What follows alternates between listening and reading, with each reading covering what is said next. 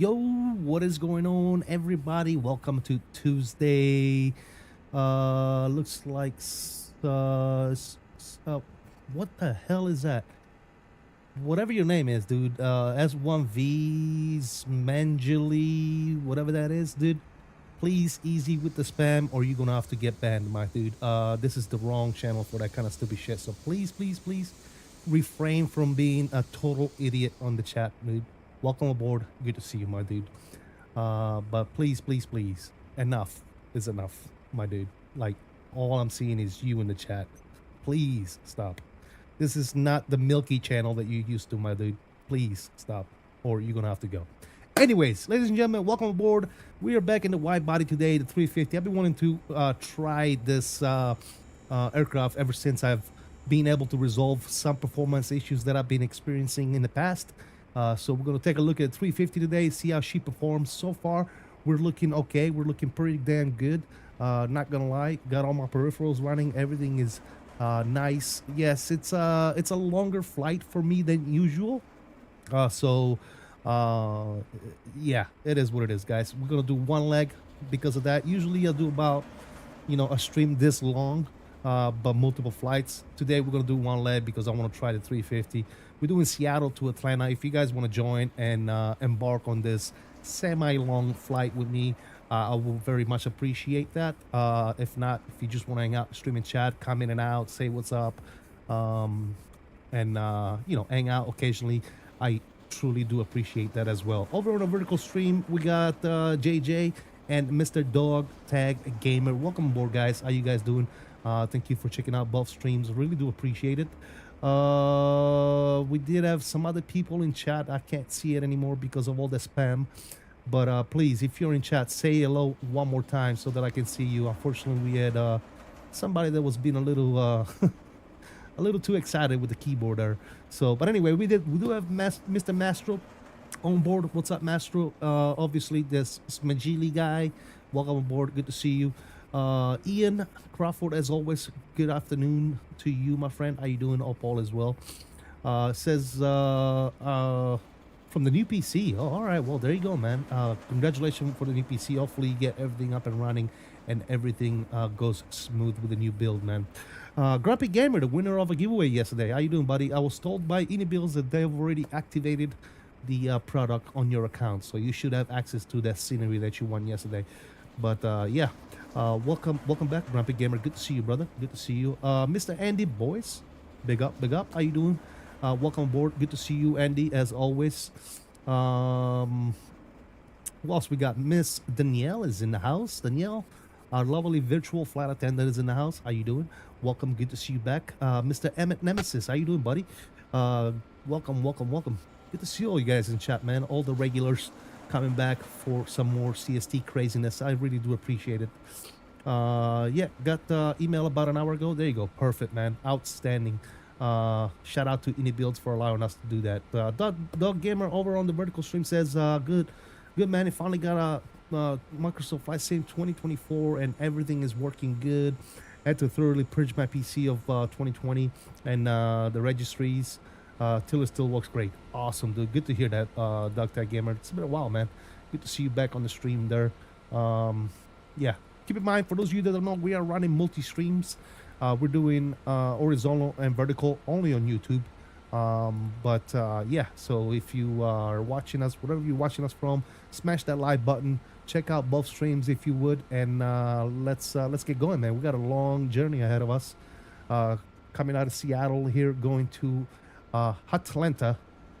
We just got some catering done, so let's go ahead and take it inside. Up on the overhead panel, we're gonna go battery 1, a battery 2, and external power is gonna be available. We're gonna do some of these with our mouse because we don't have enough buttons on our overhead panel. This is a 320 overhead panel, so we don't have 4 battery switches. We only have 2, and so on and so forth. Same thing with the external power. There's only 1 external power button, where in the 350 there is 2 external power cards hooked up to the aircraft. So keep that in mind if you do use this overhead panel with this aircraft. So yeah, everything else works perfectly. No issues there. We're gonna go ahead and line our S's or 1, 2, and 3. Perfectamundo. The pumps are on, so that's because last flight I did, I left everything on. So let's go ahead and shut them off for right now. That's good there. Perfectamundo. I think we're good on the overhead panel for the time being. We're gonna go ahead and shoot down onto our electronic flight bag. We are going to go to our ups page here. We're gonna go ahead and import the good old sim brief, and then we'll go to the load sheet, and we're gonna go ahead and import from sim brief as well. Outstanding. We're gonna go ahead and set our zero fuel weight. We'll give it a couple of seconds for that to update. Perfectamundo. And then we'll go ahead and do the instant boarding of fuel and everything else. And there you go. Everything that is good to rock and then roll. While we get everything ready here, I'm going to go ahead and get GSX to start doing the boarding.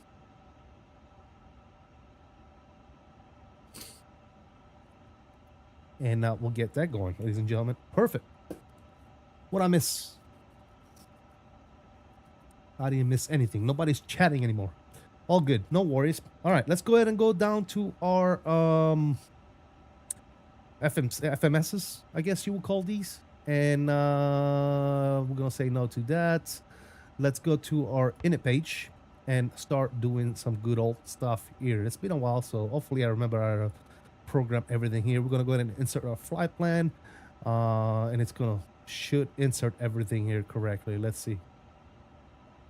Hello? Insert? No?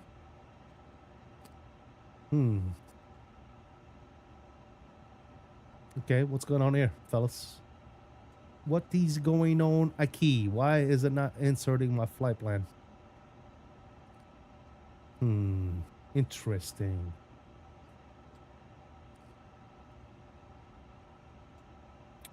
What is the good? What is the major malfunction? Option. Yeah, all my scene brief stuff is there. Yeah.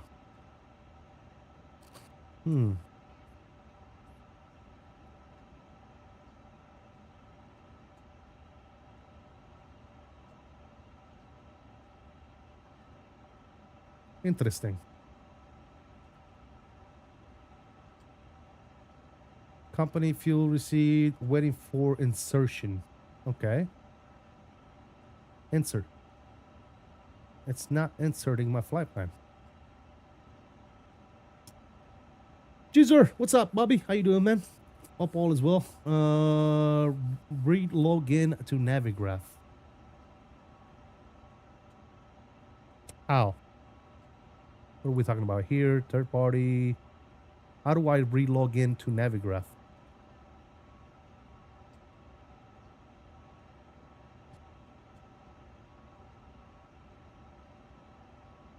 How do you do that? It's already set to Navigraph. If I go to terminal chat, it should work. Yeah, Navigraph is working, fellas.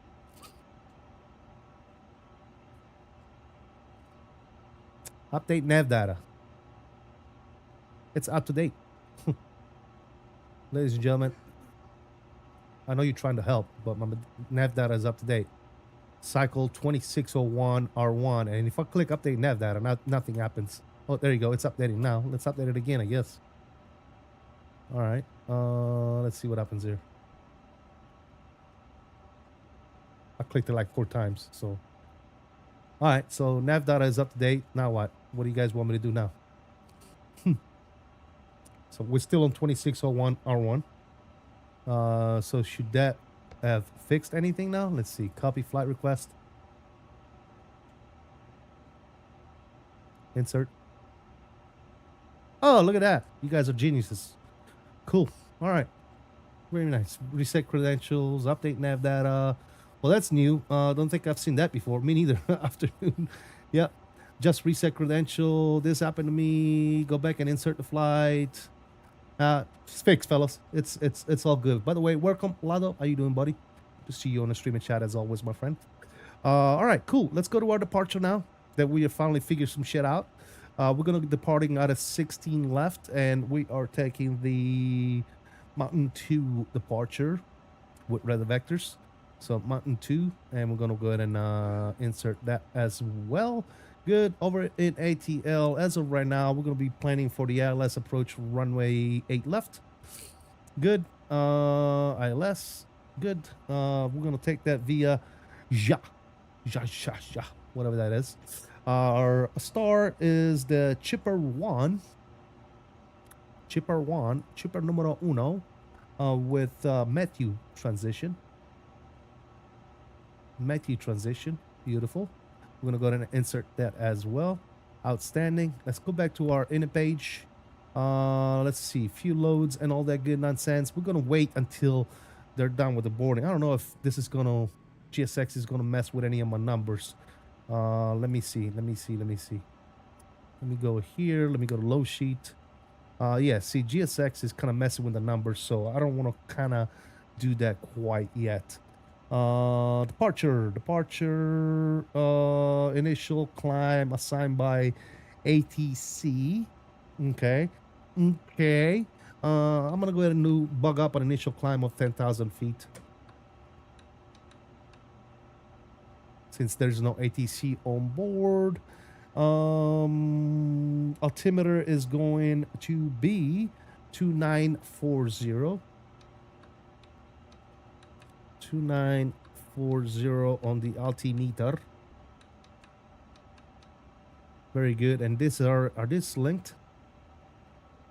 Are these linked, ladies and gentlemen? 2940. Okay, yes, they are linked. Cool. Very nice. I can add value too. Of course, anybody can add value. What's going on?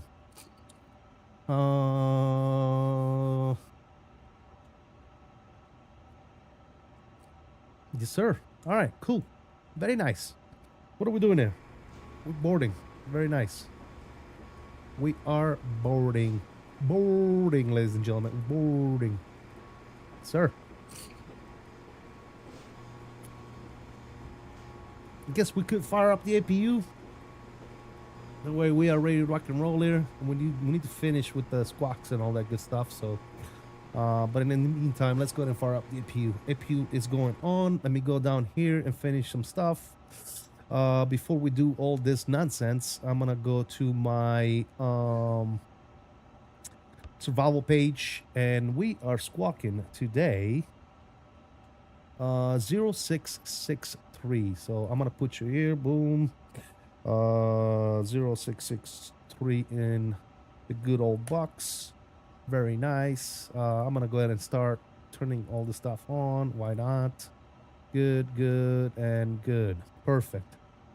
Over on our performance page, let's go ahead and get our takeoff performance calculated.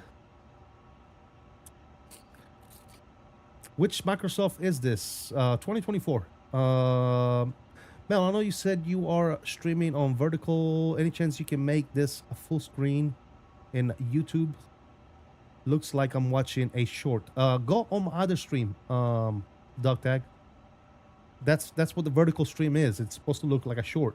So if you switch to my other stream, because I have two streams running right now, you'll see the normal one.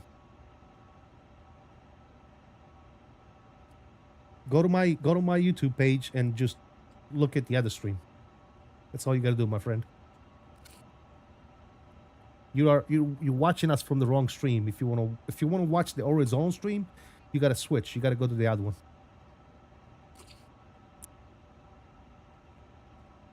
Mr. Del Aviator, man, long time no see. How you doing, buddy? Hope all is well. Still waiting for the live weather tutorials. Jesus Christ, dude. Please. Please. All right, we're going to sync you. We're going to sync you. We're going to compute you. There's our performance, 148, 48, 53 on the V speeds, flexing at 67 degrees, flaps dose, and trims is going to be 29.3. We're going to send that to the FMS. Very, very good. We're going to confirm all this nonsense, and we are good to rock and roll there.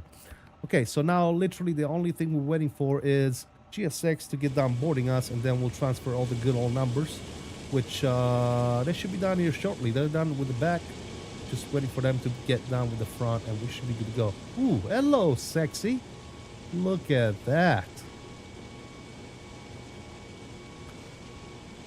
Look at that, Lufthansa. Lufthansa. I can't wait until we get a proper 7.4 in the sim, dude. That's going to be amazing.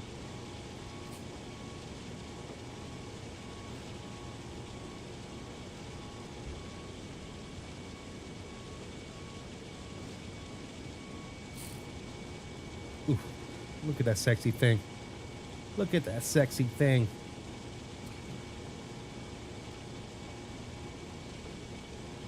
Very nice. All right. APU is online. We're going to go ahead and fire up the APU bleed. Very, very good. External power can go ahead and come off. Perfect.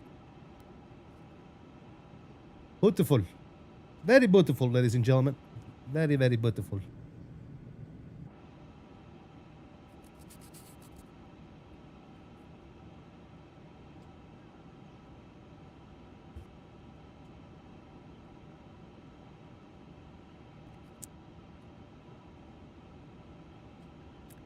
Am I running multiple VMRs? IVAO and FSLTL. That's the VMRs that I run right now. Sometimes I run AIG. It depends on how I get up in the morning, man. To be quite honest with you. It depends on what type of VMR I feel like running at that given time. All right, let's go to ground services here, and we can start getting rid of the GPU and the chocks. Beautiful. Parking brake should be on, which it is. Looking fantastic, oh man. Also, we can switch to our frequency. I think it's 99 for CTAF. Yes, it is. So, let's go here. Let's go 19. 99 for CTAF, and then we're gonna look down and we're gonna turn our radios on. Boom, boom, and boom. Perfect. Very nice. GOT, sir. How you doing, buddy? Welcome. Good to see you. Doug Tech Gamer says much better. There you go, man. You found it. You found it, my friend. I've been having performance issue with FSLTL. That's why I asked. Okay. Maybe try downsizing your FSLTL models to like 2K or 1K maybe. I don't know. Maybe they're too heavy. I don't know. Fortunately, I can't complain about performance right about now, man. I'm having the time of my life, man. Unless something happens where my PC crashes or I get a WASM crash, performance is not an issue. Performance is not an issue anymore. I am good to go. Good to go. All right. Is GSX done boarding us? Let's see. Let's go over here. Let's go to our low sheet.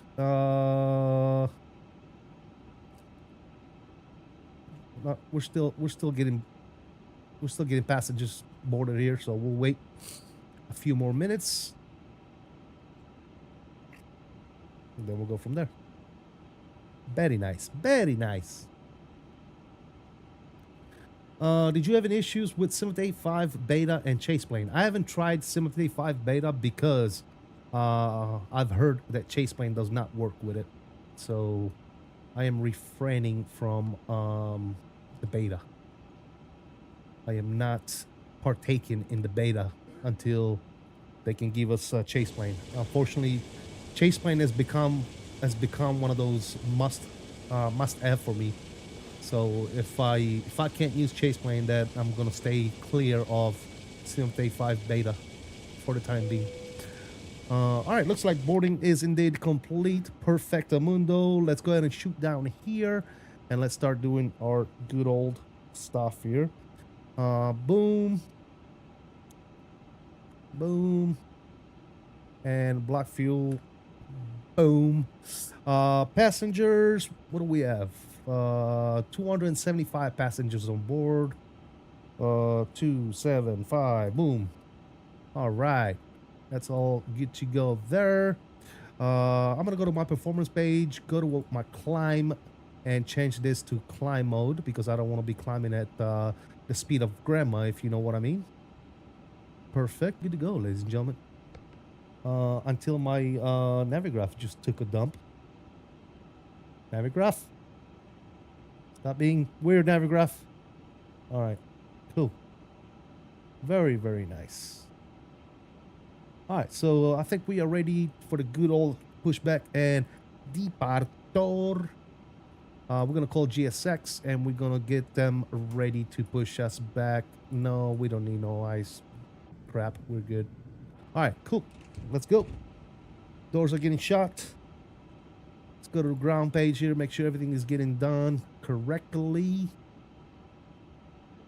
We're gonna toggle slide harming. Bam. Everything is armed and ready to rock and roll, ladies and gentlemen. We are good. All right, so we're going to push back nose to the left, and we'll taxi Bravo 16 left. That's what we'll do.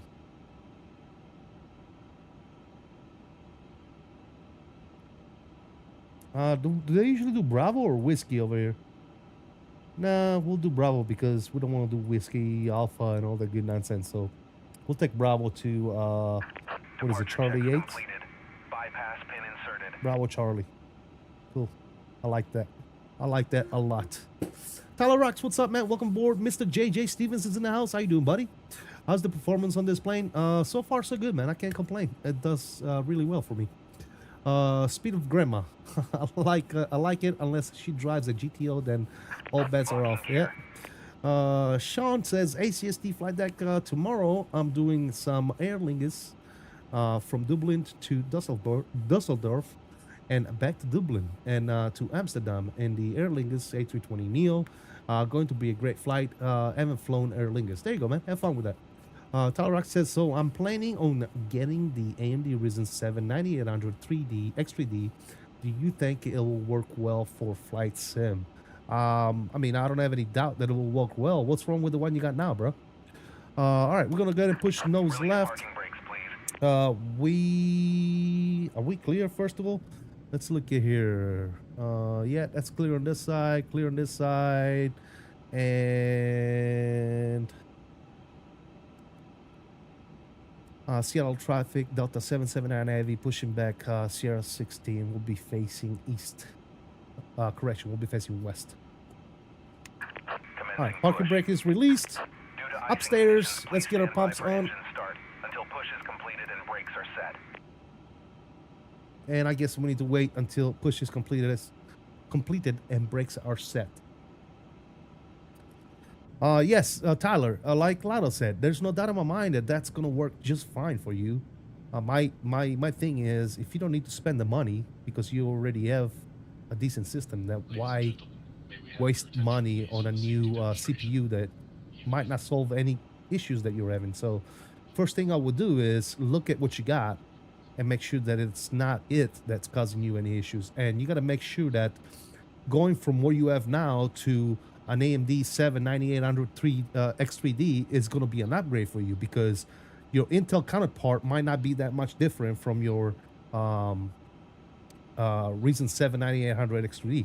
The other thing I would say is right now we're up to AMD 9s, okay? So keep in mind that when you're buying a Ryzen 7 9800, you are a few years behind the power curve. You're buying old technology. So if you're really looking to upgrade, then upgrade. Get the most current shit. Why would you upgrade and get stuff that's like 2 or 3 years old, right? Just my 2 cents. Please set parking brakes. All right, parking brakes are set. Unlocking gear. Can you guys hear me on the radio, by the way? And Seattle traffic, just want to make sure Delta 779 Heavy radio check. 5x5. Thank you, sir. All right. Passenger array in the cabin. Awesome. 7 is like i7, not older per se. Yeah, well, yeah. What I'm saying is, it's like if you upgrade today, you will go with an i9, right? Why would you go with an i7? That's all I'm saying. Why go with older technology when we already? Why buy an i7 when there's i9s out there? Left is clear. See what I'm saying? Right is clear. That's all I'm saying. And at the end of the day, it's your money. You can do whatever the hell you want. But if you upgrade, for crying out loud. Don't skimp out on upgrading. Nice to see you live with the 350. Thanks, Jesse. Appreciate you, man. I mean, they do have good deals on Amazon. Okay, like I said, man, a good deal is a good deal. That's fine. Is it really an upgrade for you? That's all I'm saying. What do you have right now in your computer? And is it really going to be an upgrade? All right, ignition switch is going to start. And let's fire up number uno.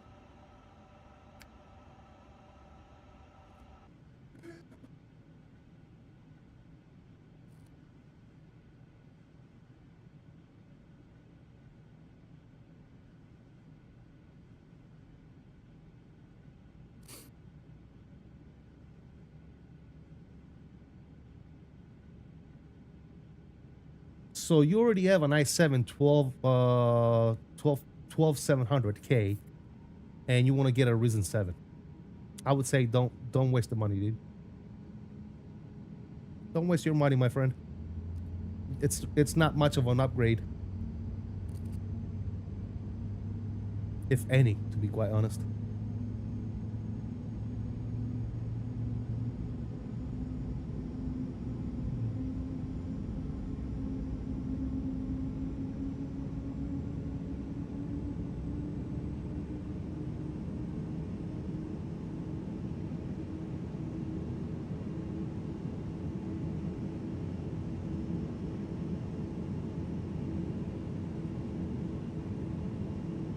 All right, good start on 1. Let's go ahead and fire up number 2. Yeah, I hear you, Lotto. Like I said, the Ryzen 7 9800 X3D, I don't think it would be a very huge upgrade coming from an i7 127K. So that's just my 2 cents, man. But again, people are free to do whatever the hell they want. You want to spend your money however you want, man. I'm not here to tell you not to do it. If you want to do it, man. But I don't think you'll see much of a difference, to be quite honest. Seattle traffic, Alaska 727 taxiing runway 16 left via Whiskey Bravo.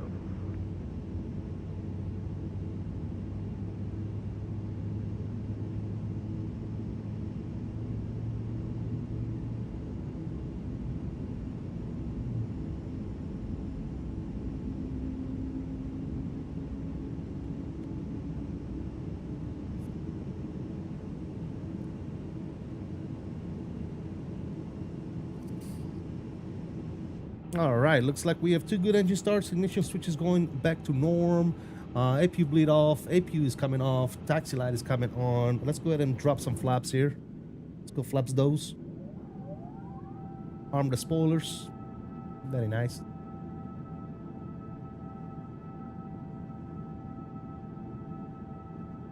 Yeah, I'm not talking about the upgrade into your ear when they came out. I'm talking about into your upgrade within performance. Right? If you just look at them side by side, and if there is that much difference in performance upgrade, then I would agree. But I'm telling you, performance-wise, there's not that much difference between an i7 and a Ryzen 7.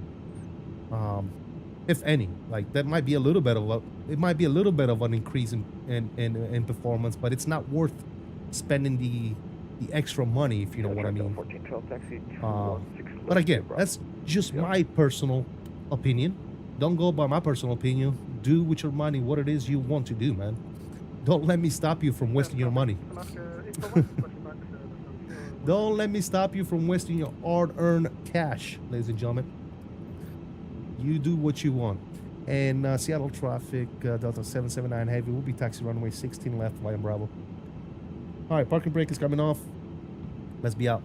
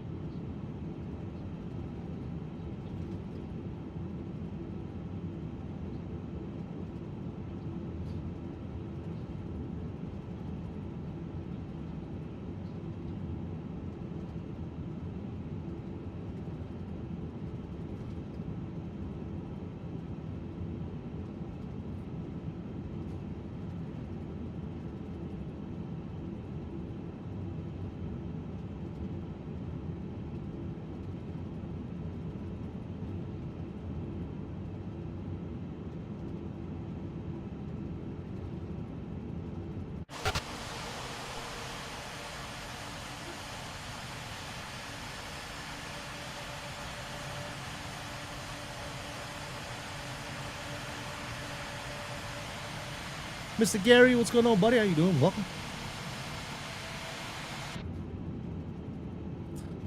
Found a bundle with the AMD Ryzen 9 9900X, and it comes with a motherboard as well. Okay.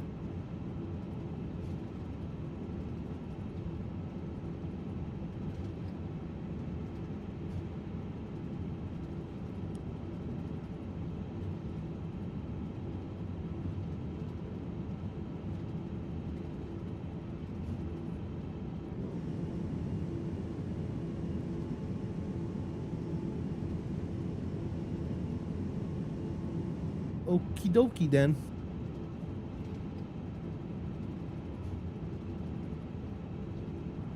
Seattle traffic, Alaska 727, lining up the runway 16 left, immediate departure to the east. We'll call the turn east. northbound Seattle. That sounds like Mastro. Is Mastro flying with us to Atlanta?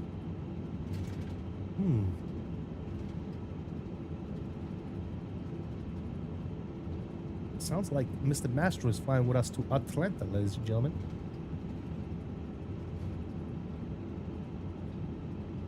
Nasty weather? Yeah, it's a little overcast here in Seattle. But we should definitely pop out of those clouds on the climb quite easily. Alright, cabin is ready. Takeoff config is all green, no blues. Looking good. Looking fantastico. Trim is looking good. Everything's looking great. Yes, sir.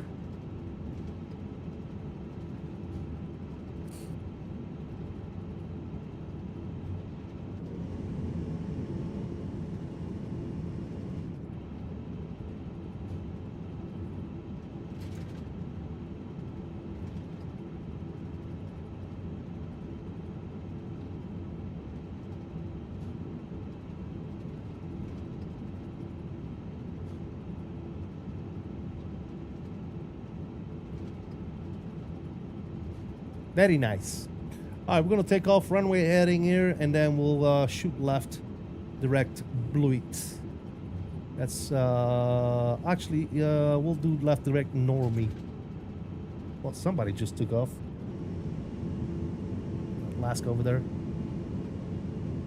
Didn't hear a single call. The figure, right? He's probably on 22.8, I would assume.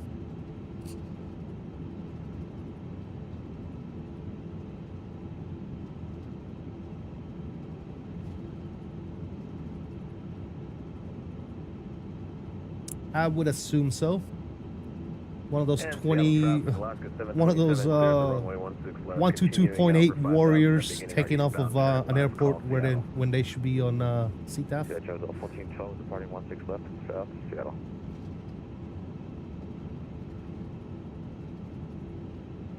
Oh, was that? Maybe it was. Maybe he did make a call. Maybe I just didn't hear it.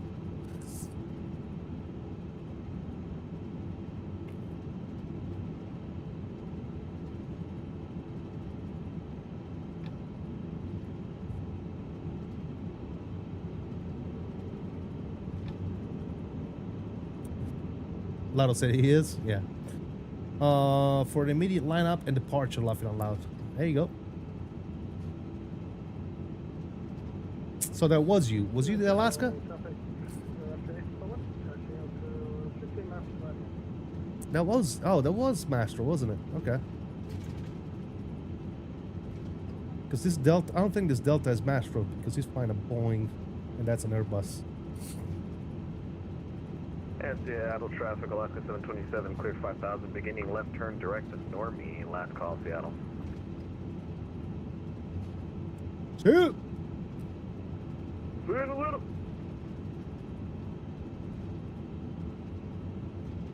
McTravis, what's going on, man? So, hello from flight level 380 from Gatwick to JFK. Hope you're well. I'm doing great, man. Thank you for asking.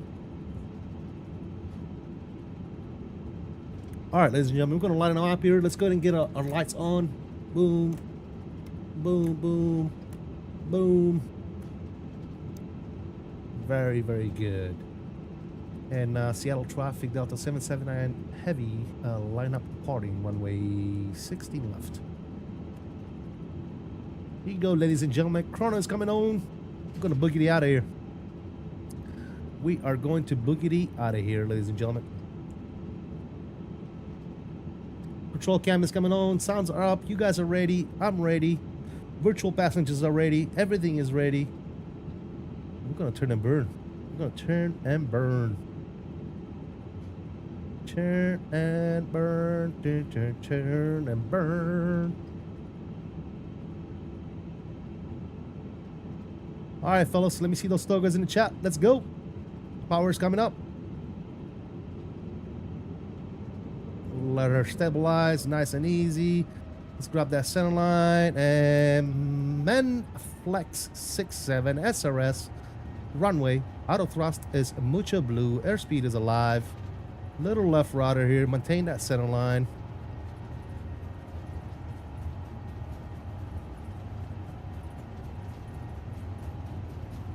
We're neutral at 100.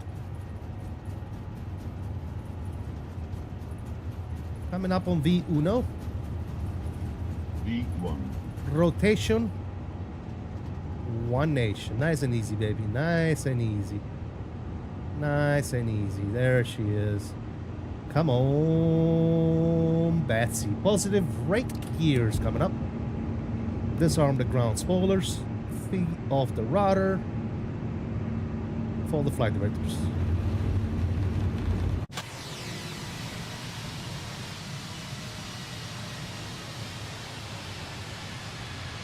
She gone, baby. She gone. All right. Nose down. Levers coming down to climb. Pick up that speed. Give it one notch of flaps up. And speed check. Flaps coming up clean. Very, very good.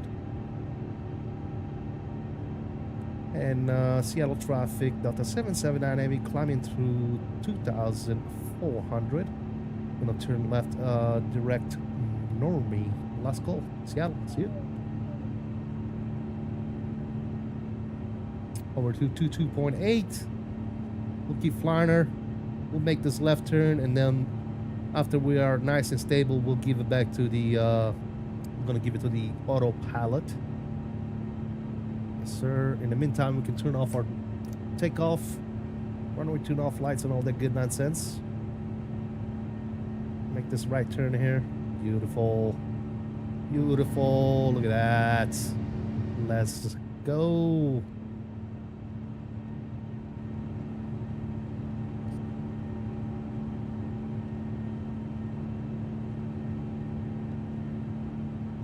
Very nice.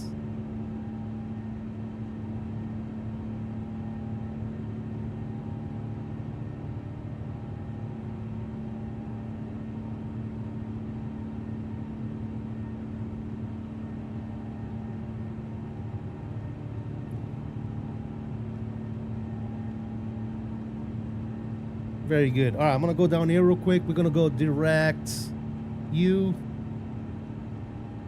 from position and insert. Fix the aircraft.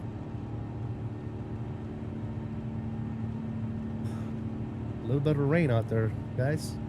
Little bit of rain. Wings level on the climb. Autopilot 1 is coming on. We'll bring you guys back in. We'll turn the sound down slightly.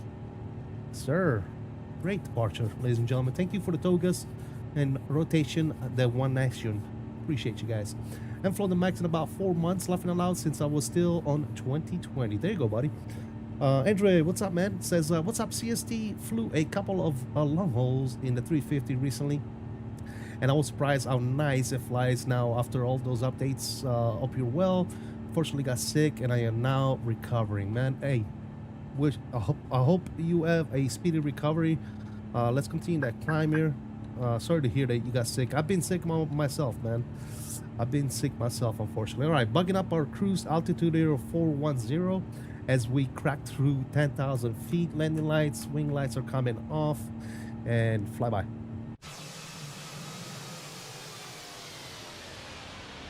Hello, moto. Very nice. Looking good. Coming up through those clouds. Everything is looking good. Yes, sir. Sir, nice. Looking fantastic. Very, very good. Let's increase our range up to 80. 11,000 feet. Speeding up. Yes, sir. Seems to be that time of the year where everybody gets sick. Absolutely. Yes, sir. Yep. It is. Bobby says, Jesus, here we come.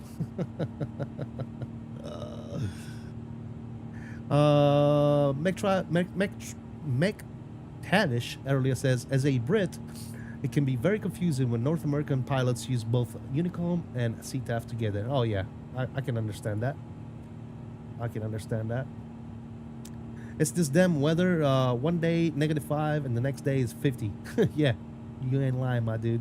Major Mark, how you doing, buddy? In order for me to like the stream, you must say Delta is a great is a great airline.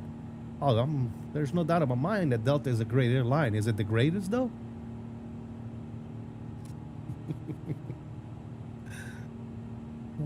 Is it the greatest of them all?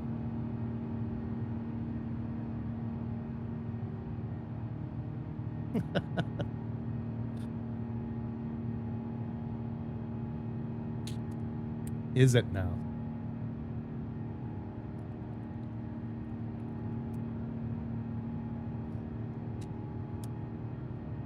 What is the greatest?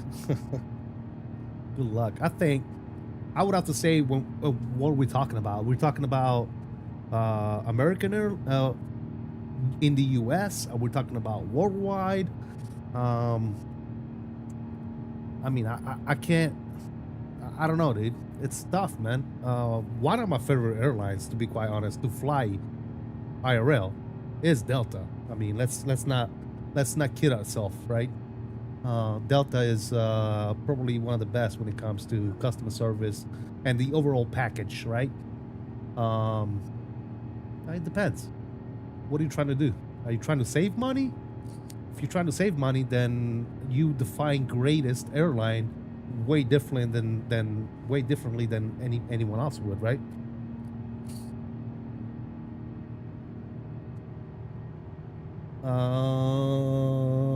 Lado says it's not. Yeah, the greatest is Air China. Yeah, there you go. Jamar says the greatest is Air China. I don't think I've ever flown in Air China, to be quite honest. U.S. airlines are not great at all. I will tell you this, that out of all the airlines in the world, the U.S., North American in general, right? U.S., Canada, and all that good stuff, have to be the most rip-off. Like, they charge you the most money, dude. And I don't think it's totally the fault of the airline. I think it's the fault of rules and regulations and fees and all that other good, crazy stuff that they have to pay for, that in turn gets turned around and charged to you, the customer, right? So yeah. Air New Zealand is amazing. Nice. That's another airline that I never flown into, so I can't speak of, to be quite honest. Yeah. All right, we already passed through 18,000, so standard is set. I flew on a carotid airline in Albania, and they had so much more food and drinks for a 1-hour flight. 100%. Yeah. Yeah, it's tough, man. It's tough to say, oh, this is the best airline, especially when it comes to North American airlines, because it's a complete ripoff, man. You get charged a ton of money. Like a flight that will cost you like, this is no BS, fellas. A flight that will cost you like 50 to 100 euro in Italy, and I know this for a fact because I've seen it, right?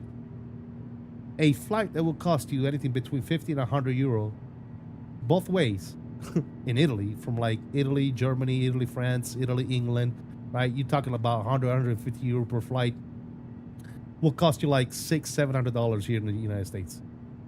The same length, the same aircraft, just different airlines. It is absolutely insane. Yeah, exactly, Lado. Yeah, it's insane. They charge way too much for a flight. I don't know what it is. I don't know why. I'm not an expert. Well, I kind of know why. Like I said before, it's because of all the different fees and all that other stuff that gets ported over to the customer. So, unfortunately. All right, tunes are coming on, fellas.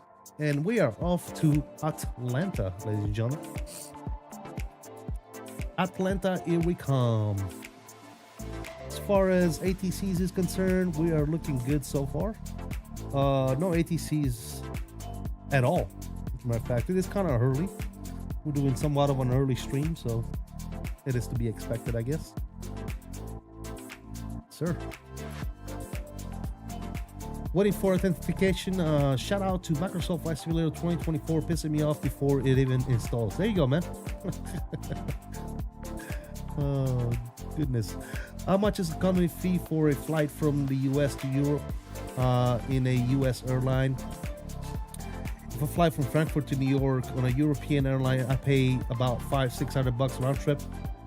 We don't have those prices over here, man. Round trip from JFK to Frankfurt from here, you're probably looking at a couple of $1,000s, dude.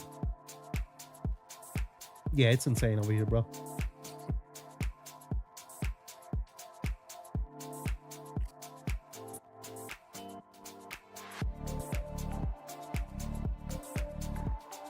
Puerto Rico to Detroit for €900.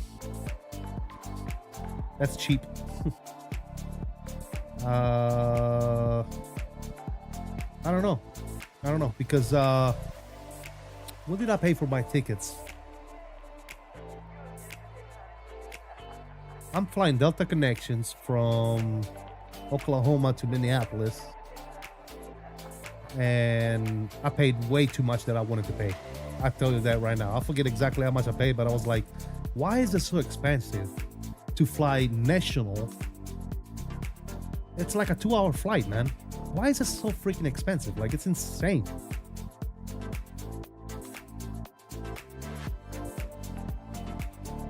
I don't understand it. It's crazy expensive. By the way, guys, if you haven't already done so, please do me a huge favor and hit that like button, fellas. Thank you guys for joining us today.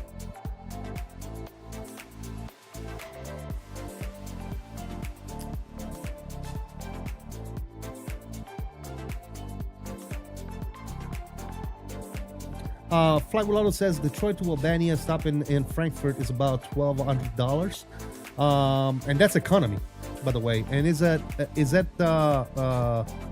both ways, like the return flight as well? I find that kind of hard to believe that it's only $1,200 both ways. And the other thing you got to keep in mind is, when is the time of the year you're planning on traveling? Because obviously, if you travel during the time of the year where nobody goes there, it's going to be cheaper, right? That's economy with no bags. Yeah, exactly. $1,200, dude. That's mental, dude. I just paid $570 round trip from Orlando to Minneapolis. Yeah, well, again, Gary, that's probably economy, right? And are you flying direct? And what airline, by the way? That's another huge question. Are you flying economy? And what airline is it? And is it a direct flight? Ryanair can't be beat. Laughing out loud, I just found a flight from Lisbon to Madeira round trip for €35. I know. That's the thing. You'll find those type of prices and flights in Europe. Like, I remember flying from Sicily up to like Germany for like, €50, €40, So really, I'm spending like what? Why is my Navigraph taking a dump?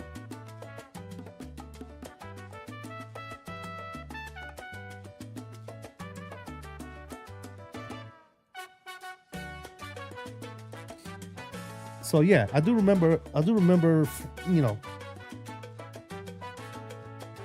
paying little to nothing to fly, dude. And that's still a thing, right? You find great deals all the time.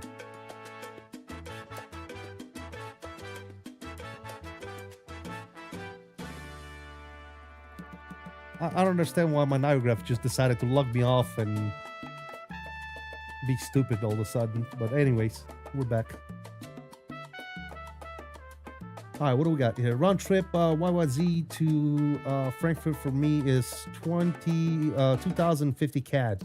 Yeah, that's like what, $3,000, dude? And that's economy. It's insane, bro. I'm telling you, it's insane.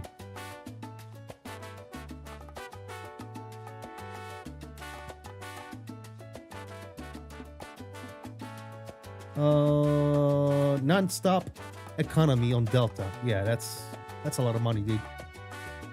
That's a lot of money. It was about 1,800 CAD for my cousin to fly YYZ to Latvia in May. No clue where the connection is. Yeah, that's, yeah.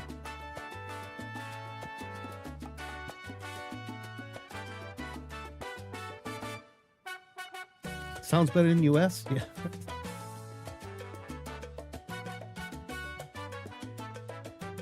Music is loud. I'm sorry, guys. Yeah, let's do that. How's that? Is that better? It was kind of loud for me too. That's why I was like, wait a minute.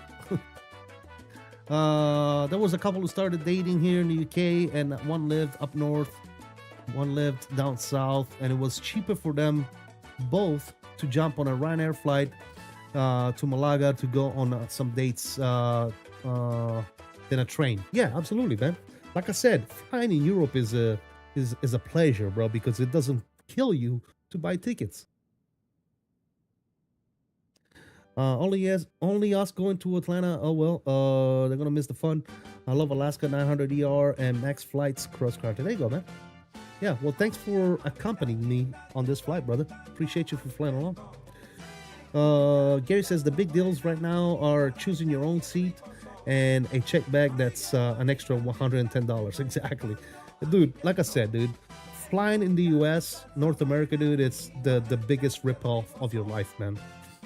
The prices are inflated ×3 from any other airline in the world, bro. And it has something to do with FAA and regulations and fees and everything else that the airline has to deal with, unfortunately, unlike other airlines around the world.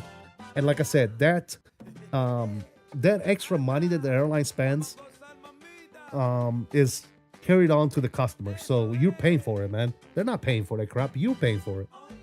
Yeah. Can you use someone else's profile in Chase Plane? Yes. Yes, all you gotta do is go open up Chase Plane, right?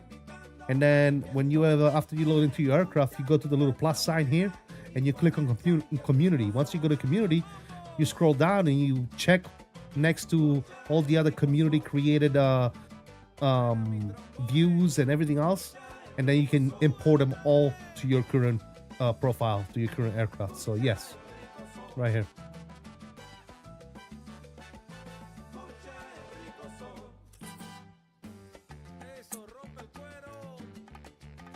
Perfect. Good, man. There you go. Just made a quick search. Lisbon to Boston on Portugal.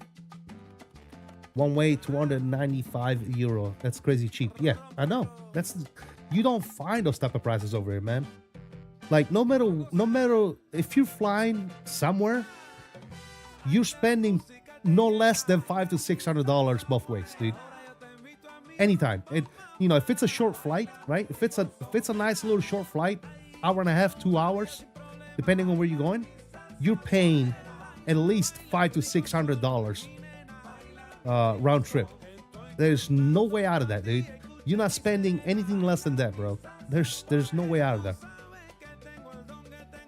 It's absolutely mental, dude.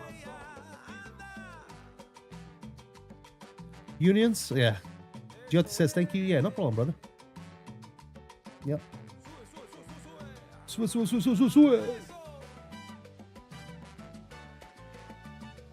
Get a nice external view here for you guys.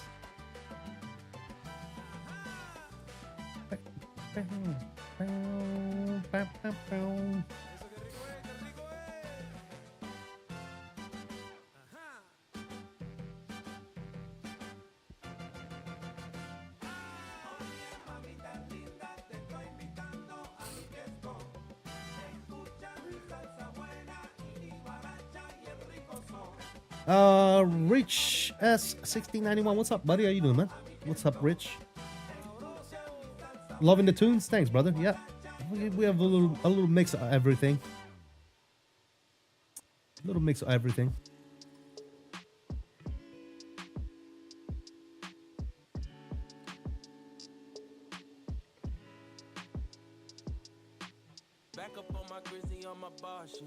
The music reminds you of Miami? Miami? Where's Lado at? Miami? Hey, Miami. Where's he at? Lado, where you at? Miami? I'll be doing Mach 8 the whole way at 350. Feel free to pass over as needed. I haven't really, what am I doing? 8.5 right now, and I'm climbing up to flight level. These are not synced. What the hell? All right, now we're good. Climbing up to 410. So if we pass you, we pass you. It is what it is.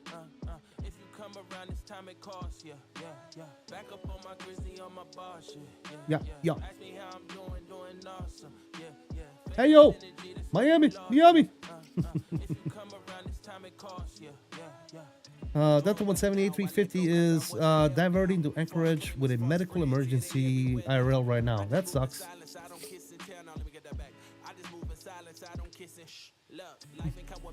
Hey yo, Miami.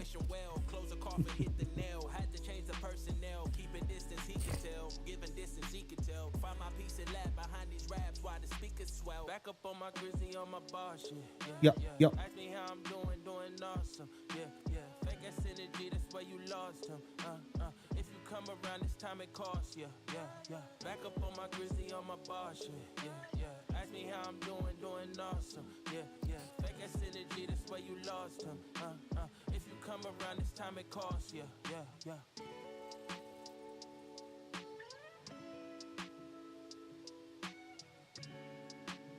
Yeah, eventually I think I'm gonna pass you, Master, but no big deal. I'm at 41,000, so should be good to go.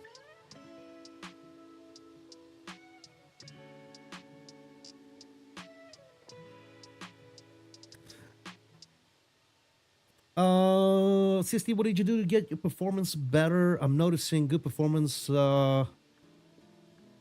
One just line. What? But when I'm trying to do multiple times, like streaming or recording, not so good. Well, my performance, in my case, my issue was a setting in the BIOS, Lotto. I talked about this a few streams ago. I actually talked about it during the stream. The title of the stream was kind of like, what was my issues, right?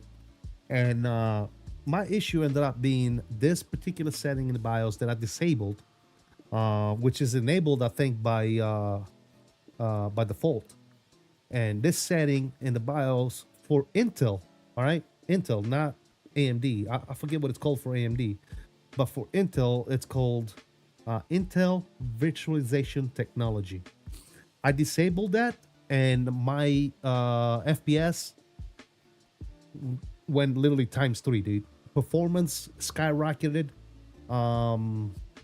Yeah, the difference between having that setting turned on or enabled and disabled is humongous, my dude. Huge. In my case. Now, is it gonna work for you? I have no idea, brother. The only thing I would suggest is if you are willing to go into your BIOS and see if that happens, then go into your BIOS and look for the equivalent for AMD, the equivalent of Intel Virtualization Technology, which Mastro is saying that is called SVT. So I don't know.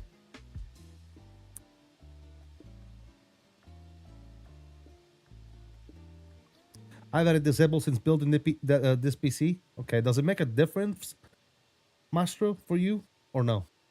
Or have you ever noticed a difference? Guys, bro, I'm doing a real life flight from yesterday. Cancun. Is it Cancun to JFK? Is that what it is? What's CUN? I don't know what CUN is, bro. I know what JFK is. I disabled it yesterday by deleting my sign-on pin. I reversed it back to enable the pin. Came back. Gary, all you gotta do is just reset your pin, my dude. It does that. If you disable that, it resets your pin. So all you gotta do is log in with your email credentials and then redo your pin. It's not that big of a deal. That's what I had to do. Like I said, when flying, performance is amazing, but other things in the background like recording or streaming, I dropped 60 to 80 frames. You drop 60 to 80 frames? That's insane, dude. or you drop, if you lose 60 to 80 frames, this probably might help you then, dude. I don't know, because I used to right now right now my sim is running at about 80 to 90 frames better than it did before. Like, no bullshit, dude. I used to get 30-40 frames with this plane before. Now I'm getting 120. Insane.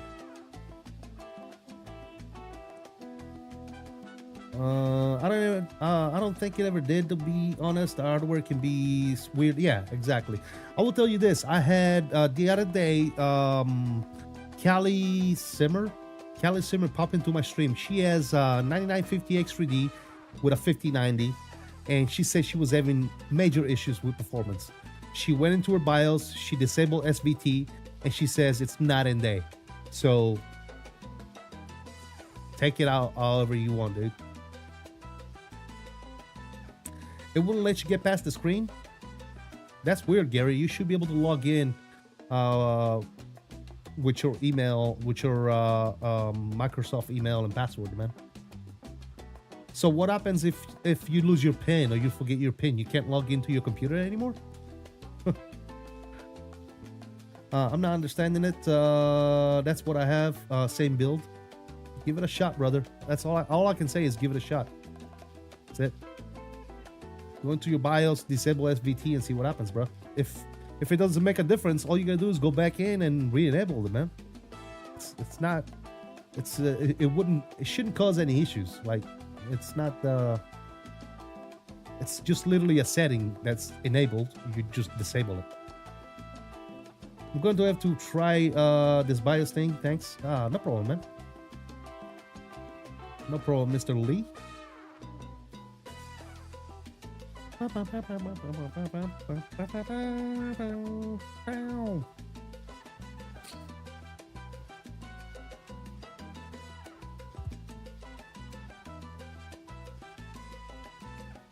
Cancun for Rich. Got you, brother. Yep. Cancun to JFK. Nice. Sounds like you went on a good old vacation, Mr. Rich. Did you enjoy Cancun or what? Enjoy some sun, some beach weather.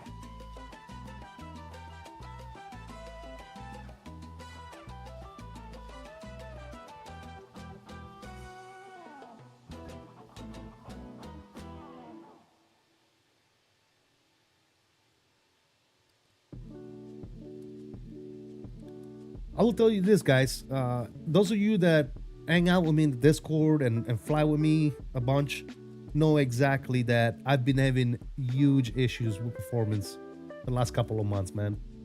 And that one setting,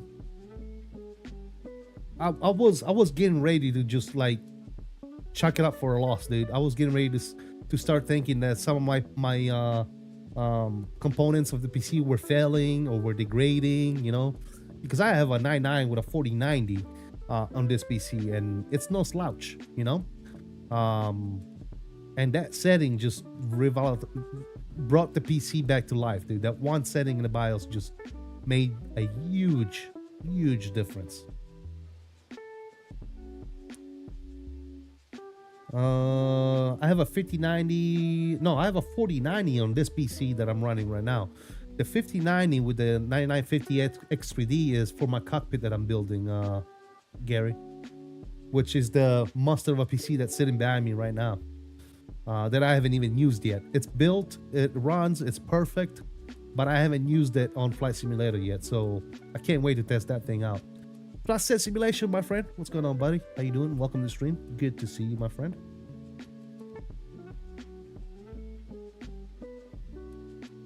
All right, Gary, we'll see you when you get back, bro. So have a good one.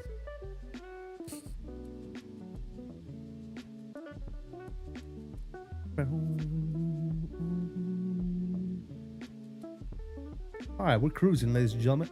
We are cruising. What's our cruise speed right now? We're doing 8.5-ish. 8.5-ish, that looks good to me. Let's go over here real quick. Let's see, where is Mr. Mastro?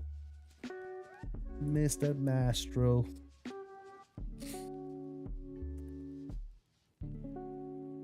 Look at those clouds, man. And man, look how smooth. That my sim has never been this smooth with this aircraft. Oh, by the way. Oh, this is from before. Okay, cool. So right now we're direct.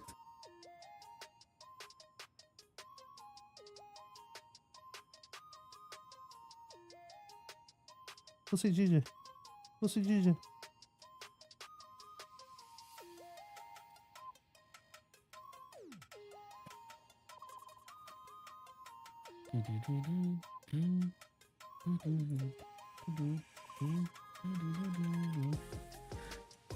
All right.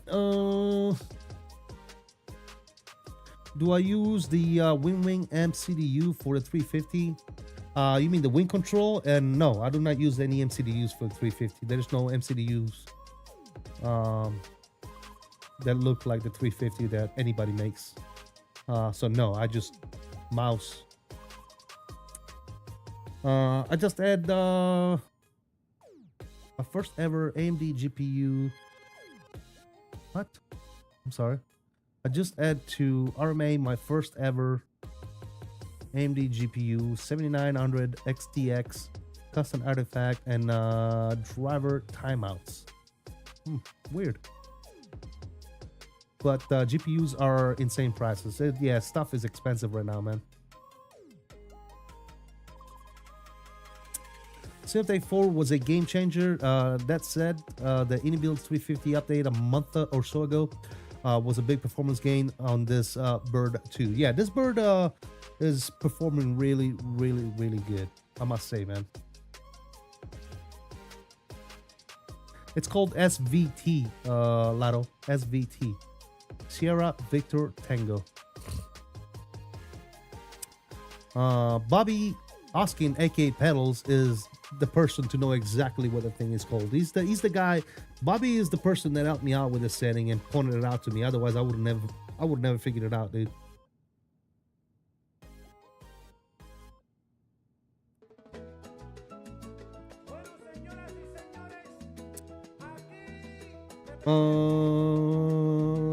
Miss Danielle giving our passengers some directions. Appreciate you. She's passing out drinks and all that good stuff. Thank you so much, Danielle. We're gonna go burn one, ladies and gentlemen.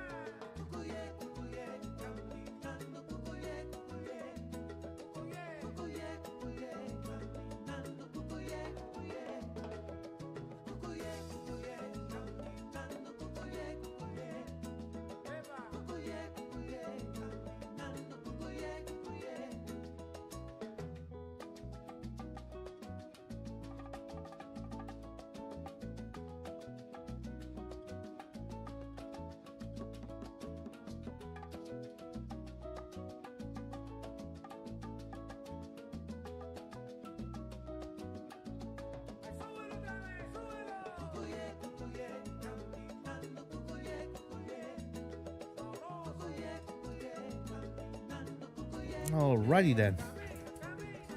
Come in. It's windy as fuck over here right now, guys. Excuse my French.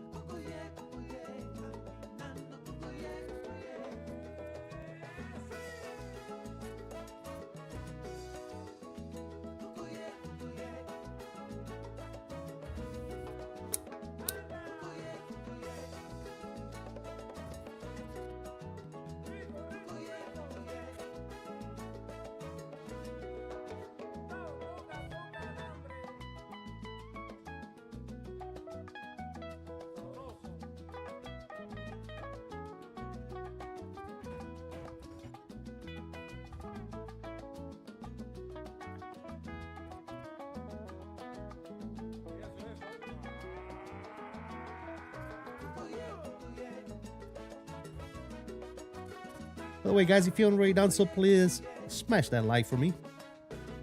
Thank you all hanging out today. Appreciate you guys hanging out. And shout out to Mr. Mastro for flying along, man. I wasn't expecting really anyone to fly along, to be honest.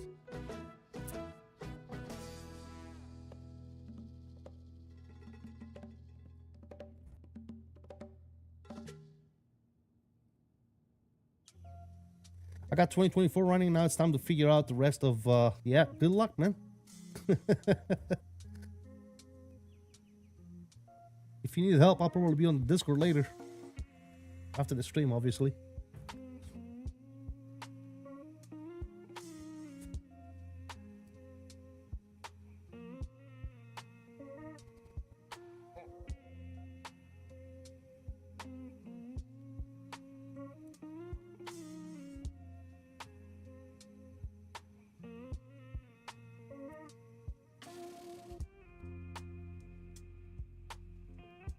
It will take some time, but it's worth it. Absolutely. Yes, sir.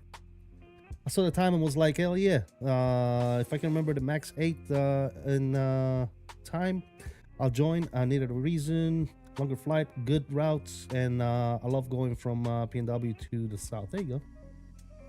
Perfect, man. Worked out great for you then, dude. Appreciate you.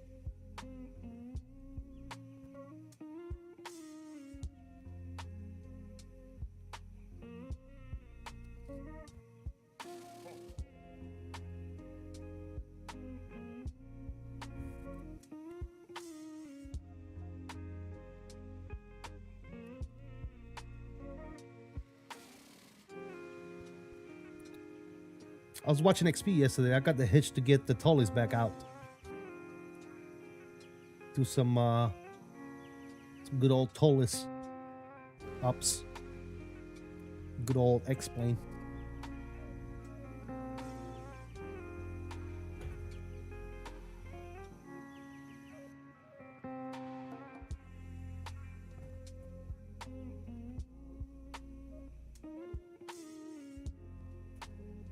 Hey, later tonight I'll be doing LAX, San Diego, Miami. There you go.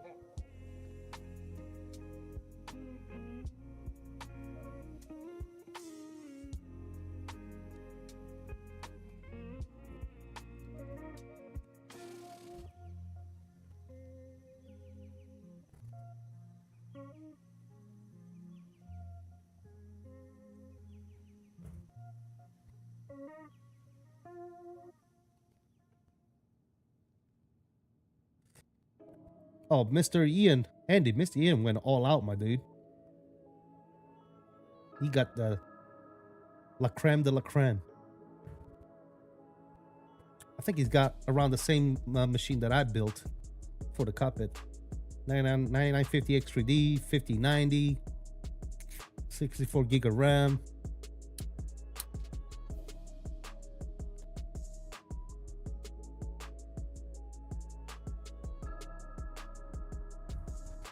I think he went all out. Guys, if you haven't already done so, hit that like button. We got more viewers than we do likes. And that's spicing up my OCD. It's flaring up my OCD, ladies and gentlemen. Let's match them up.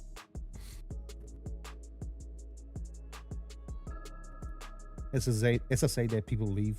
Or let me leave. I don't want to hit the like button. Let me take off.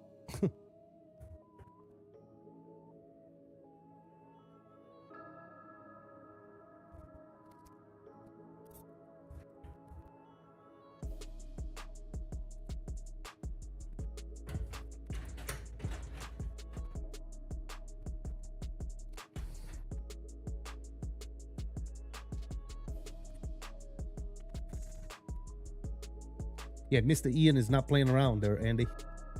He's not messing around. The only problem with Ian, he waited until all the prices went up to build this PC.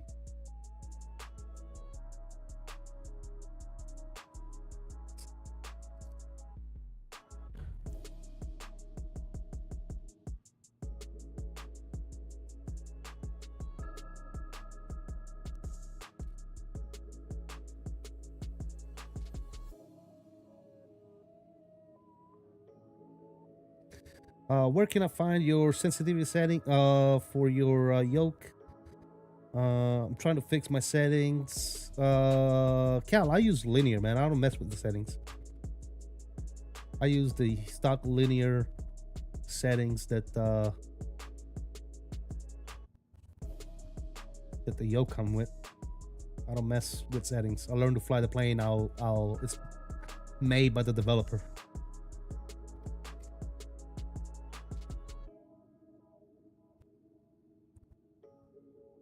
Performance? What performance?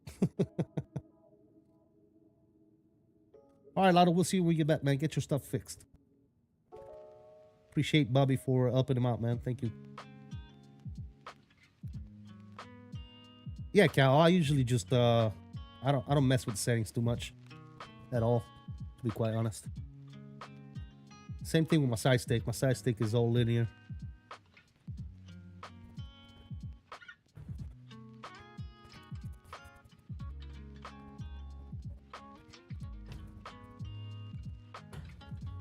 Just a bit of price increase, laughing a lot, but still cheaper than in a few months.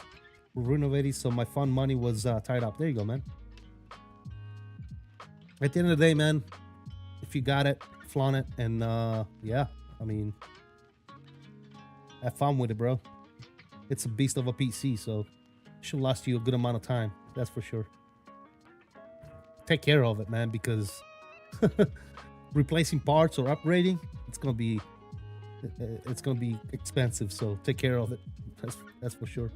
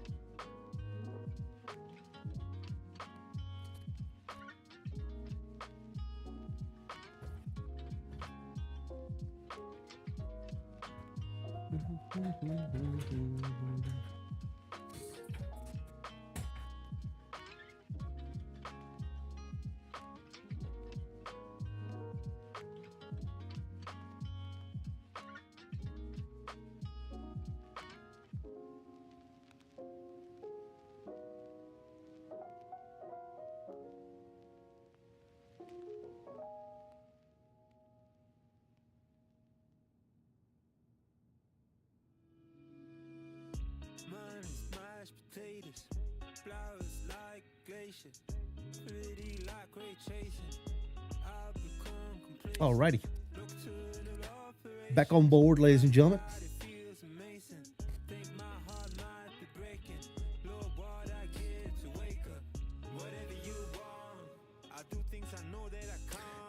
At the end of the day, with the number of hours that we spend on the sim, the dollar to hour value is incredible compared to, say, spending 100 on going to the movies.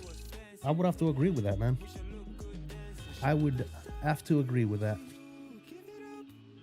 I mean, it's a hobby, right? People spend money on hobbies. You know, whether it is riding motorcycles or restoring a car, restoring a classic car, right? For us, this is our hobby. So, you know, peripherals, PCs, you know, all this other stuff that we spend our money on. That's the hobby we got, right? Even though I must say I have other hobbies that are kind of getting in the way as well.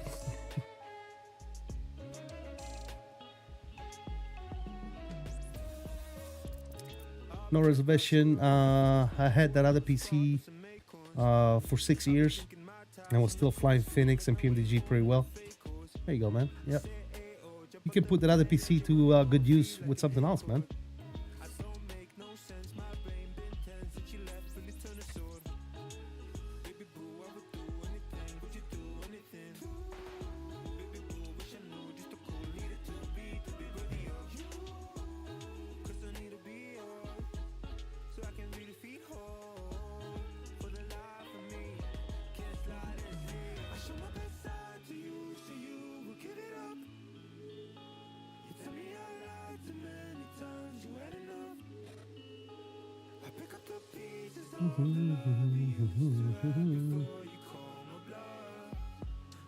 I think what I'll do is just buy the CPU for now. Then when I go to the casino in March for my spring break, if I win enough, I'll buy the motherboard with that money I win from the casino.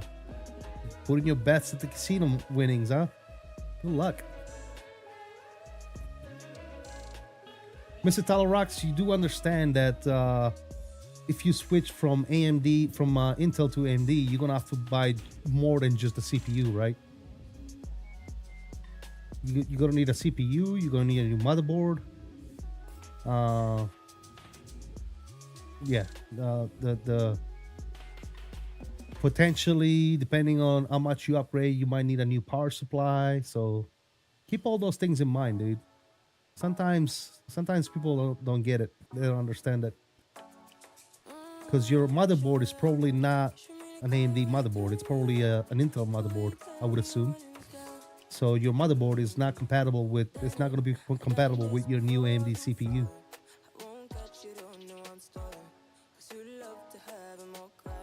Work hard and hobby harder. Hey, that's a good one. The two kids are getting hit since my 16-year-old has one. They bust their butts around the house and study hard. They deserve it. There you go, man. You have a 1,000 watt power supply? All right, well, that should be good then. What about your motherboard? You have a motherboard that's compatible with an AMD CPU?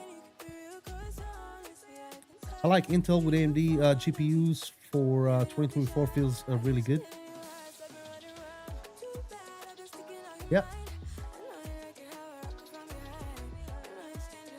I went the other way around with my new build, JJ Stevens. I went with AMD CPU and NVIDIA GPU.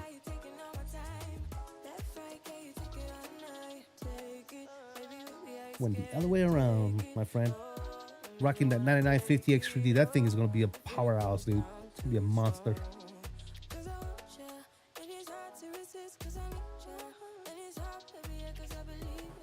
Absolutely, man. Yep.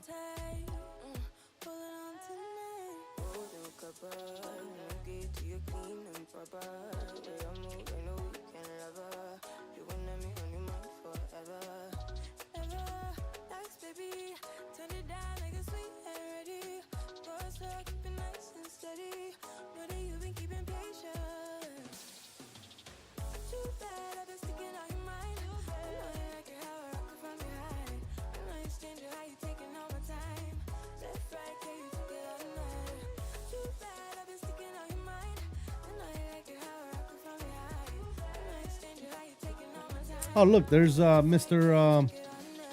Mastro right down there. Hey, Mastro. What's up, dude?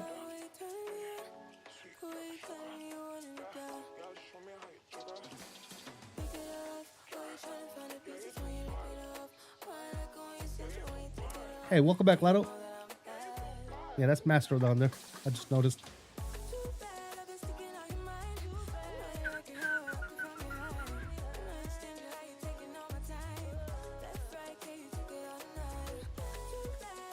You found the X-A7E plus Wi-Fi, and it has AM5, and I have DDR5 RAM that I can transfer over to that. There you go, man. Hey, do what you want, my friend. Do what you want. If you think that's going to be an upgrade for you, then go for it.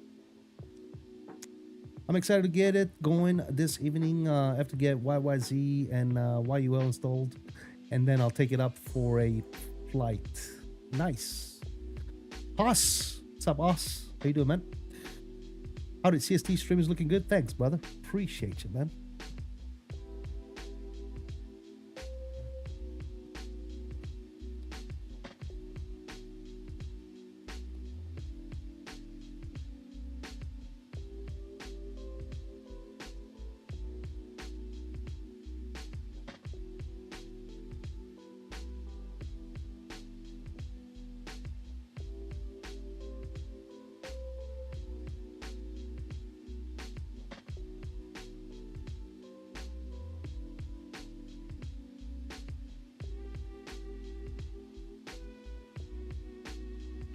What did you say you were getting, Tyler?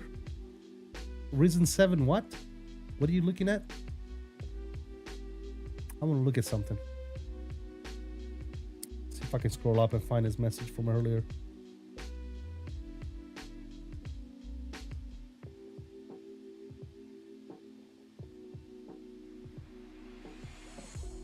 Risen 7. What the hell did he say? 9800 actually. Risen 7.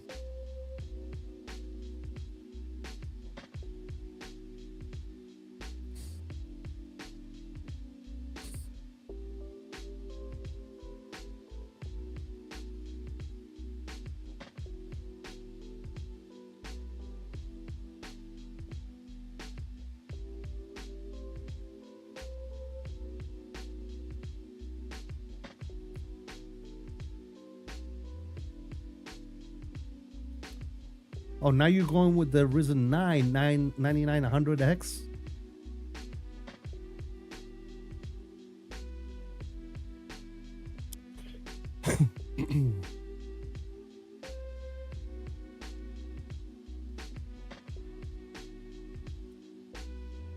Okay. I'm seeing some stuff here.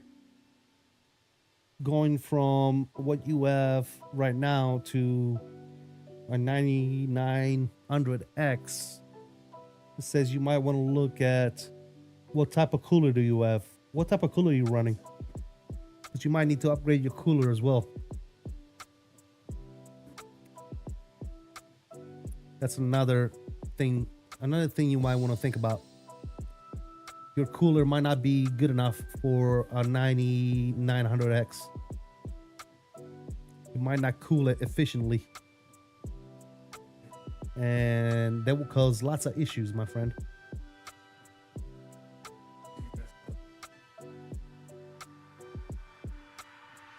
But that would definitely be a huge upgrade, that's for sure. Going from an i7 12.7 to an Risen 9 9900X. That's a humongous jump.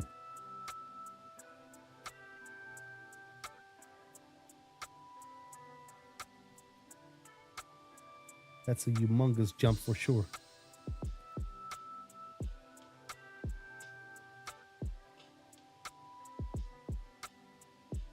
Yeah, I don't know what you got for cooler, man, but and that's the other thing. Like if you're planning on using the same cooler, you're gonna have to find the adapters for that cooler for it to be able to mount on a AMD CPU. So hopefully you still have the box of the cooler. Hey, United Rampy, man, long time no see. How you doing, buddy? Thank you for the 4 months.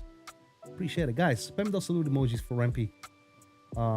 Celebrating his 4 months membership or renewing his membership. Appreciate you, brother. Thank you so much. Very much appreciated, bro. Welcome, welcome.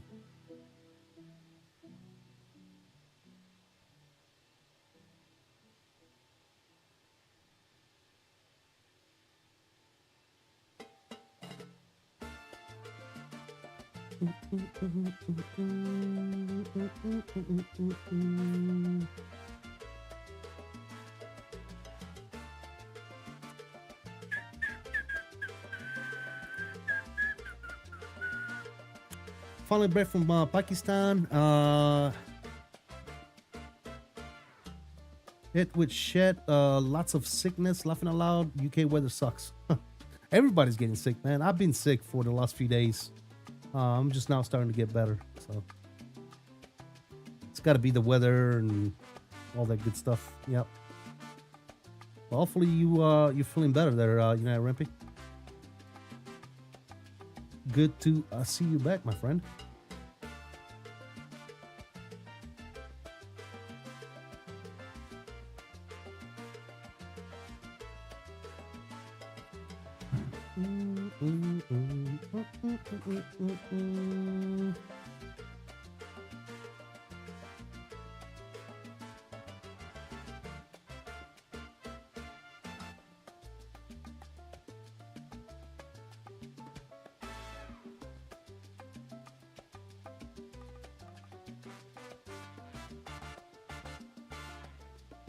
Been 6 days, and each day different sickness, laughing out loud, but hopefully coming to an end now. Hope you're well, brother. Yeah, Yeah, I hope you get well, man. I probably had a fever for maybe one night. I think I ran a fever, and then the next day, the biggest part about my sickness was like the congestion. Right, I was congested. I had a little bit of a cough, which I still do at times. But yeah, it's going away, man. Getting better.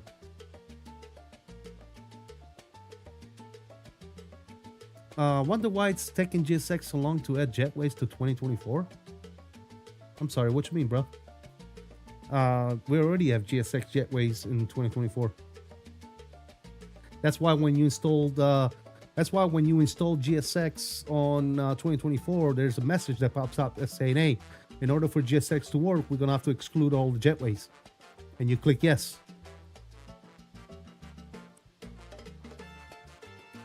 Yeah, man, that shit drains you out. Yeah, it does, doesn't it? Yeah, JJ, it does it when you install it, brother.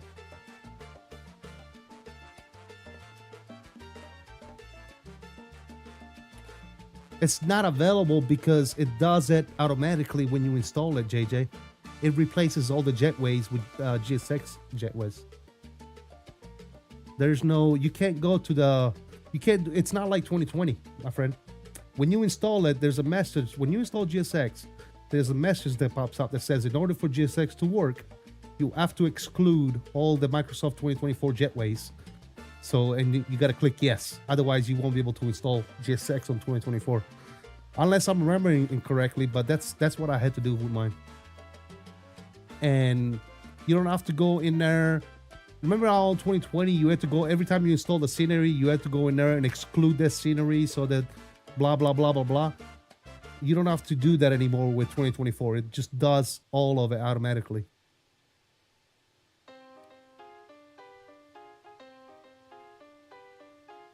I think it's the ID Cooling SC903 CPU cooler.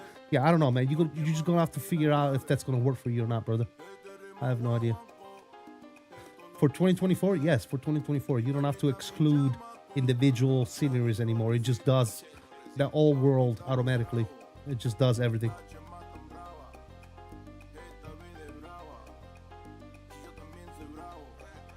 It's a different process with 2024, so yeah.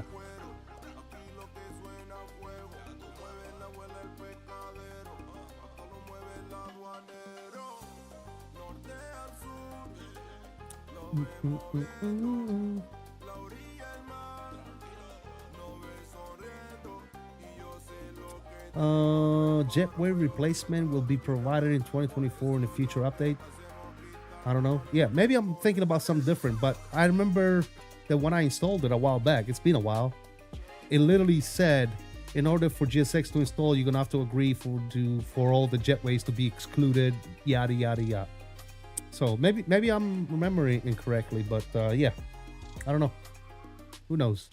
Jetways work. That's all I care about, dude.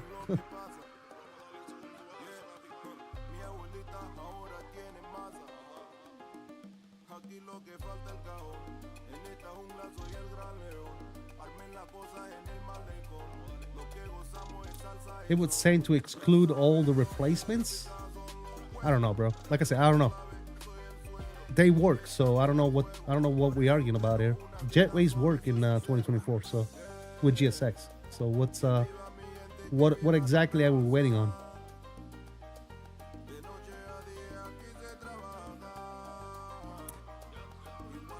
Not that 2024, so they disabled it, so you can't mess your jetways up. Well, there you go, perfect. So the jetways are good then. But what is it? The GSX jetways look hella better. Who fucking cares, bro? Who cares? Some of the payware sceneries have good looking jetways, dude. So I'm not complaining. Like there's a lot of the MK Studios sceneries that have like legit jetways, bro. So I wouldn't want to replace those, to be quite honest.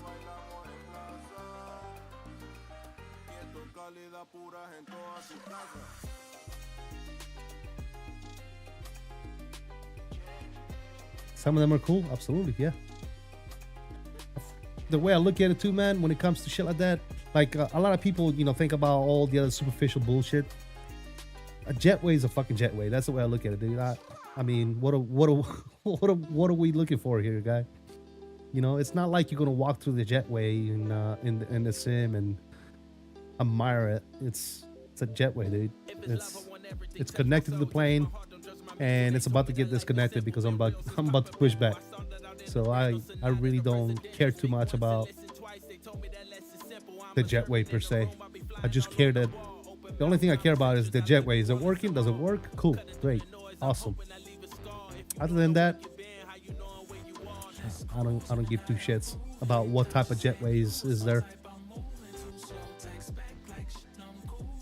I don't know. I guess some people are more, you know, kind of like the FS realistical conversation we were having the other day. You know, some people care about that stuff, like, oh, the sounds and this and that and the other. It's so good, and like that's all BS for me. I don't care about any of that crap, dude. I really don't. So that's why when people ask me if FS realistic is worth it, in my opinion, no, it's not. I think it's a waste of money. But hey, if you like the sounds and all the other crap, then it might be worth it to you, man. You see what I'm saying? To me, if you ask me if it's worth it, I'm gonna tell you no, it's not. It's shit. It's not needed. But then again, like I said, some people may love that type of stuff, man. Matter of fact, next time I get a question and somebody tells me, hey, what do you think about FS realistic? I'll be like, hey man, ask JJ, man. He has it. I don't have it. So go talk to JJ about FS realistic. I have no.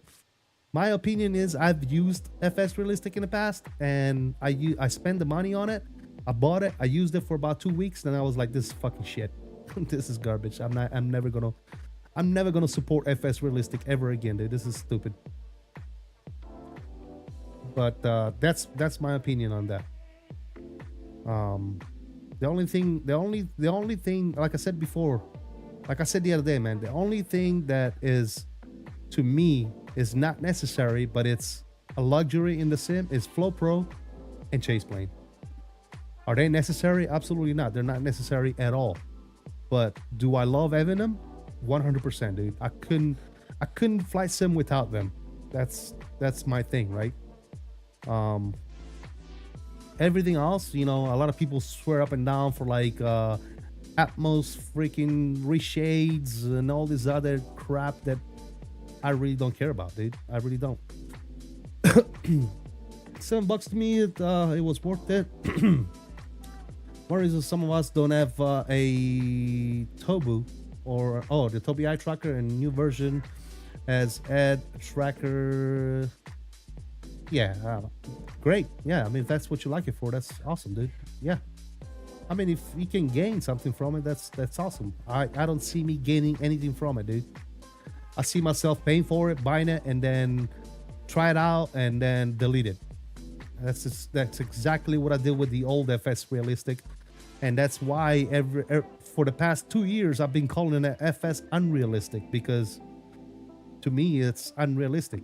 You set your level of turbulence, you set your level of sounds, there's nothing realistic about it. It's all artificial bullshit, just like Real Cat Turd. That's why I call it Real Cat Turd. It's not real, it's self-induced. It's something you set.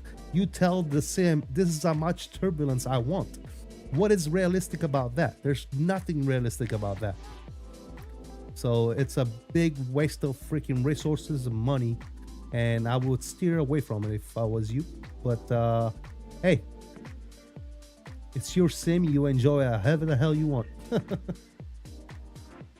Same as an aircraft cabin for me. I never go outside the cockpit unless, yeah, exactly. Yeah, cabins are cool to see one time. Other than that, I really don't care, dude. I really don't. Look ahead. Yep. Flow Pro is awesome. 100% agreed. The old one is trash. Sure, I 100% agree, JJ. That's what I just got done saying. I haven't put GSX in the trash 2 weeks after I purchased it. I still use GSX. I still enjoy GSX with all its issues and everything else. Yep. This one is way better. Make the flying and the cockpit look pretty cool. Yeah, like I said, not my thing, brother. GSX works for me all the time. Sometimes I have some issues, but GSX is it's pretty reliable for the most part. But it does have its issues. No resources at all are taken like barely any. Well, even if any, that's some resources that I don't care to waste on FS Unrealistic, if you know what I mean. Hey, CST, why don't you tell how you really feel? Hey, BW, what's up, man? Hope all is well, man. Keeping you in my prayers, by the way, brother. Hope all is well, man. I think if you tried a 7-day trial, I bet you changed your mind like you did with the FS Lab. Well, the FS Lab, I didn't change my mind. I fixed my performance issues. I always thought the FS Lab was a good plane system-wise and everything else, but I couldn't fly the damn plane because every time I was running it, I was running like 30 FPS with frame gen. That's unheard of, right? But then I figured out that the issue was not the plane, but it was my PC. And I've been flying it since. So that's a different story, JJ. Exactly. Yes, JJ. When did I call it trash, and why was I calling it trash? Was it because the system were bad? Was it because it didn't fly right? Was it because, I don't know. If you go back to the day I was calling it trash, why was I calling it trash? Because I was convinced of what, Mr. JJ?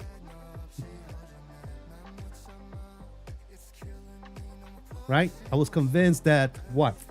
The aircraft was inducing my performance issues, right? Once I rectified those issues, I actually did a stream which is titled, I was wrong, the aircraft is good, right?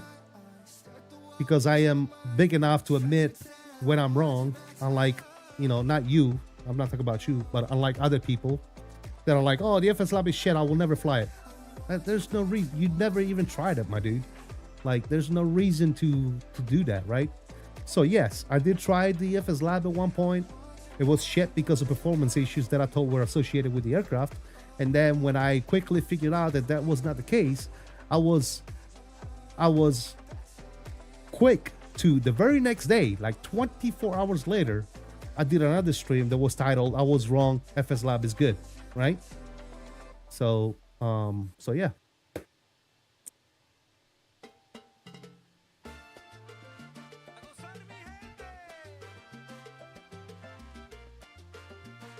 Yeah, you talking about the post on Discord? I'm talking about the streams that I did. But yeah. You might find the new FS Realistic cool too, though. Yeah, no. It's not gonna happen, JJ. I know. I don't know why you're trying to get me to do FS Unrealistic. It's not necessary, dude. It's not. To me, it's not necessary at all. I don't need it. I don't want it. I don't care for it. Like, there's nothing that attracts me to the FS Unrealistic, bro. I don't know why you're trying to push it on me. Are they paying you, dude? Are you getting paid by FS Realistic? Is that what it is?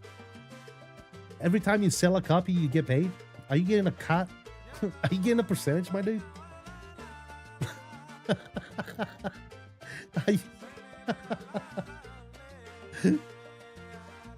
Oh, and the truth comes out. JJ is getting paid to sell FS Unrealistic. Oh, boy's getting paid. Dude, I don't push shit that hard, and I have shit to gain if I really wanted to do it.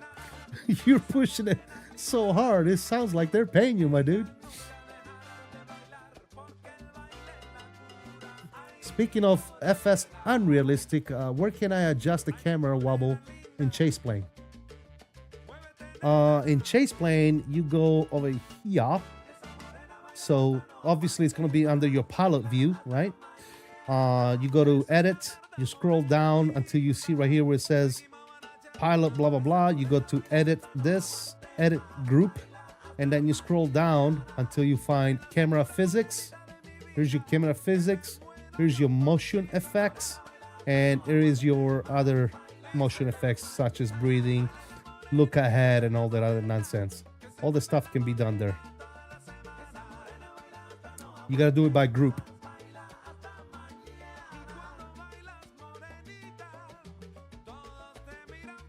And that's another reason why I don't need FS Unrealistic, because I can do all that stuff via chase plane. So why? Lifesaver, dude. Been looking for that forever. Well, there you go, man. Happy to help, my friend.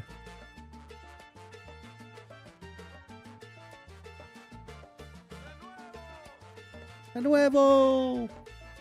Guys, I gotta go take a leak real quick. I'll be right back.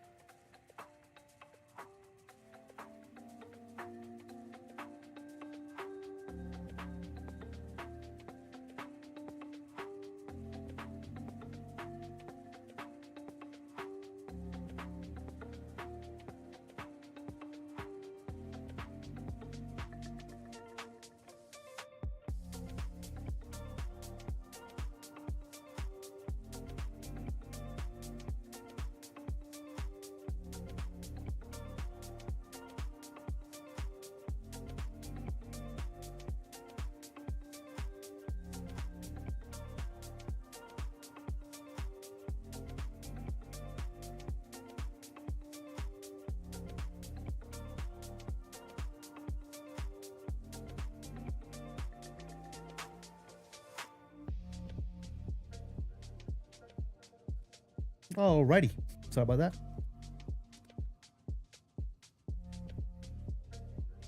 But it's different. That's why Chase Plane integrate it into their software. Yeah. It's the same but different. I got it. I'm not gonna get it, bro. It's not gonna happen.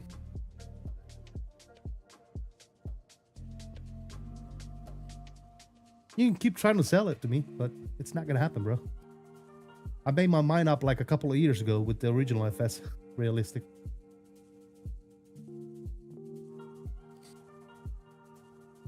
It's extra junk that I don't need running in the background. That's the way I look at it.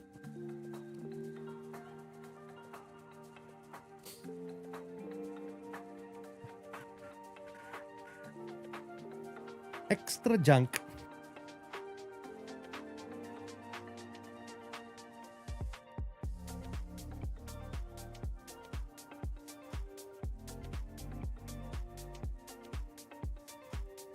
Oh, I know, JJ. You good, brother.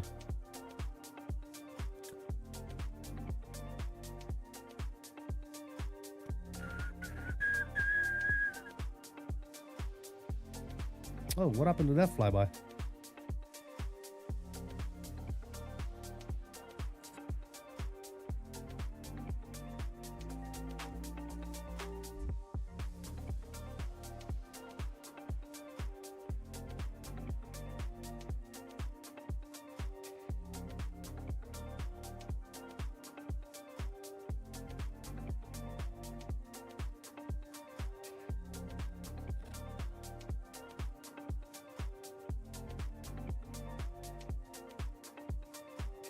I wonder if Lalo was able to find that setting and if it made a difference for him. It would be interesting to know.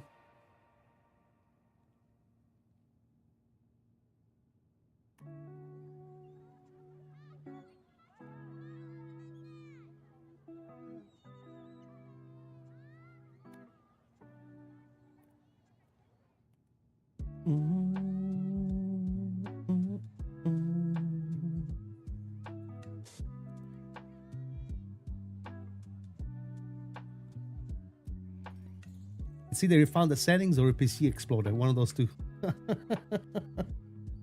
Well, hopefully you found the setting. Oh, goodness gracious. That's hilarious.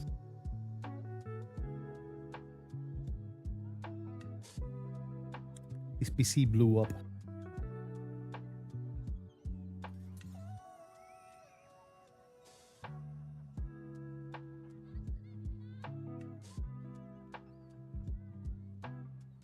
That would be something, wouldn't it?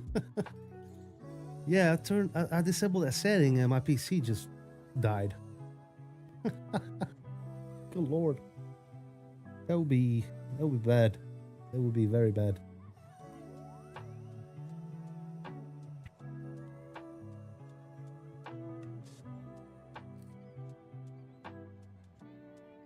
Poor Lotto. Yeah. He's on my Discord. I see him on my Discord with Bobby. So he's probably checking stuff out.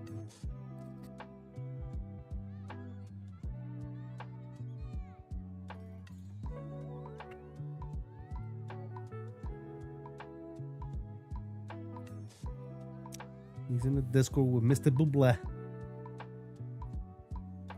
Mr. Buble.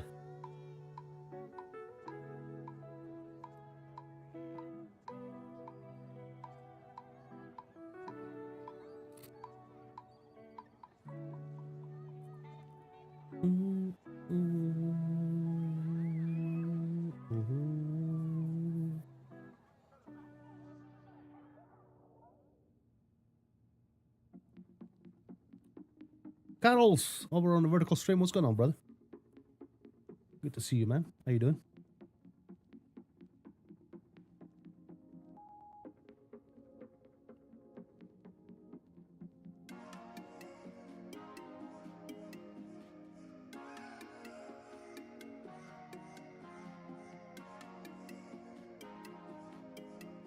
I'm doing good, man. Thank you for asking. Thank you for asking.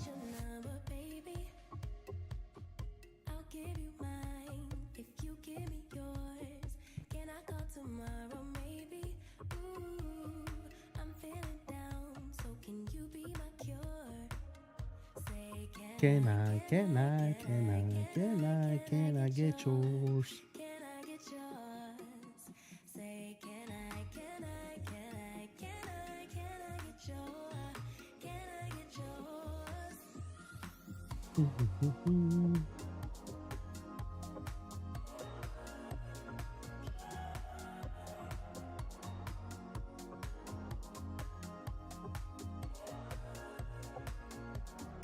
Atlanta Center is on right now.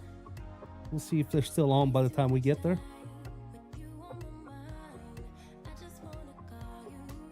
Atlanta.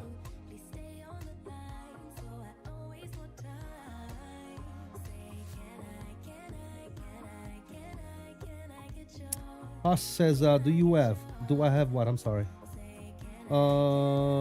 Hey man, Sports Fan 88. Long time, man. How you doing, brother? Hope all is well. Good afternoon to you as well, man.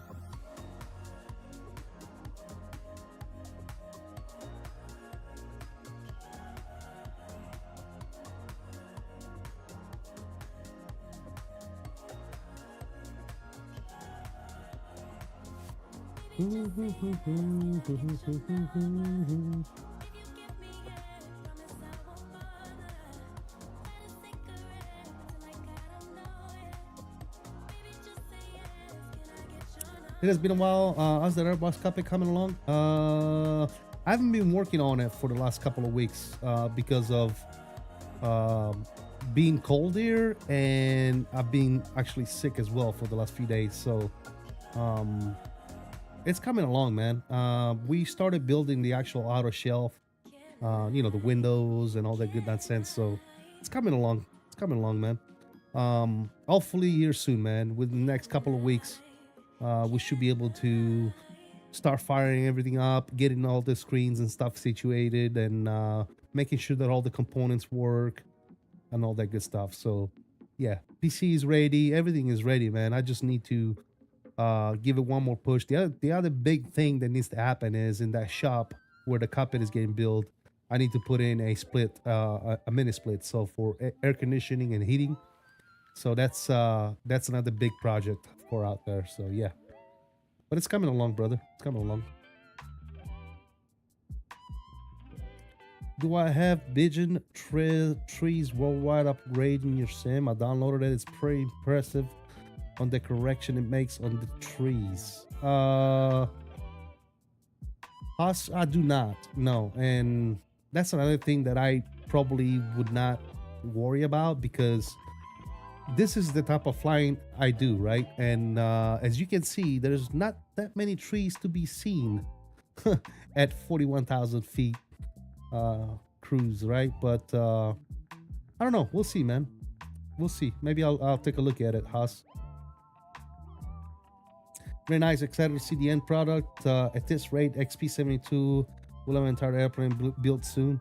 Yeah, XP72 is doing some cool stuff too, man. But he's working around his little, his little one man, position, if you will. None of his stuff is really one to one scale, to be honest. But his stuff looks great, man. He's doing what he can with what he's got, right? So yeah, not everybody has the room or the time, right, to build a one-to-one scale cockpit. So I guess I'm fortunate that I have the time and room to do it, right? The room is the biggest thing, dude. That thing is huge. It may seem like it's not, but it's freaking humongous, dude. You ain't putting that thing in your living room, bro. Or you're not putting that thing next to your bed in your bedroom. You know what I'm saying? You gotta have a dedicated room for it. So yeah. Unless you FS it, right? Unless you do like a half build or something, one monitor that's small. You gotta figure just my 3 screens that I have on it, they're 75-inch TVs, 4K TVs. 75-inch. That alone would not fit in this room. You see what I'm saying? It wouldn't fit in this room. So you gotta have a lot of room, dude. I get it, but it gets rid of a lot of those hot trees around runways. Don't belong. But I get what you're saying. Yeah. Also, I'll take a look at it. What's it called again? Vision trees worldwide. Is that like a marketplace or something? I'll send you a picture of my new 350 throttles.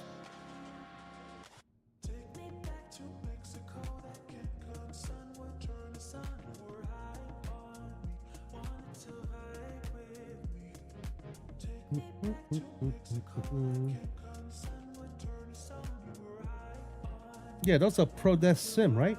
Yeah. I have those. And I have the Flight Sim Factory ones as well, JJ. I like the Flight Sim Factory ones better because of the speed brake lever. It doesn't look weird like that one.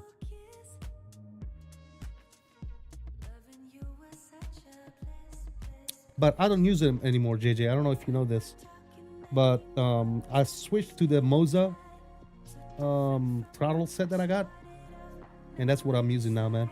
I use the Airbus levers for every Airbus, and then I use the Boeing levers for every Boeing that I fly. So I don't need. I decided to get rid of the bulky Bravo. It's on Sim Market. All right, I'll take a look at it, brother.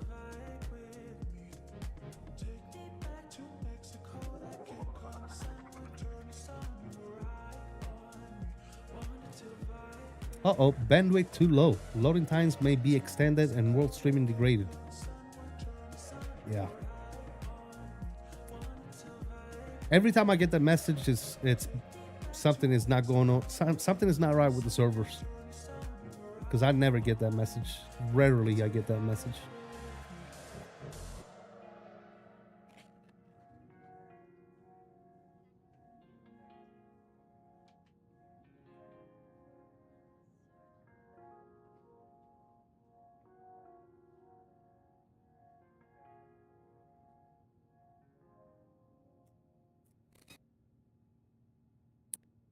Take me back to Mexico.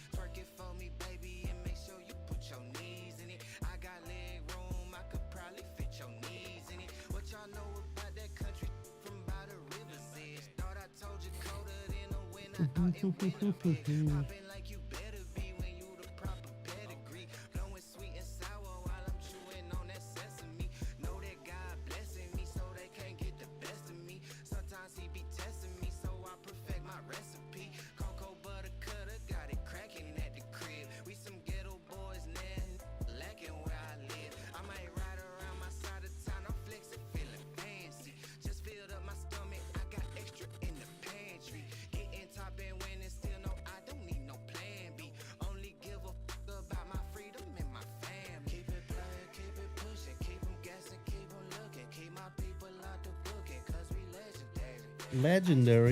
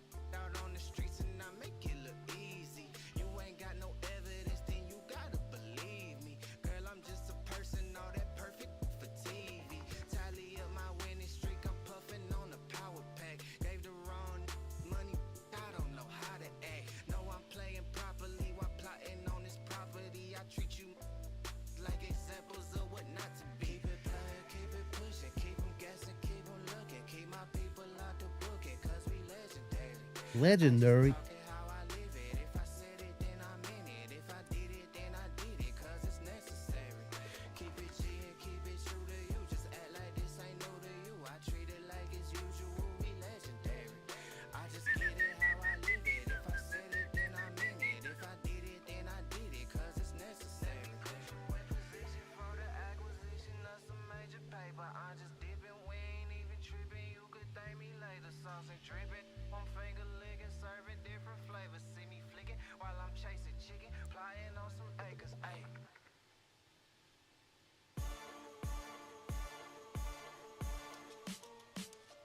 Boom, boom, boom.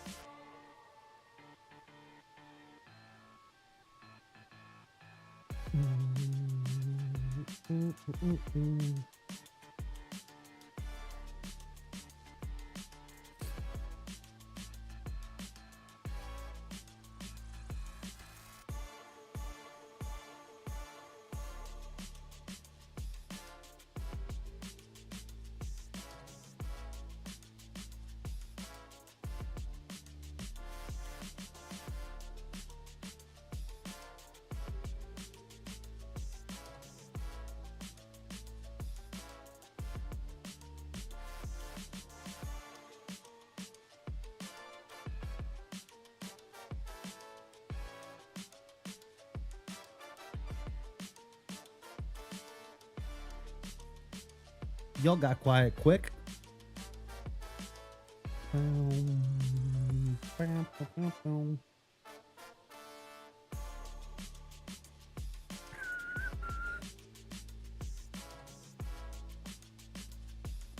Bet you Ian is going crazy with that setting up that sim, dude.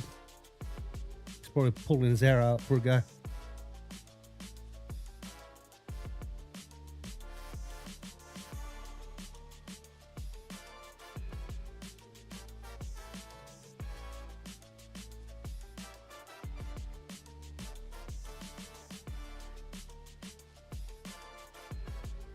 It's nap time on the flight. Oh, let's dim the lights. Let's dim the lights then. Speaking of cabin, we haven't seen the cabin in a while. In this aircraft, let's go ahead and check out the cabin. So obviously you all know everything is modeled in this plane. We got the good old toilet or lavatory. Then we have the crew rest area up here. This is probably where Danielle is hanging out, right in here. Little crew rest area.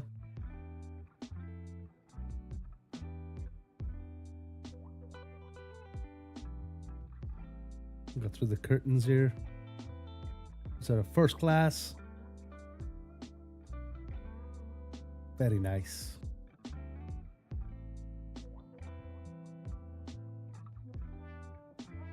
Oop.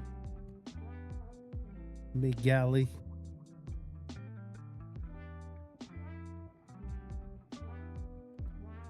Got business class over here, right? Yep. And then we have the peasant class. I mean, economy.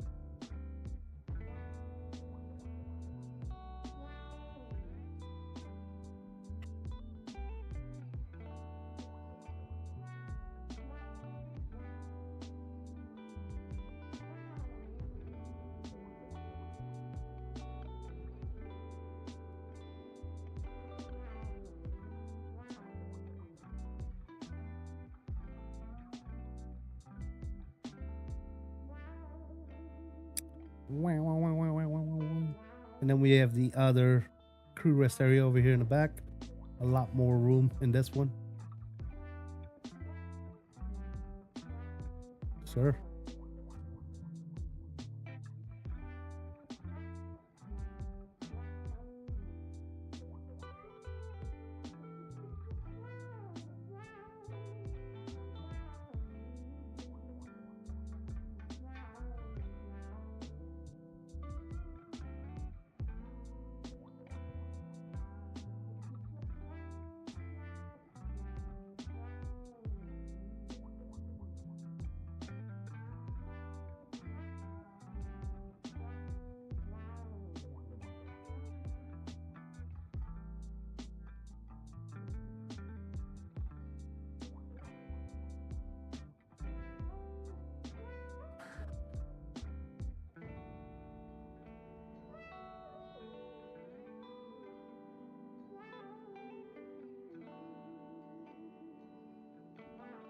That's how you travel right here. Can you close this? Like this is, I don't know if you can close this or not. I don't think you can on this particular plane.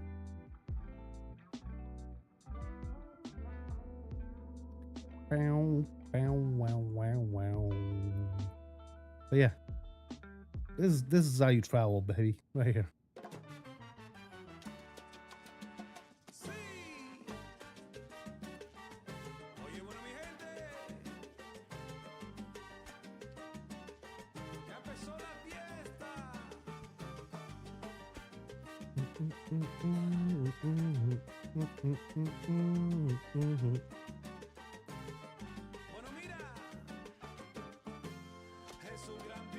Fly Force, what's up, man? How you doing, buddy?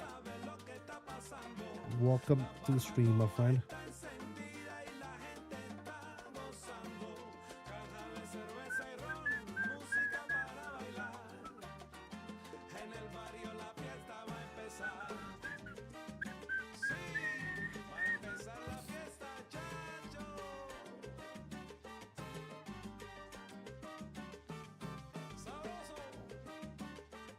Sabroso.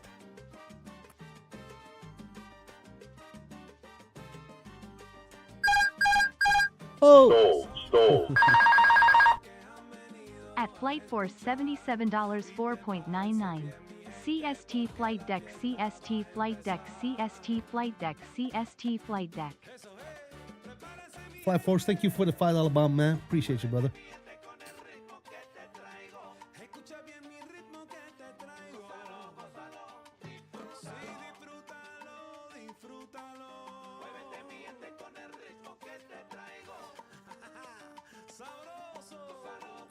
Thank you so much, Mr. Flight Force. How you doing today, man? Currently in the crew rest area, cuddling with one of my stuffed animals and simultaneously talking trash about the less than stellar co-pilot. Very nice.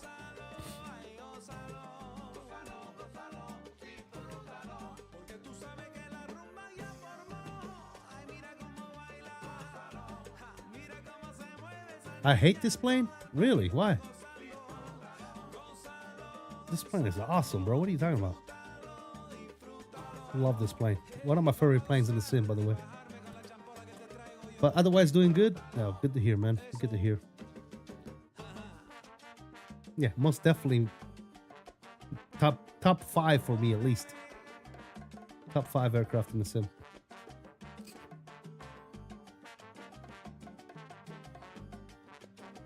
Fucked. You fucked the model? What do you mean? Oh, the flight model. What's wrong with the flight model? You don't like the flight model, dude? What's wrong with it?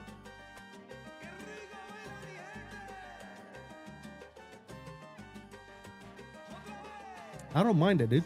I think it's good.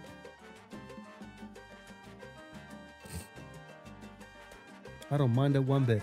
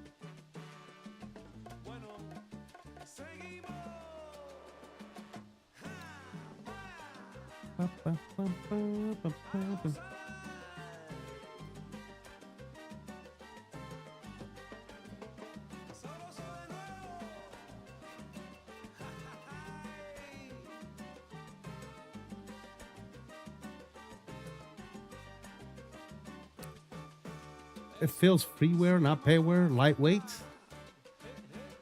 Huh. I would agree with you that it's different from other airplanes. Absolutely. I don't know that it feels freeware, to be quite honest, but to each their own, right? I mean, if you don't like it, you don't like it. I don't mind it. I adjust for how the plane reacts, and I'm able to adjust, I guess. I don't know. Minimal inputs. That's the way I look at it, man. Minimal inputs with the stick. Just guide the aircraft down.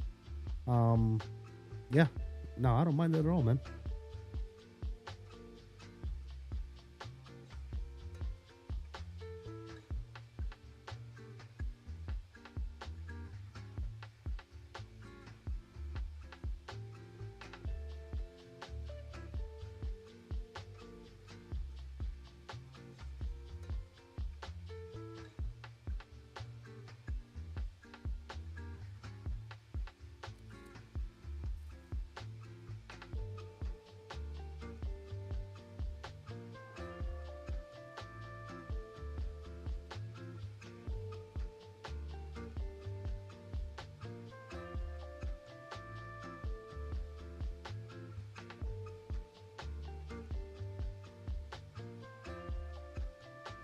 I love the model, best looking airplane in my opinion, but flight model, I got you. Maybe try and make some adjustments, some curves maybe with your side stick. I don't know. I fly this thing linear, dude, just like I fly the Phoenix. And like I said, I don't mind it one bit. Yep. Well, I think we were talking about this type of stuff earlier, man. I just learned to fly the aircraft like the developers make it. Right? I don't like to like start adding curves and different stuff to your controls, because then you're flying the plane how you think it should fly, not how the developer have designed the aircraft to fly. So I tend to keep everything stock, just the way, you know, if the developers themselves come out and say, hey, you know, with this aircraft, you're gonna need to apply this much curve and stuff like that, like we in the past, for example, with the Phoenix, then okay, cool, I'll give it a shot.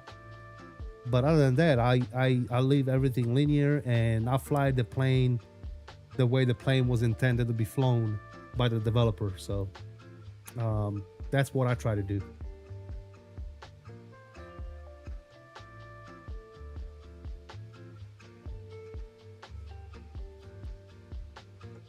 I'm gonna turn my camera off real quick, guys. I might be having some lunch here in just a few. Gonna eat my good old lunch, ladies and gentlemen. We're still here. That's how I treat these planes. Yeah, exactly. Same here, man. Let me go check on my lunch real quick.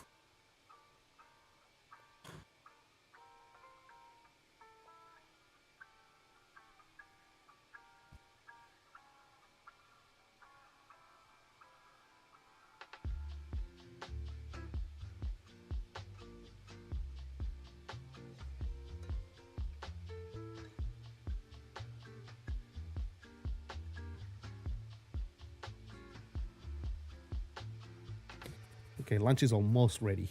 Almost.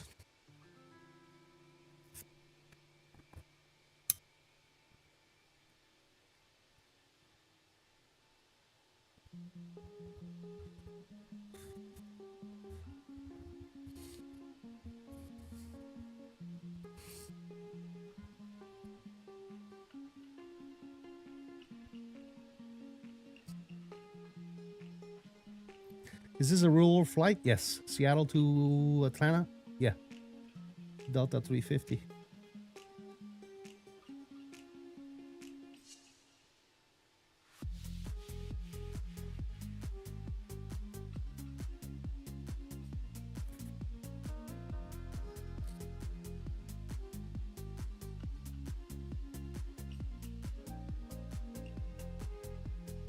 It sure is.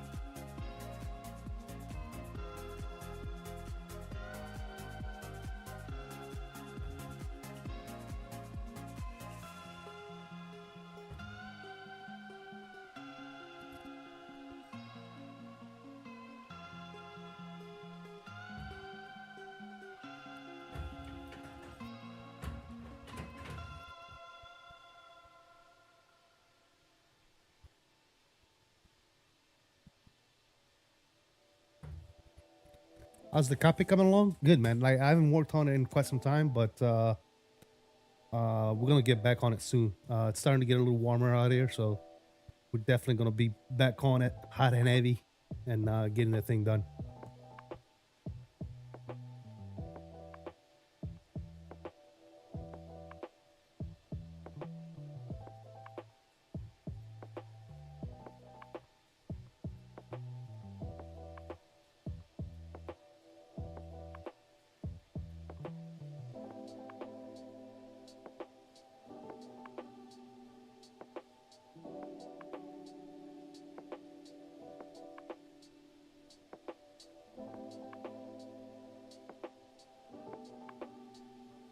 How's the flight going? Going well, man. Going good so far. I'm just I have the camera off because I'm chowing down on some lunch.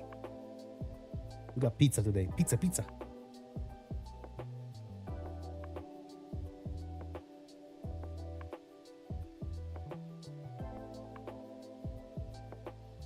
Ah, still very warm. Lotto's like 7 bars version out of date. Oh my god. Blame Jamie. It's Jamie's fault.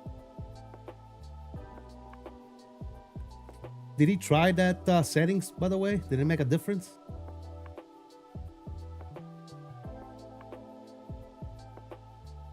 He needs Jamie? Yeah. Good lord. 7 biases versions behind? That might be part of his issues.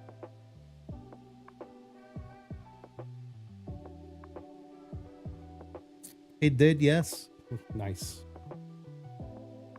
Yeah, the 7 BIOS behind might be part of the issue.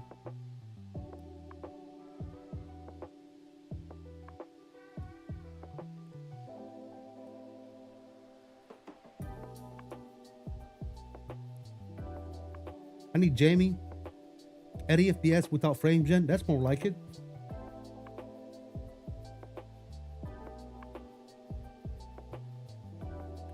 Why my PC not work? Yeah, the fact that you're 7 BIOS version behind might be a little bit of an issue. You gotta think of it this way, right? Everything that you do in your PC, like whether it's playing a game, you know, the games get updated, right, to reflect the current version of stuff, right? So if your game gets updated constantly, but your system never gets updated, then you're behind the power curve.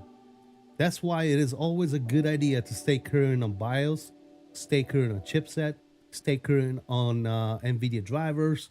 You gotta stay current on all this stuff because all this stuff gets updated to reflect the current state of games and stuff like that, right? So the illusion that that a driver or an update, you know, that came out like, you know, 6 months ago is the best one for you, is just that. It's an illusion. You need to constantly stay on top of your shit, make sure it's updated.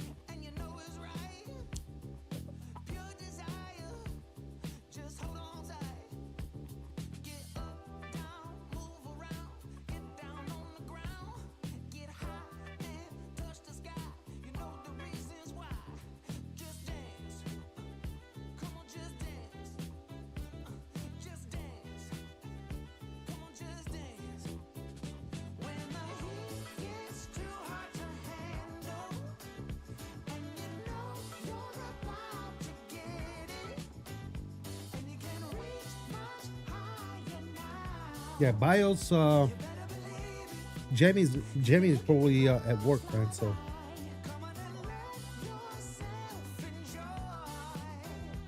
might need to wait until tonight sometime.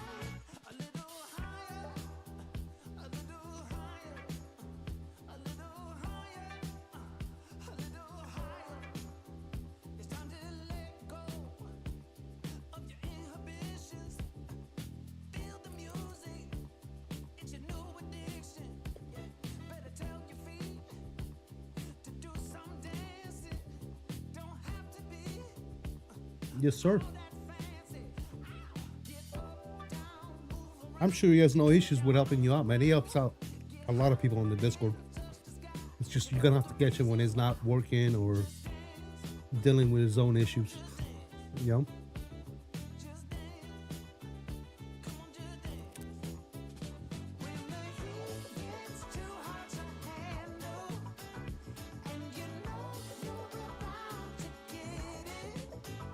But the setting that you disabled, that did something, right? That helped out, didn't it?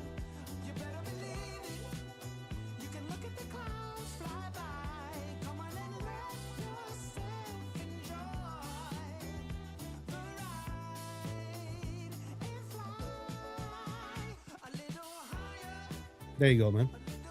Happy that did something because, yeah, a lot of times I've been getting from people that it's made a noticeable difference.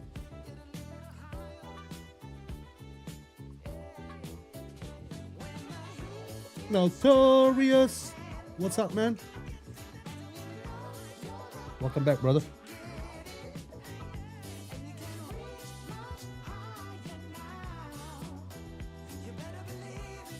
$100 FPS sitting in Frankfurt with a full airport. Yeah, get used to it, man.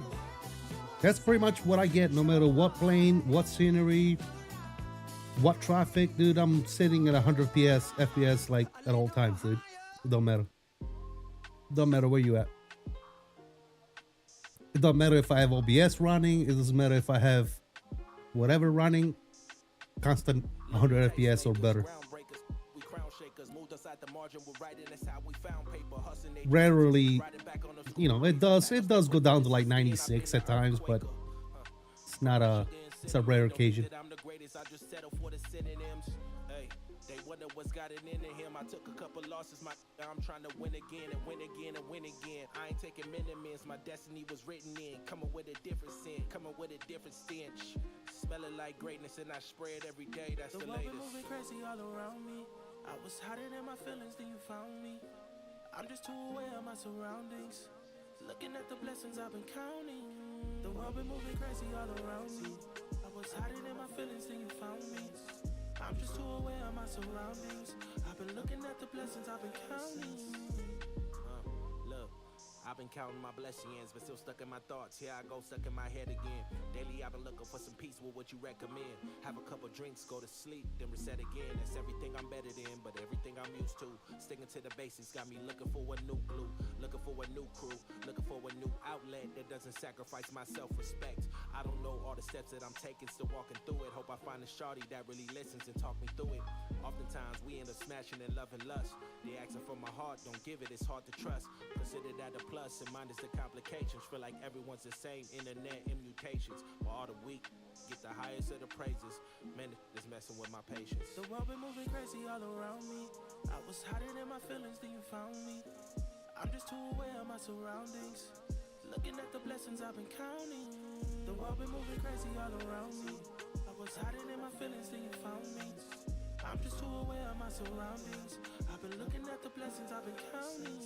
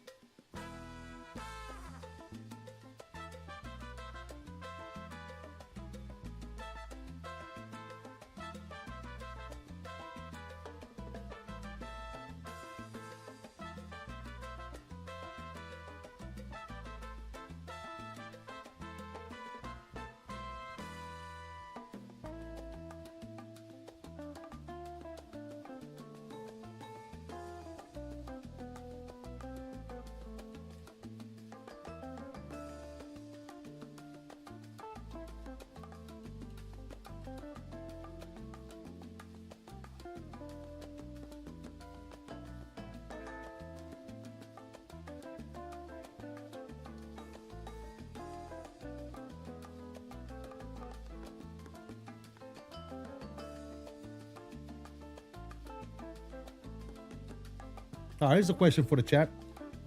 Since I'm eating pizza right now. Who in here is like me and thinks that pizza is even better the next day?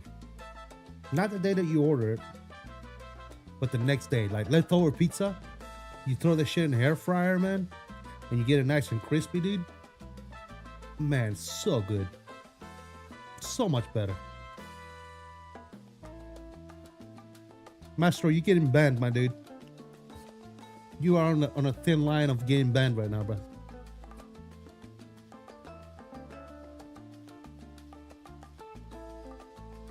Look, yeah, exactly. Leftover pizza is goat. You know? Some needs to be eaten fresh. I don't care what it is, dude. In the air fryer, dude, you throw it in the air fryer for a little bit. It's even better. It's even better than when it's fresh. The air fryer is just phenomenal when it comes to pizza. You throw it in there, dude. It just gets a little bit of extra crispiness, and it's just freaking beautiful.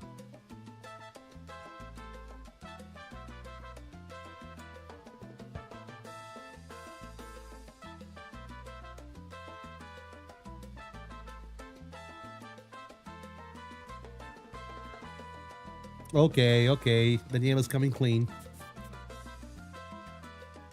Hey, I've tried it. Me too. I'm not gonna lie. But it's not like my go-to, if you know what I mean, right? I mean, if somebody orders it, then it's there.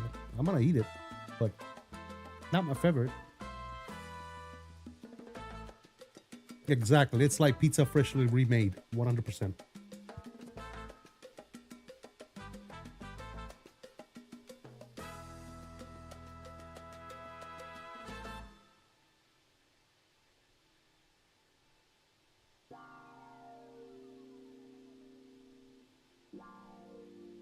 Air fryers are amazing at reheating just about everything. Agreed. Yeah, we don't even use a microwave anymore, man. Air fryer is where it's at.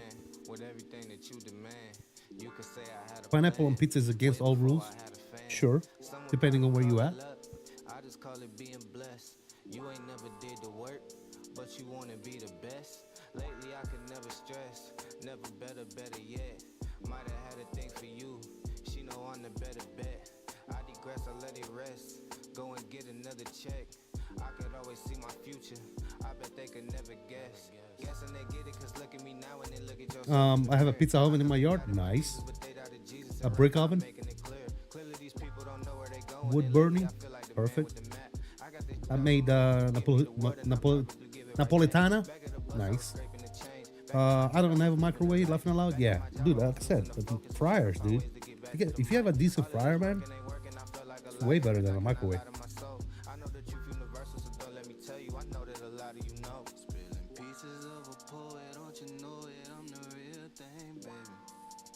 At least I'm the only one in my family who doesn't break the pasta though. That's a good thing.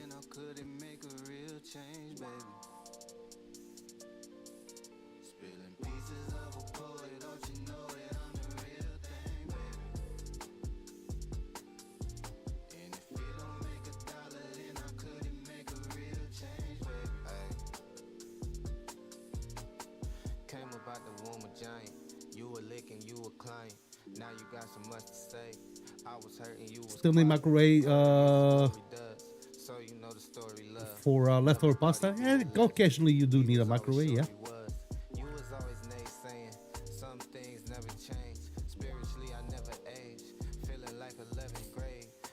Of course.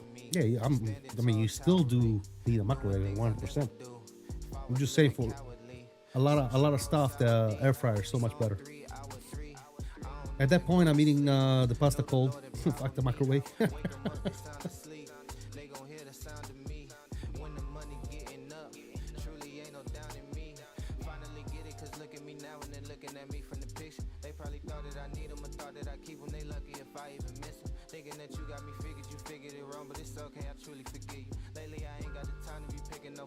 Oh yeah, hash brown in an air fryer. Yeah, hash brown, French fries. I mean, you name it, bro. Pretty much almost anything.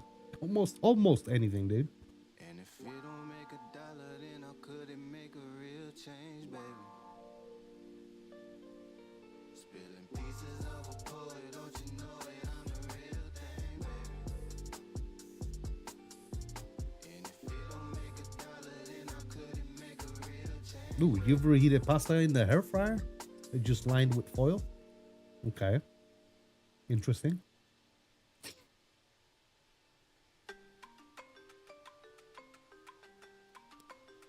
I gotta be honest, in my family, we rarely have leftover pasta. Pasta gets eaten.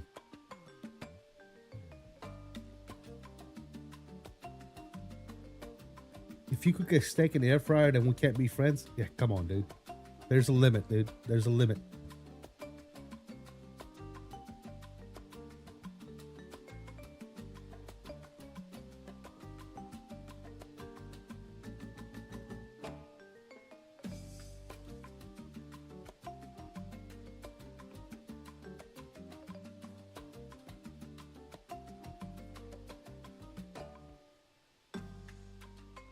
Everybody knows that the only way to cook a good steak, is the microwave.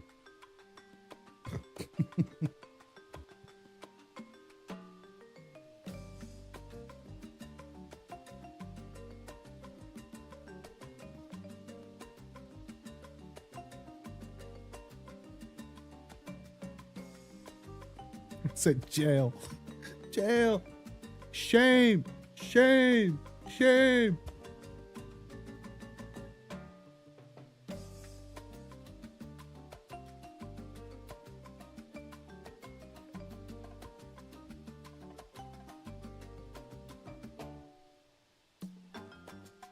The way to cook a steak is on a cast iron skillet, bastard and garlic infused butter. Mmm, yummy. Can we bet CST for this? I gotta go cook my steak in the microwave, man. I'll be right back, guys.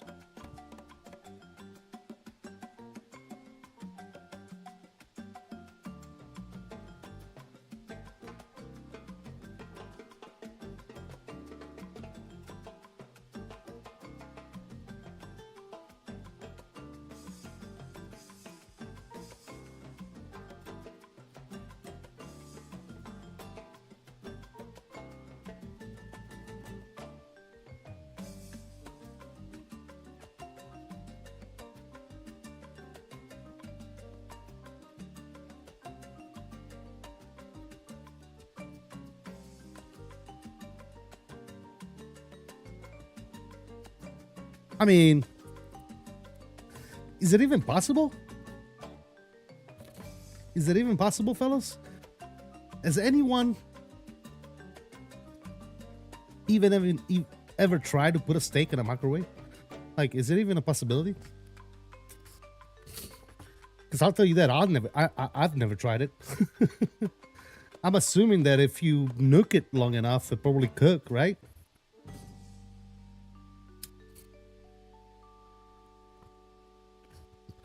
I mean, it'll probably come out as a, you know, as consistency of a damn freaking flip-flop, but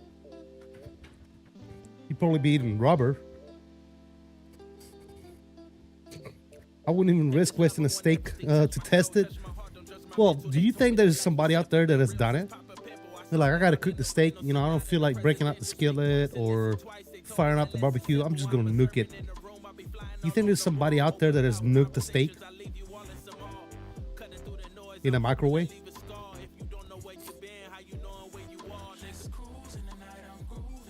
Sent the answer to the Discord. Okay, let's see what we got going on here.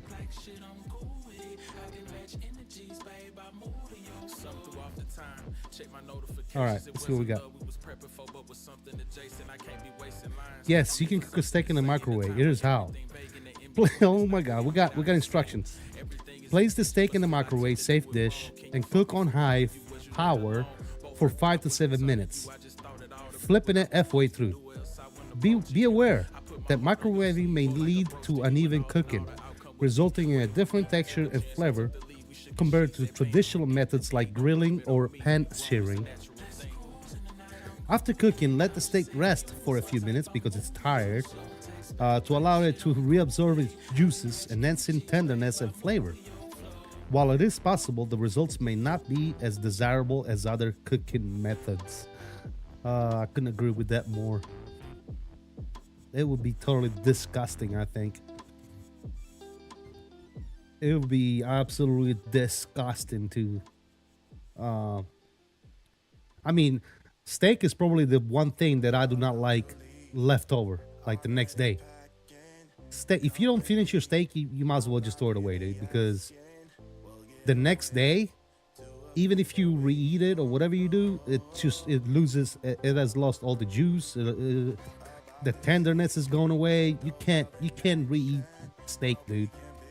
The steak, you gotta cook that thing either on a skillet, like Bobby said, or on a barbecue, and then you gotta eat it, man. If you don't eat it, if you don't finish it, throw the rest away, bro, or give it to your pet, give it to the dog.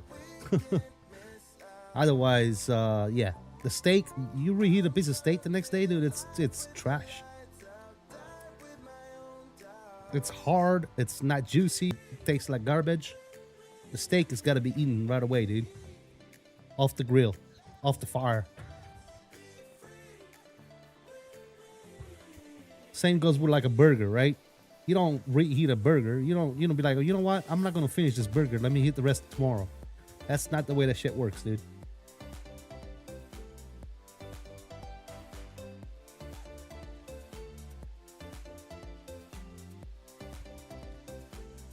Eating steak next day be like chewing boot leather. Exactly, that's exactly what it is. Leftover steak slice into thin strips.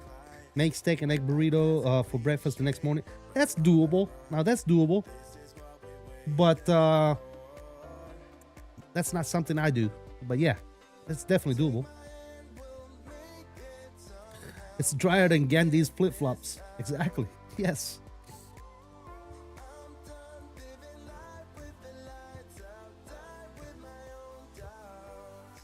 Yeah, I don't know about all that. My steak has got to be fresh off the grill. Nice and juicy. I usually do either, depending on where I get my steak from, it's usually medium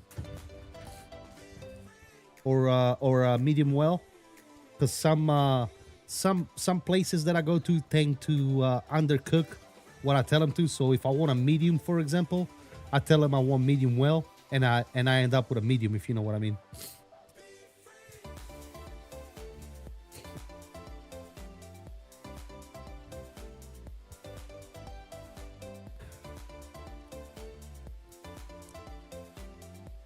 Some places you tell them you want a medium well, for example, and they'll come out with a freaking piece of a piece of charcoal.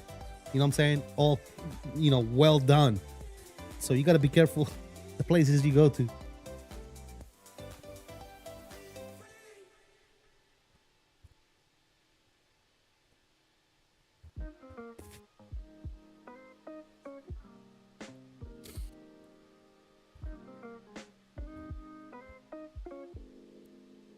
So yeah, absolutely. There's certain things that you can eat the next day, but I don't think steak is one of them. Unless you get creative, like Dog Tag Gamer was saying.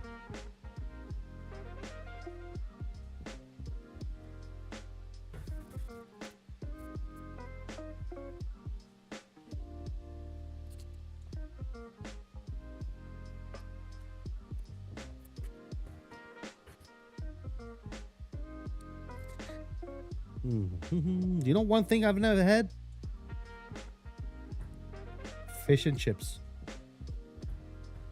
Never had fish and chips.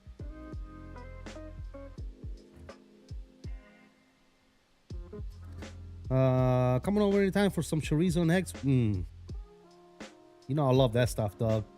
You know I love that stuff, dude. Don't threaten me with a good time.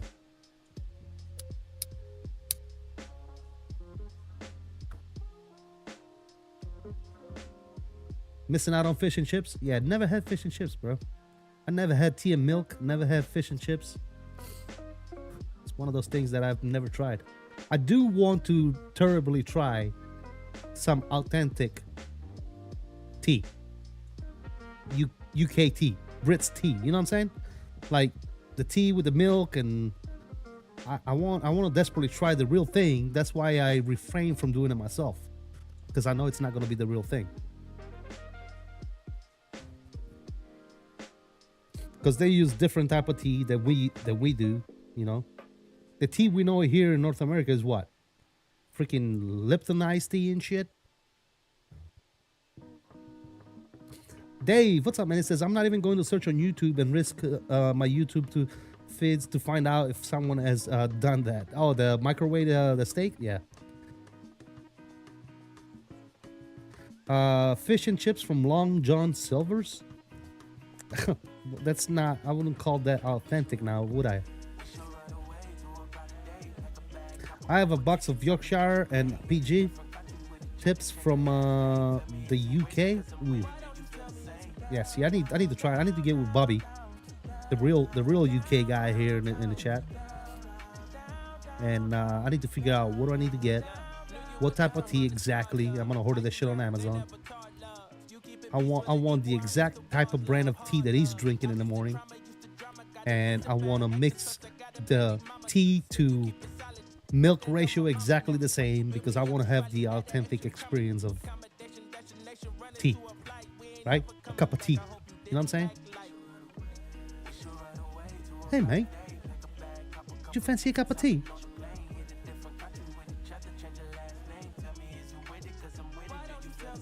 Tateless tea?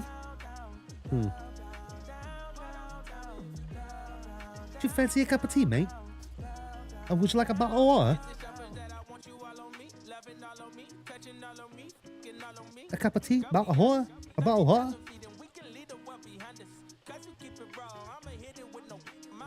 I just drink my tea with honey. I've done that. I've had tea and honey. It's not bad whatsoever, but I've never had the, you know, the English teas. The I guess English style. What do you call it? Like English style tea? You know, the cup of tea that they always drink over there. Oh, do you fancy a cup of tea? Oh, well, don't mind if I do. With the little sugar cubes. I want to get the little sugar cubes with the little pliers looking thing, you know, and just drop the sugar cubes inside the tea. You know what I'm saying? Yeah. I'm going to set myself up some sugar cubes. A nice little pot of tea. A little bit of milk.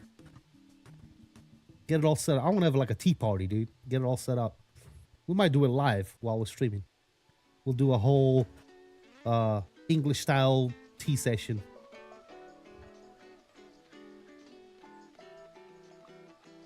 I don't have sugar in my tea or coffee. Well, I don't do sugar in my coffee either, but I thought that you guys did. I thought you guys put like a little cube of sugar in it as well. Every time I've seen a movie where they do a cup of tea, they do the tea with the milk and then drop a cube of sugar in it. He said no. Are you sure, man? I've seen it in the movies, bro. I've seen it in the movies. You're lying to me. I mean, you can, but I don't. It's too sweet. Okay. Dude, every time I've seen somebody drink a cup of tea, English style, they dropping a little cube of sugar in there.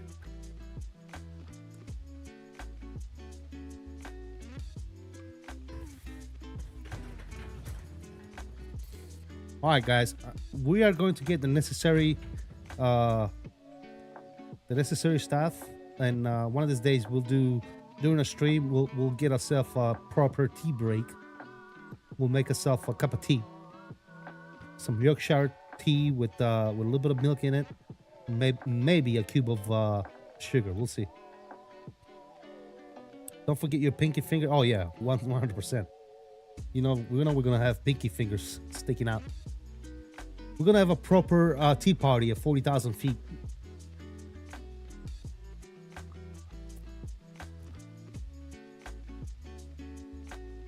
A proper tea session. Would you like a cup of tea? I need sugar and cream in my coffee, although lemon ginger tea with honey maybe, in order as I'm getting a sore throat. Yeah, Absolutely.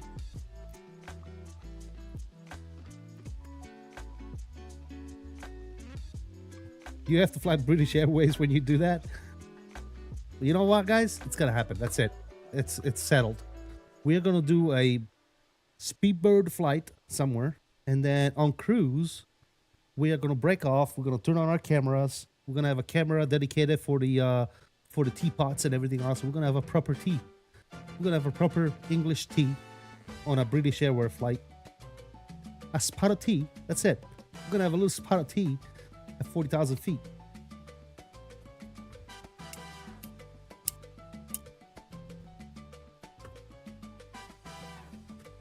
Exactly.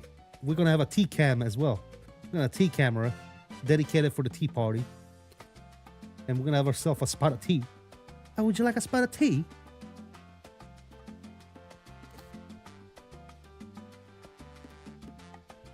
We're gonna do it with Bobby on Discord as well, so we can like, because when you have a spot of tea, you having a conversation, right? So how was your day? That was great, man.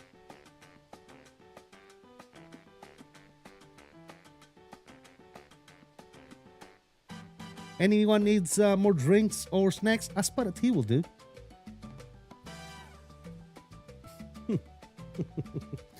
So let me, Bobby, do they serve a spot of tea on British Airways flights? Like if you ask for tea, is it proper?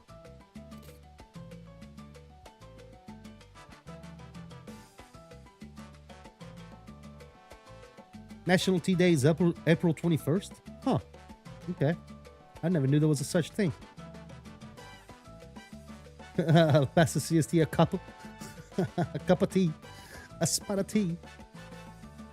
Do bears shit in the woods? I don't know. Do they? I've never seen one shit in the woods, so I couldn't tell you. I usually don't go looking for bears shitting in the woods, if you know what I mean.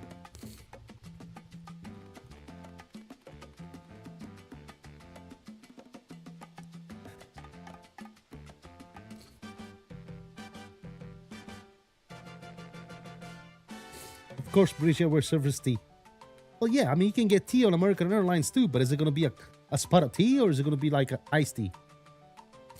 That's why I'm asking, dude. I'm like, is it going to be proper? Well, of course they have spaghetti on Delta Airways, but are they good spaghetti or they're shit spaghetti? I can tell you right now, they're shit spaghetti. You know what I'm saying?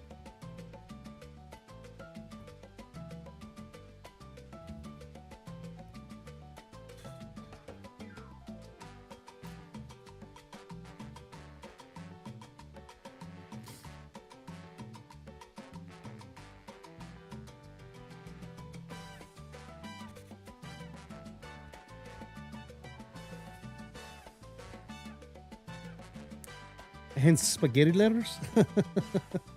You get Chef Boyardee on the flight, dude.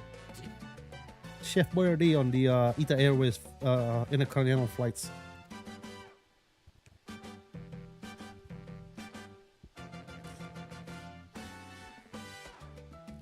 I gotta say, the best food I've ever had in a flight was Emirates. Emirates was probably the best food I've ever had in a flight.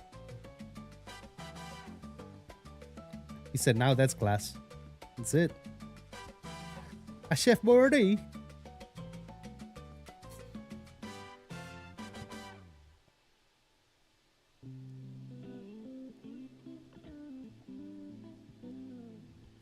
That's it. We're doing that, guys. We'll see if we can do it by April 21st. April 21st is going to be our tea party stream. So, Bobby, you need to help me get all the requirements. Everything we need to make this happen by April 21st. That includes a set of what you call it, tea stuff, like, you know, the pots and cups and authentic stuff, man. I'm talking like, dude, that thing is gotta be. I want people to watch my stream and be like, is this dude a Brit? You know what I'm saying? That's what I want. I want people to be like, okay, this dude is British. You know what I'm saying?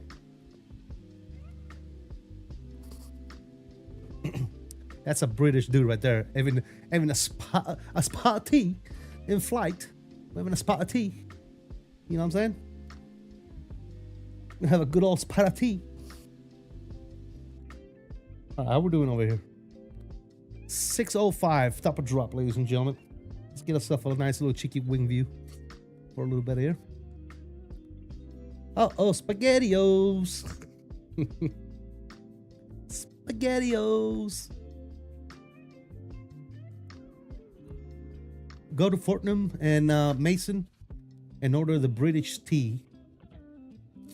When you recover from the sticker shock, let me know. What? No, I'm gonna go on Amazon and order some Yorkshire tea. Am I even saying that right? Yorkshire? Let's see. Yorkshire tea. There you go. Right there. Perfect. What do I want? Do I want the gold? Which one do I want, Bobby?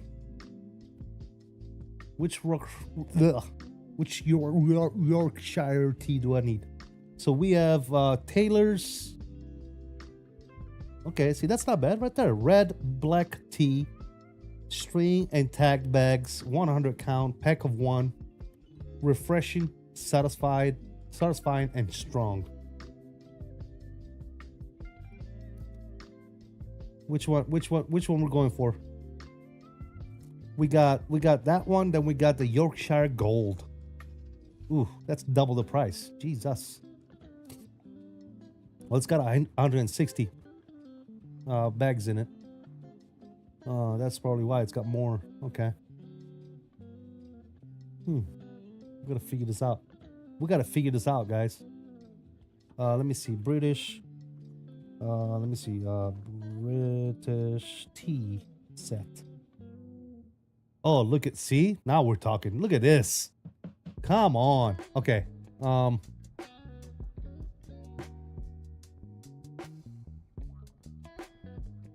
Okay. So, do I have a... Oh, I don't have a freaking thing. Hold on. Hold on. We got to go to window capture. We got to capture this window. We have to capture this window. Hold on 1 second. What do we do? Chrome? Yeah, let's do Chrome. Okay. All right. So, what do we got here? Let's put it down here so you guys can still see my ugly face. All right. So, 20 pieces porcelain tea set with metal holder. What are we going for? Are we going for like the fancy stuff? What are we doing? We're doing this stuff right here. What are we thinking? Look at this. Oh yeah, look at that. Would you just look at that? That's what we need right there. The little spoons. Oh baby. 20 pieces, babe. I mean, we don't need 20 pieces, do we? Hold on, let's go back. Ooh, look at this one. No, wait. Hold on. Time out. Which one we need?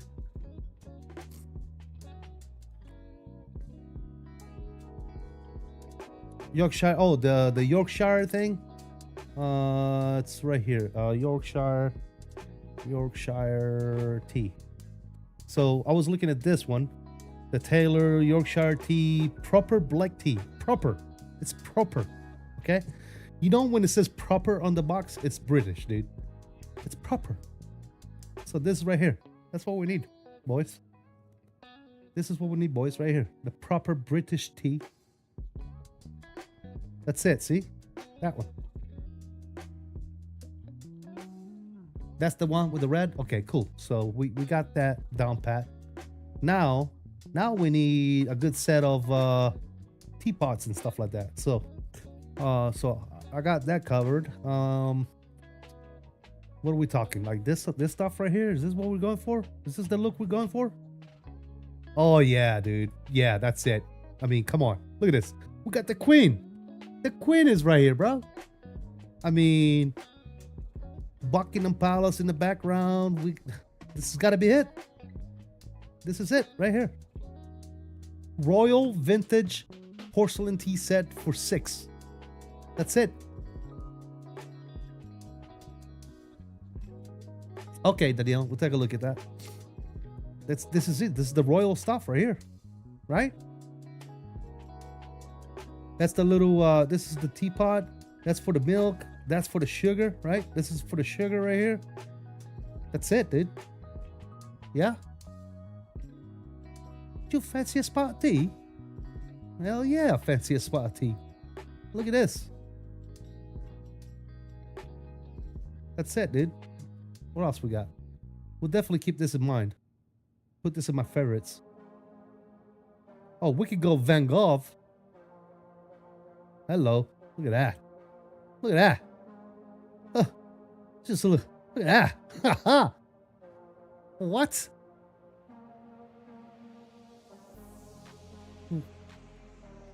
Van Gogh, ladies and gentlemen. What?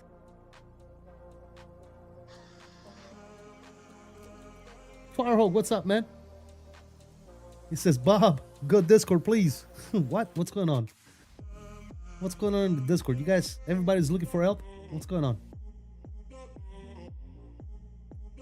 What am I doing in Discord? Are you telling me to go to the Discord?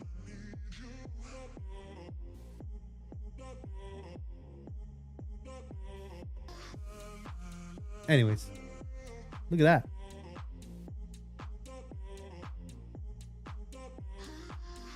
We're gonna have ourselves a proper tea party, ladies and gentlemen. We're gonna have ourselves a proper tea party, I promise you. I just gotta find the right stuff. I gotta find the right stuff. Or we can just go generic, right? We can just go generic. You know, let's not go crazy and just get something like this, right? We don't have to go. We don't have to technically go the royal route. We can just go generic. Get ourselves something like this. This looks pretty good, no? This is good. And it's got the built-in teapot. Bro, built-in teapot filter. 9-hole built-in filter for a perfect pour. This has got to be the one. It's probably off making scones. This has got to be the one, fellas. I think we have a winner. Winner chicken dinner, ladies and gentlemen. I think this is the one. I think we're gonna go with this set. It looks pretty legit, right? It's got the 9 holes built-in filter for a perfect pour. I mean, you can't ask for no more. I mean, look at this. Smooth controlled drip-free pour. Premium bone china ceramic. 1980 style retro design. Smooth glaze finish. Stylish handle design. I mean, ooh, look at that. Ooh, look at that. Look at that. I want to do that with my tea right there. Can I do that with my tea? Do the little flower and shit. Look at that. Dude, we're going to get fancy. We're gonna do it. April 21st, guys, we're going to have a tea party on stream. Live stream tea party. We're going to have ourselves a spot of tea. It's going to happen. It's going to happen, ladies and gentlemen. It is going to happen, my friend.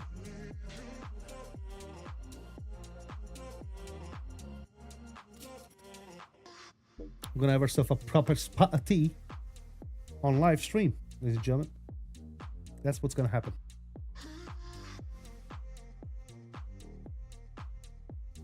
I'm already on CST Discord healing someone. Oh, goodness gracious. All right. Mark your calendar, ladies and gentlemen. It's going to happen April 21st, hopefully. What is April 21st? April 21st, what day is that? Let me see. Hold on. Calendar. Where's the calendar at? How do you open the calendar in this freaking thing? Haha!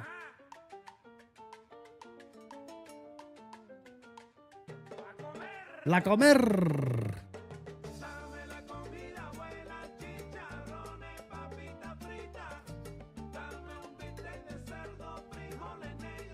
I don't know how to open the calendar on my PC. Can you believe that? All right, let's do this. April 21st is going to be on a Tuesday. Perfect. Perfect. I can do that. If anything changes, we'll see. But as of right now, the plan is to have a proper spot of tea on stream April 21st, ladies and gentlemen. Aha!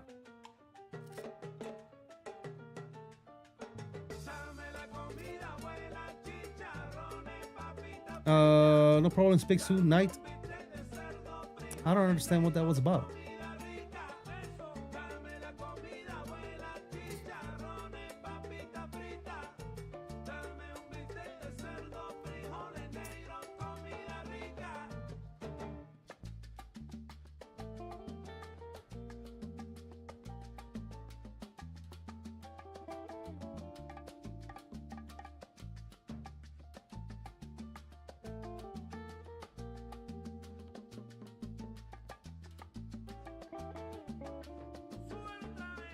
Luke, what's up? Luke, how you doing, buddy? Good to see you. Is T the CST version of stretching? I don't know. I wouldn't call it stretching, but I just want to try. I never had proper tea, man. I've never had what you would consider proper tea. You know what I'm saying? So I'm just very interested into trying some proper tea, if you know what I mean.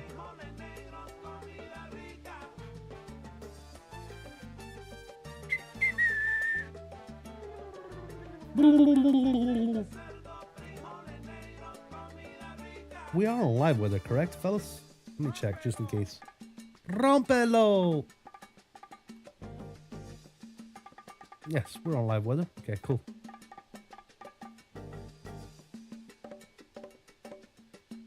Very nice.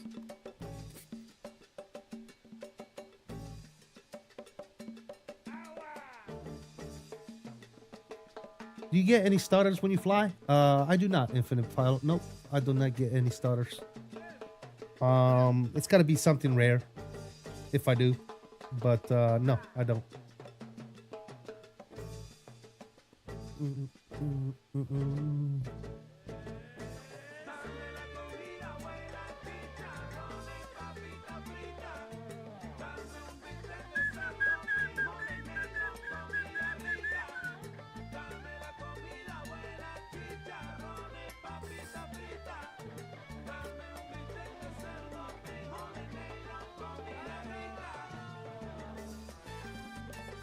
Ba, ba, ba. Agua, trombone. All right, we're descending. What are we doing here? Are we still accurate as far as the edits is concerned? Let's see. All right, see, they're still using 8 left and 9 right, so we're planning 8 left as of right now, which may change, but as of right now, that's what we're planning. Now, if we go to terminal charts and we select ATL, we are going in on a chipper 1.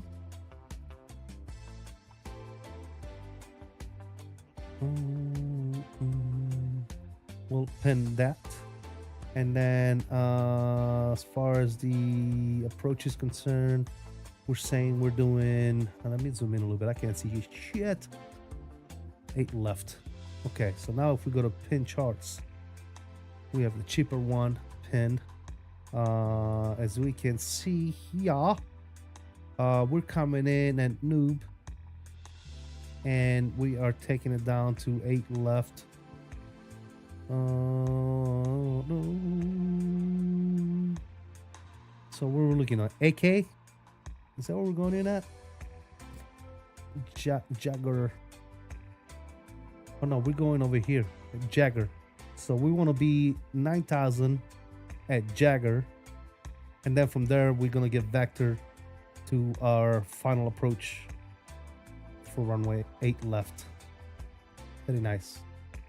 Very nice. Very good. Very well. So much salsa today. Nice. I love salsa, bro. How far to your top of the descent? I have 473, 472 top of the descent. You passed me like an hour and a half ago. Yeah, no, I was looking at you from the outside view as I passed you. What's this track name? This track is called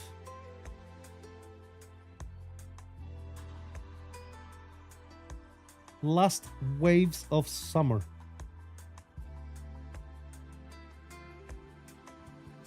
Last Waves of Summer.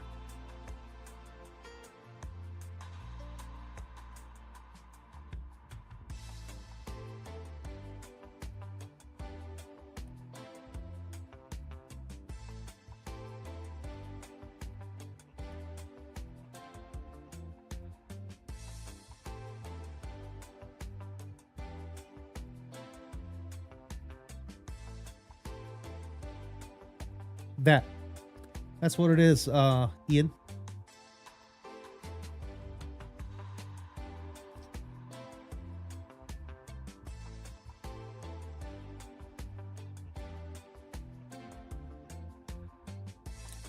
Boom, boom, boom, boom, boom, boom, boom, boom.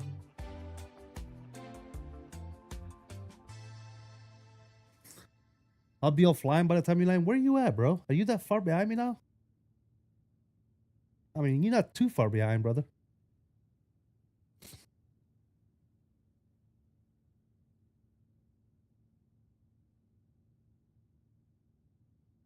Ooh, we're running out of tracks, ladies and gentlemen. Ran out of tracks. Start over. Run out of playlist.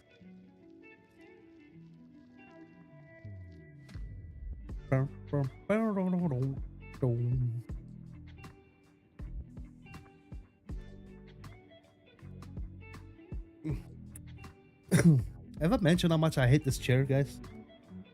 I love the next level racing setup. This chair is absolutely atrocious.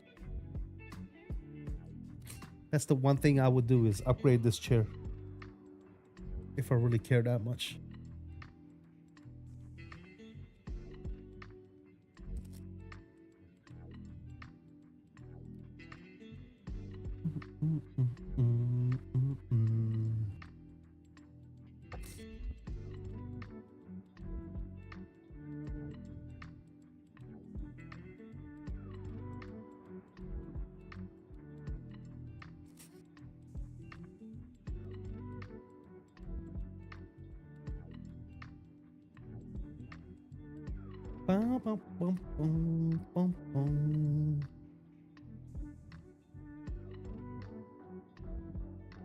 I just realized the question that I got asked on vertical stream earlier by that person that was spamming all over the place. Remember at the beginning of the stream, there was the one person spamming for no reason. He went over to the other stream and he asked me a question. He said, which Microsoft Flight Simulator is the best between 2024 and 2024?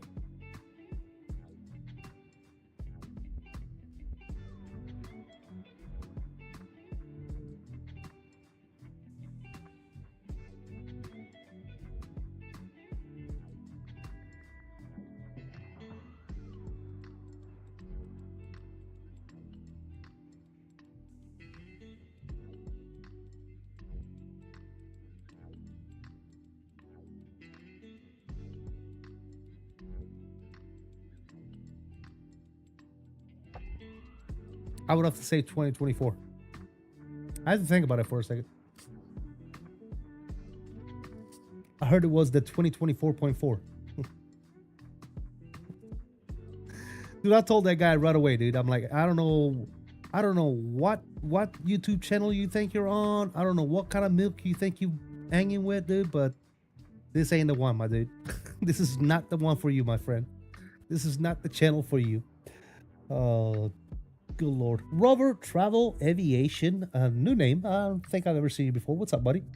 Says, quick question. I was thinking of either picking up the Thrustmaster Boeing setup or the Airbus one, and I'm on Xbox if that changes anything. You want to do either one or the other?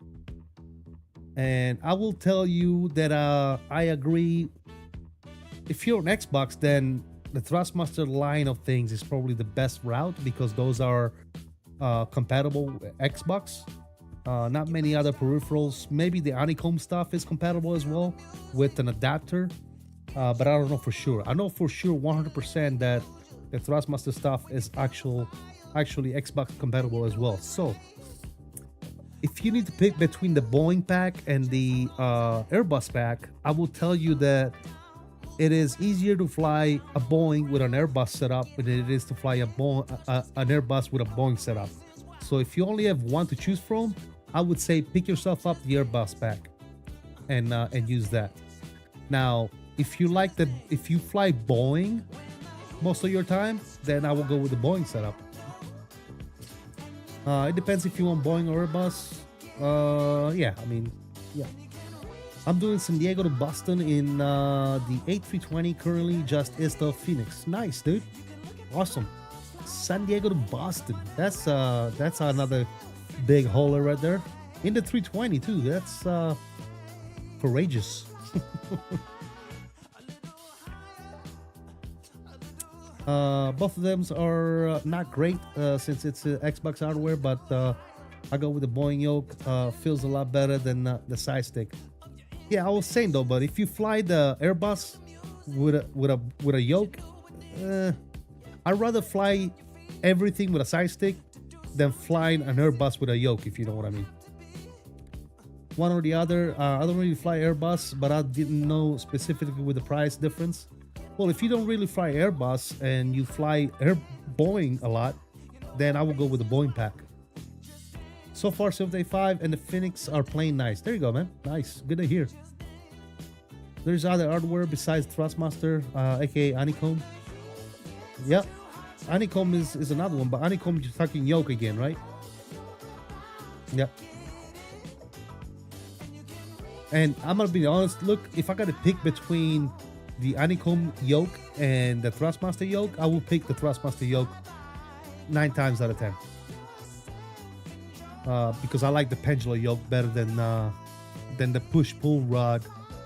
And I have both. I have the Alpha, I have the Thrustmaster, I have all that stuff, dude. I got the force feedback Moza yoke as well, dude. And I still use the Thrustmaster pendulum yoke. So that should tell you everything. Carroll Beach, but both of those only make yoke, sadly. Yes, the Thrustmaster yoke feels really nice and looks very nice. Absolutely, 100%.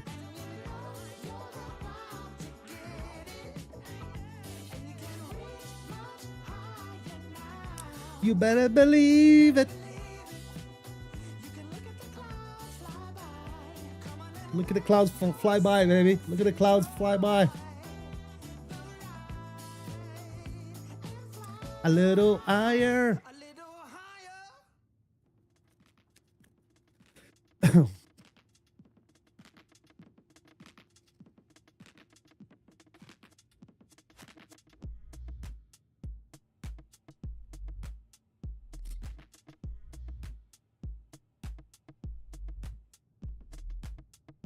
Perfect song for this game, 100%.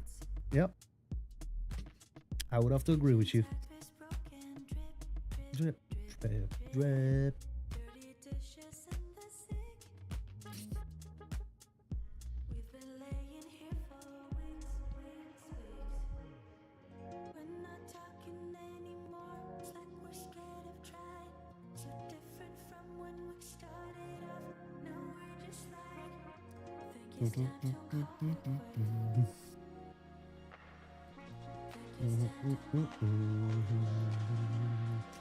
And then clouds are thick, bro.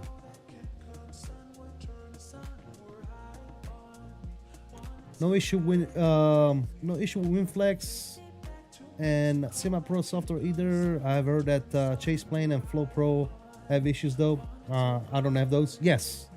That's one of the only reasons why I'm not trying out Cinematic 5 yet, because Chase Plane does not work with it. And I like my Chase Plane, dude. I like my Chase Plane. So I'm waiting. I'm waiting for Chase Plane to be compatible. I'm not in desperate need to be on Cinematic 5, to be quite honest. Not yet. So yeah, I'm gonna give him a little bit of time to get that resolved.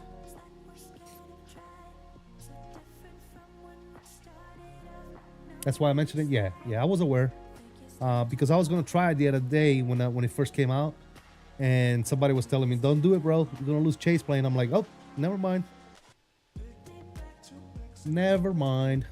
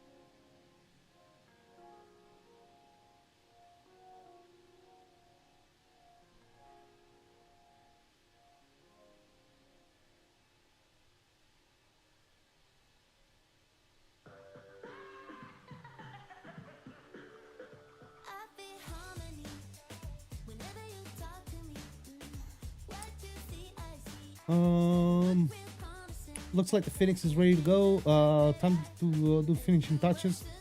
Start keep bonding for the next 4 weeks. That's it. It's not that bad, Ian.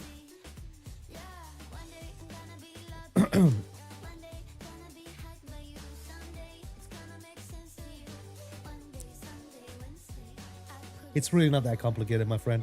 A lot of people made it out to be this huge thing, dude. But once you get used to the UI, dude, it's so much better than 2020, dude. It's not even funny. The only aircraft that I have that has small issues is the 300, the 300, 600. Few critical switches don't work. Okay, so that might be update. That might need an update. It's me. I'm going to F something up and end up using push to talk, and it'll turn my bathroom lights on. The EJet 170 is giving me almost 150 FPS. Big performance upgrade there. None of my aircraft performed that well. Nice, dude. Good deal. Good deal. I can't wait to be able to try it out. I want the old version of finding planes and liveries. That right there, I agree with you, Dave. The plane liveries thing needs help. But the UI itself for like controls and everything else, I think it's so much better than 2020. At least I find that so much more intuitive and better to use. Got a quick question. I'm currently changing my channels to more flight sim and flight sim products review, but only 2 flight sim peripherals and running out of video ideas. I don't know if you can help at all. I don't look at it that way. Look, you're talking to the wrong person. I just do it for fun, my friend. I stream when I have time to stream. I upload stuff when I have uploads to do, and that's it. I don't look. I don't go crossing a busy highway to make a video, dude, or do a stream. I just do it because it's fun, and that's it. And if I have to give you my suggestion is, do whatever you feel like doing, bro. You know, you gotta make it you. Try to make it your content, not anybody else's content. Don't try and copy other people. You know, don't try and, you know, promote yourself on other people's channel, you know, even indirectly. That's bad juju. People look at you a certain way when you do that. So yeah, do you, man. I would say the best way to do is just do you and let people know who you are and let people know what you're about and go that route, bro. Captain Minnesota, what's going on, brother? Captain Minnesota is in the house.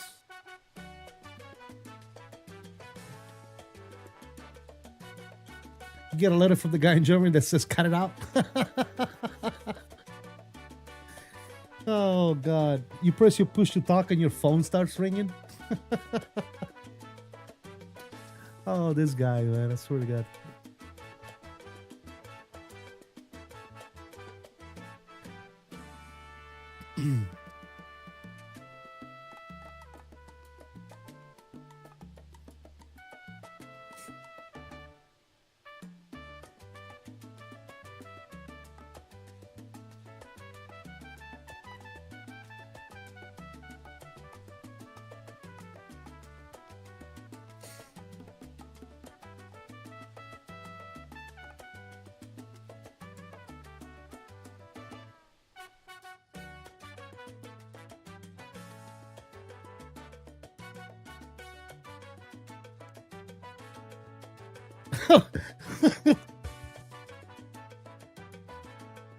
I had to pause that for a second, Flight Force. I'm sorry.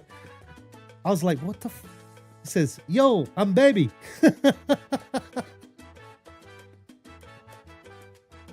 I looked at him, I'm like, what the f? Oh, God, dude. Yeah, you're back. Welcome back, dude. I'm baby. All right, baby.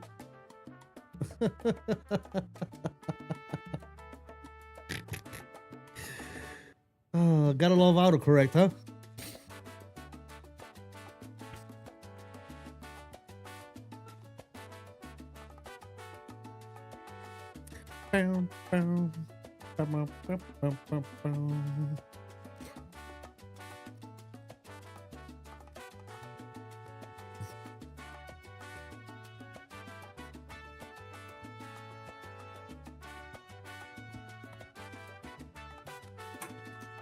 Man, see, sitting on this chair for this long, man, it's an absolute disaster.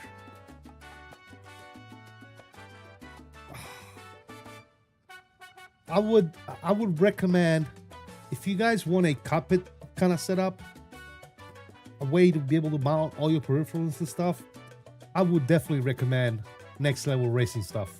Okay, but I will tell you this before you buy. These chairs are the worst chairs I've ever had to sit in my life. These chairs are atrocious, dude. God, it's so bad, man. I think a lot of the back problems that I have are probably due to this chair. Goodness gracious. I gotta figure something out, man.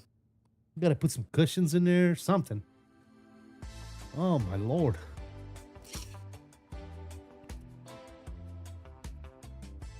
Fly Force is playing with his dad's iPhone.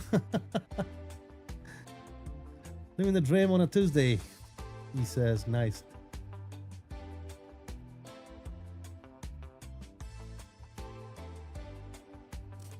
Well, thank you for stopping by on your break there, Captain Minnesota. Appreciate you, brother. Oh, by the way, here's one number that I look at when I stream, and that's probably the only number I really ever look at, is the likes. How many likes do we have? 57 likes. Guys, thank you so much for the likes. If you haven't already done so, please hit that like. Other than that, that's the only thing that really matters during the stream. Really do appreciate you guys. Thank you.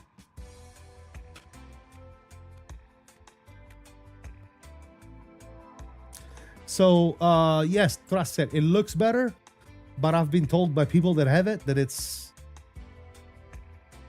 not as comfortable as it looks. So, yeah, it's pretty much the same shit. It's the shape is a little different and all that good stuff, and it looks like it may be better, but it's the same rock consistency. It's hard. Yeah, I mean, you got to think about what type and how much of material they're using, right? They're trying to save money, not spend extra money. You know what I'm saying? When they're building this stuff, or manufacturing this stuff. So yeah, I've had people telling me that, yeah, that they have both. The new one is not that much better when it comes to being comfortable than the old one. Other than that, everything else about it, I think it's great. You're able to mount all your peripherals and all that good stuff, and have everything, you know, somewhat where it needs to be, and it's very versatile when it comes to either, you know, flying a jet style aircraft or an airliner or a GA. I like the versatility of stuff, but the chair, it's got to be burned. The chair has got to be burned. The chair is about the only thing that I don't like about this setup. And the other thing that I don't like is the getting in and out of it. You always got to jump in and out, right? Because you have side stick and stuff on one side, you have throttle on the other, so you got to climb your way inside the damn thing. So that's not always fun.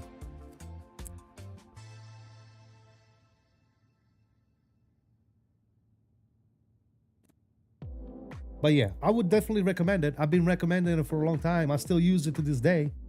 But I will let you know, the chair.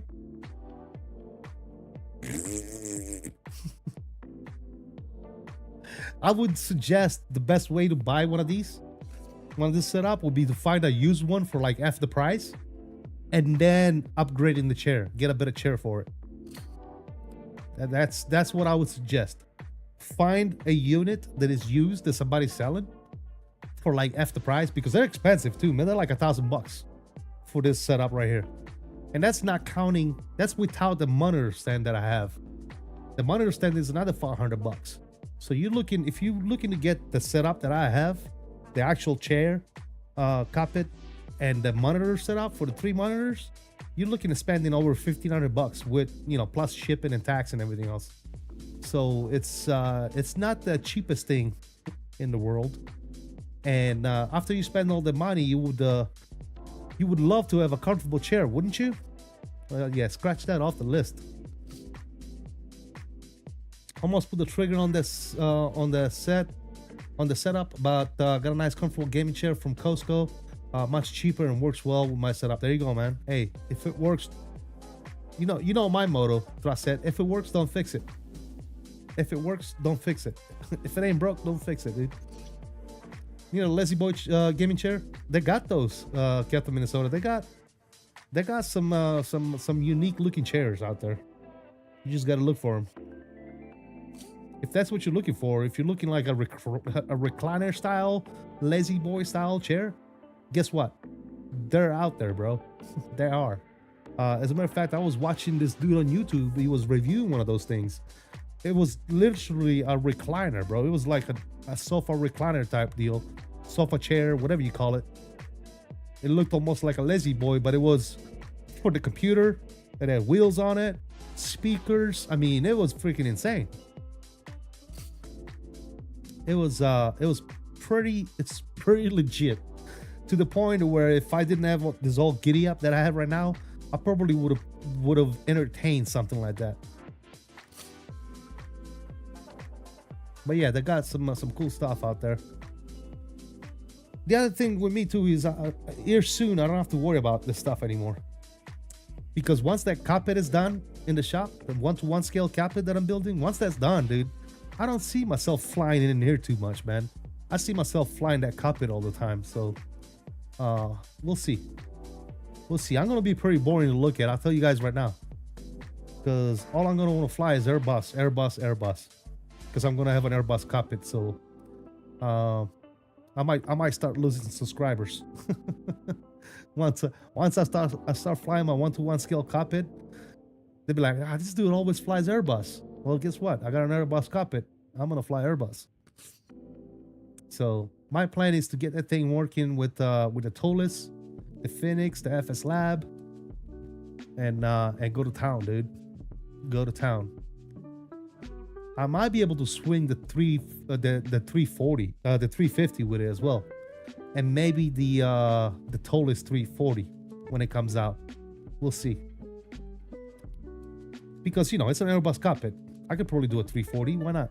Or a 330. Why not? But yeah, once that cockpit is done, I don't see myself. I might even change this whole setup.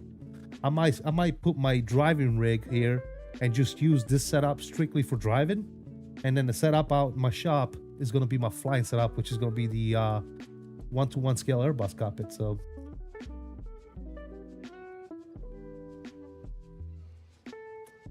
does WingFlex have a cube combo unit kind of thing coming for the Boeing? I don't know. Trust it. I don't know. I would hope they do. They already have a FMS for the Boeing, I think. But I haven't seen. I know that they're coming out with a center pedestal soon. Have you seen the center pedestal they're coming out with?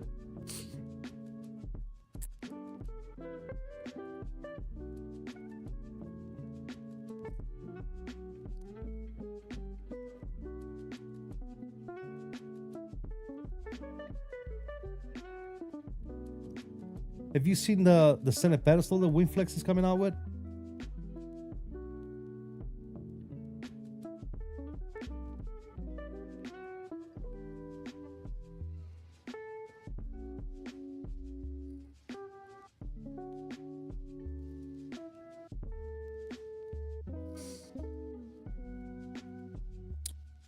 So if you go over here, yeah, let me show you this.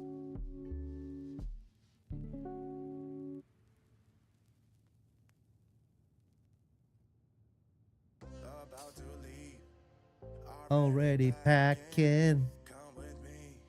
I'm not really asking. We'll get away to a place where we You don't know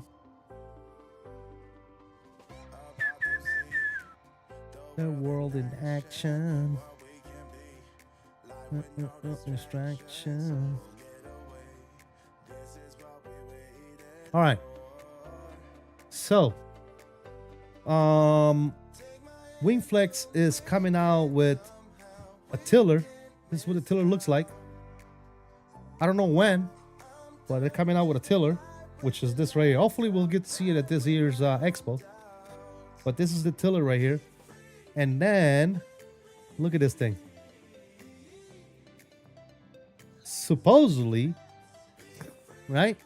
They're coming out with a whole center pedestal unit that you can upgrade as time goes by. So you can do CDUs, the throttles, and then slowly but surely you can do your radio panels and all that good stuff, right? But this was advertised a while back. So I haven't heard any updates on this yet. But it literally just says this was this was the 2025 hardware roadmap. Obviously that hasn't been fulfilled because Q3 of 2025 they were supposed to come out with the tiller, and then Q4 of 2025 they were supposed to come out with the throttle set right here, this center pedestal type ordeal, right? I haven't heard nothing about it, so I don't know if it's been delayed. I'm not sure, but I will definitely be asking them at the expo for sure. I don't need a tiller. I have yours. Well, there you go. But yeah, this would be cool right here, man. It looks like it would have motorized trim wheels and all that good nonsense too. This would be awesome. So we'll see. Nemo, thank you for subscribing, man. Welcome to the stream. Welcome to the family. How we're looking here? 194 top of drop. We need to start getting ready here in a little bit for our descent, fellas.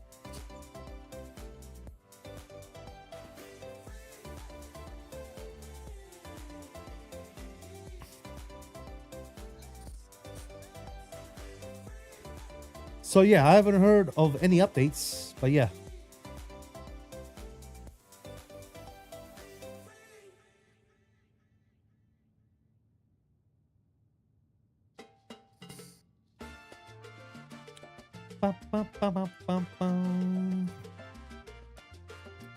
Almost at 60 likes, guys. If you haven't already done so, please hit that like for me. Thank you guys for hanging out. Appreciate you.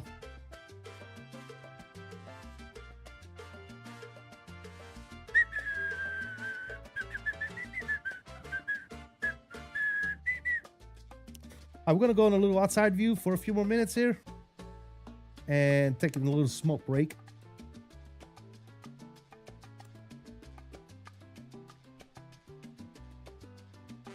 Enjoy that view for a little bit.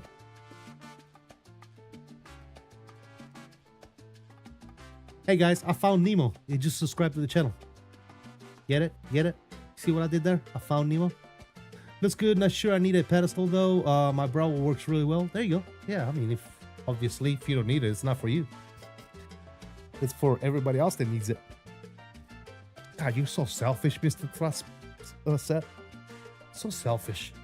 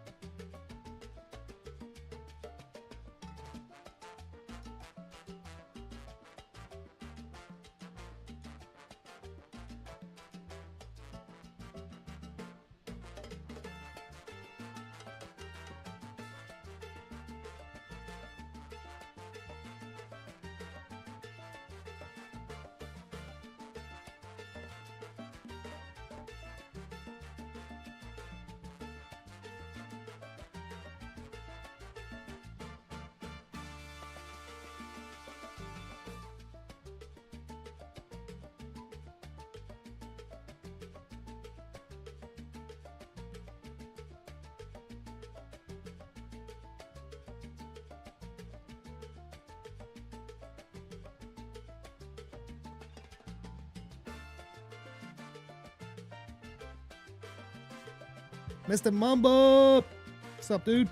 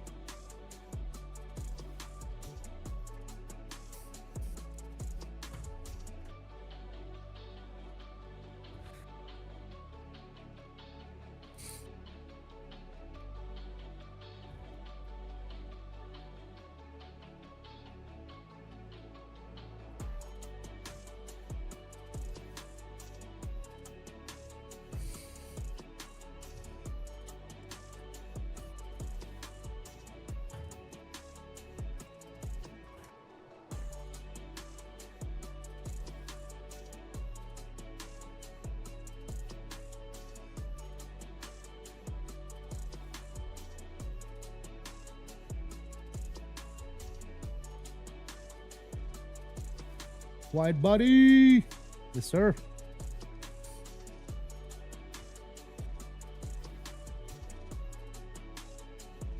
That it is, my friend.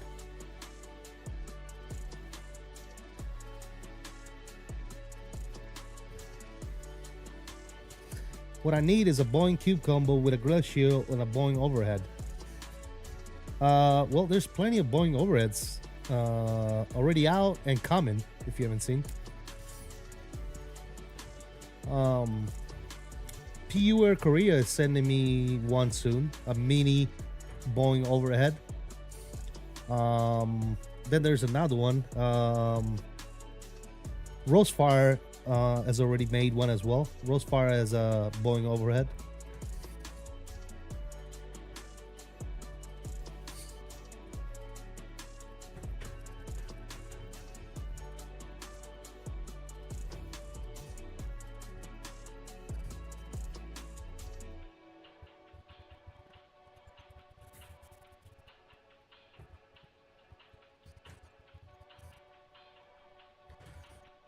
As far as the cube combo from Wingflex for a Boeing, we'll see.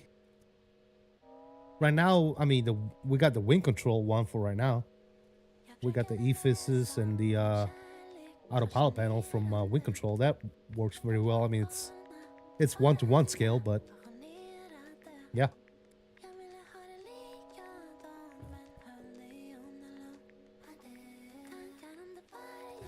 But from what I gather, you're loving that Wingflex stuff, huh? I'm telling you, man, it's good stuff. I want to wait and see what Wingflex puts out. Yeah, you're loving the Wingflex, aren't you? I see that. Yeah, I mean, it's good stuff, man. It's good stuff.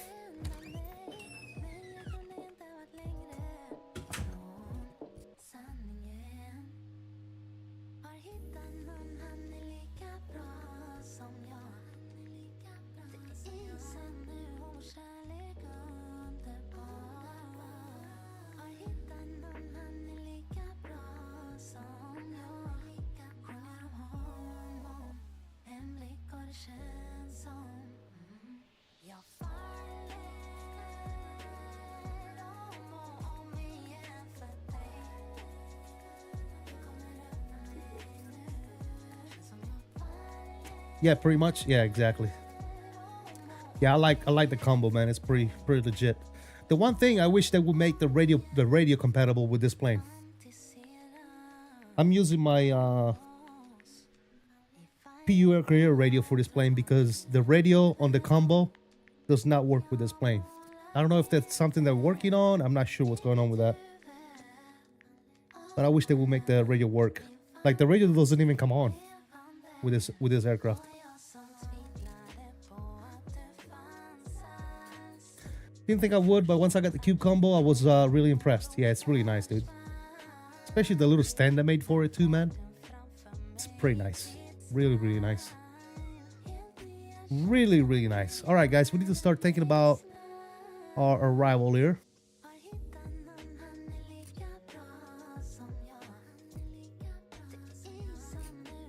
Let's see what we got going on. All right, we're looking at winds of 180 at 6.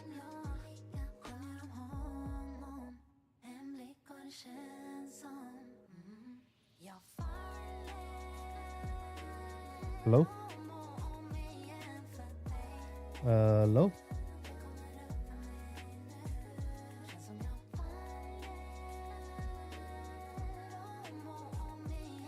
Okay, let's do it on this side. Performance. Let's go back to cruise over here. I'm gonna go to our arrival. For some reason, that side doesn't work for me. I don't know why. Let's see if this works. Yep. 1806, 180 at 6.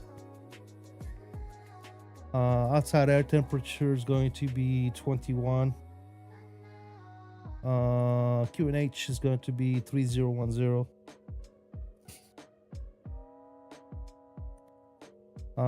Barrel minimums, we're looking at 1215. Very, very nice. All right, cool. That shall do it.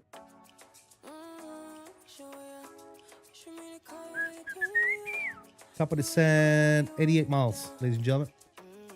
And we said we are taking her down to 9,000 at Jagger.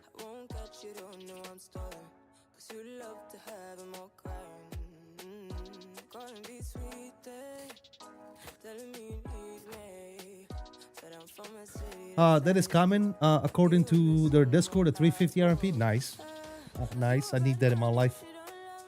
Even though, like I said, I'm not stressing too much because I'm using I don't know if you guys have seen it. This is very, very cool, guys. If you guys haven't seen my video, check this out. If you need a universal radio and it works with pretty much all the airplanes in the sim, take a look at this right here.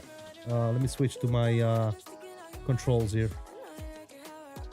Take a look at this radio right here, guys. It's compact. It's built nice. It works perfectly. This radio is fantastic. Love it. It's nice little universal radio, and it's way better than the Logitech one that's floating around, that's been out for ages. This is so much better. So definitely take a look at that.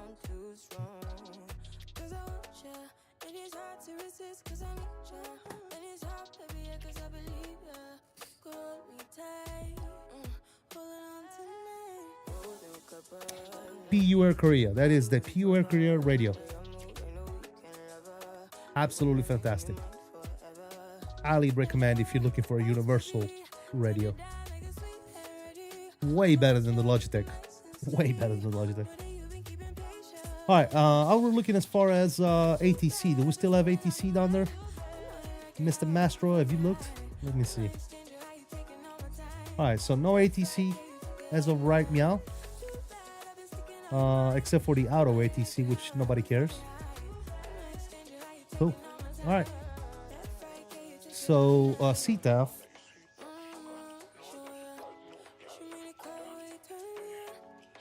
CTAF is going to be 19.1.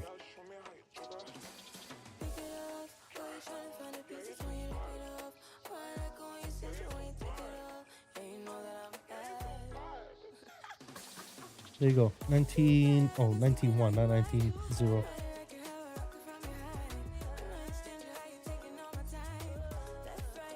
NT1 is set, ready to rock and roll. We're good. I think XP72 did a video on that. Yeah, me too, man. My videos are much better than XP72's videos, by the way.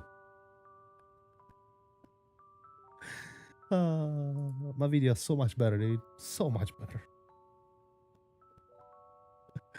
That's my boy, dude. XP72, that's my dude.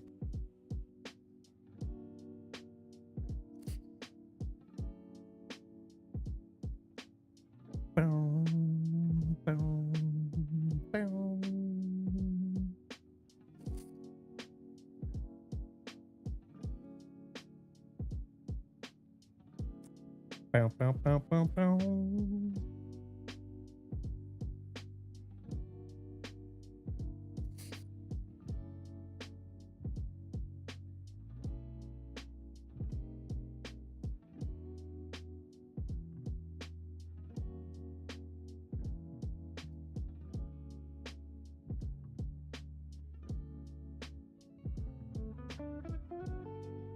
That's a good tune right here, baby.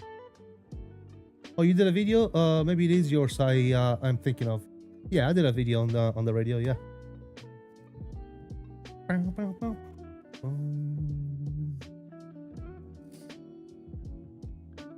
I think XP did one on the same radio too. I want to say he did. Yep.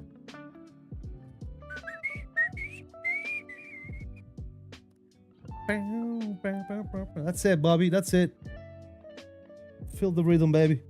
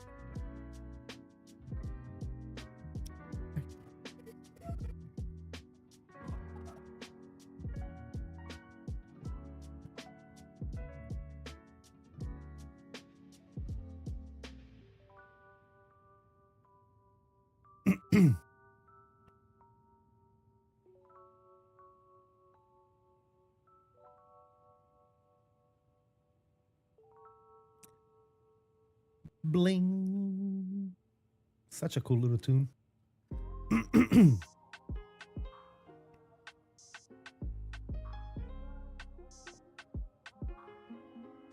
Okay. Look, we tastemakers, groundbreakers, we crown shakers, moved aside the margin, we're right in, that's how we Oh, you can do this with a scroll wheel.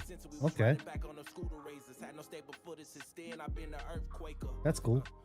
I didn't know that was a thing. Don't think that I'm the greatest, I just settle for the synonyms. Hey, they wonder what's got it into him. I took a couple losses, I'm trying to win again and win again and win again. I ain't taking minimums, my destiny was written in. Coming with a different sin, coming with a different stench. Let me go here. Let me go fix info. Let's do KATL.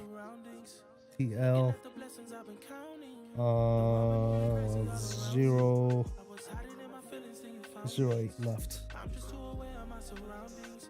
I've been looking at the blessings I've been counting. Look, I've been counting my blessings, but still stuck in my thoughts. Here I go, stuck in my head again. Daily I've been looking for some peace. What would you recommend? Have a couple drinks, go to sleep, then reset again. That's everything I'm better than, but everything I'm used to. Sticking to the basics got me looking for a new glue, looking for a new crew, looking for a new outlet that doesn't sacrifice my self-respect. I don't know all the steps that I'm taking, still walking through it. Hope I find a shawty that really listens and talk me through it. Oftentimes we end up smashing and loving lust. They asking for my heart, don't Also, get it, it's hard to trust. let's start getting ourselves ready for this break to vacate. Coming in on 8 left. Let's plan the break to vacate on Bravo 11.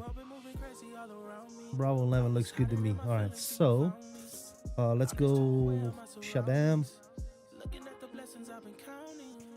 And we'll go. We gotta go to plan, right? I think it's plan.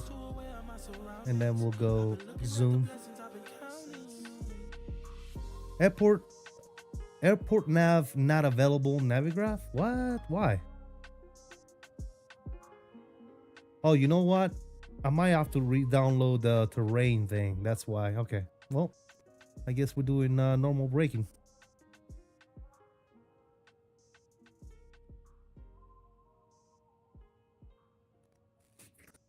All right, top of the set coming up, ladies and gentlemen. Ladies and gentlemen.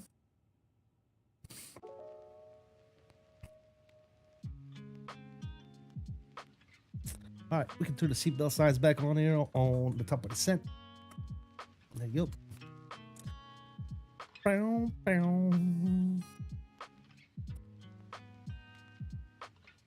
There you go. Thank you, Danielle. Appreciate it.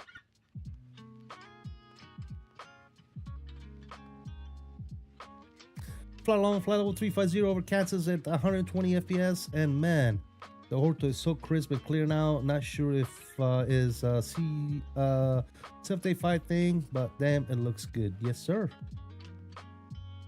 Yes, sirree. Keep in mind too, everything tends to be better on a beta version because there is a lot less traffic on the beta.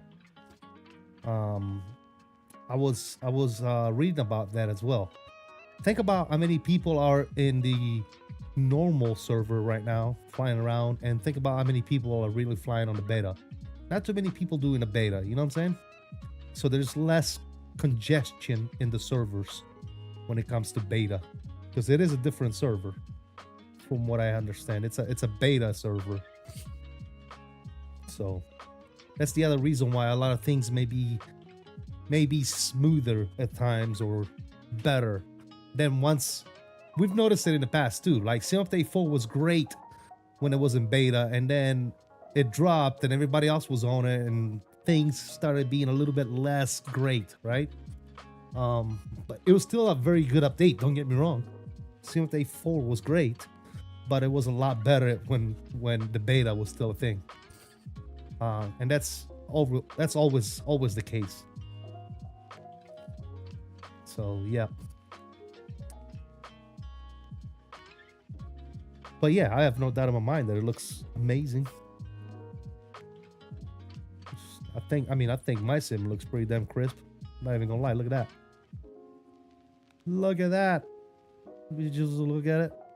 You just look at it. Oh my god. Okay. Very nice, guys. This is gonna be our last song for the day, which just ended. So let's go ahead and pause you. Very beautiful, very nice. Sounds can come back up to about right there. And we are on the descent, ladies and gentlemen.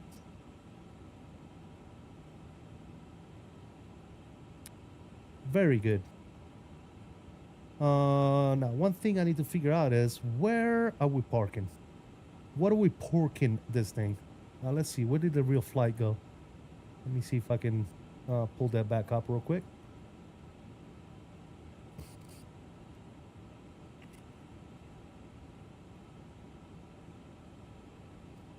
I was looking at it this morning, but I forgot exactly where they parked. All right, the real flight that I got this from, which was Delta 294, parked at gate Foxtrot 8. Fox 8. So that's what we're playing for. No biggie. Perfect. Fox 8.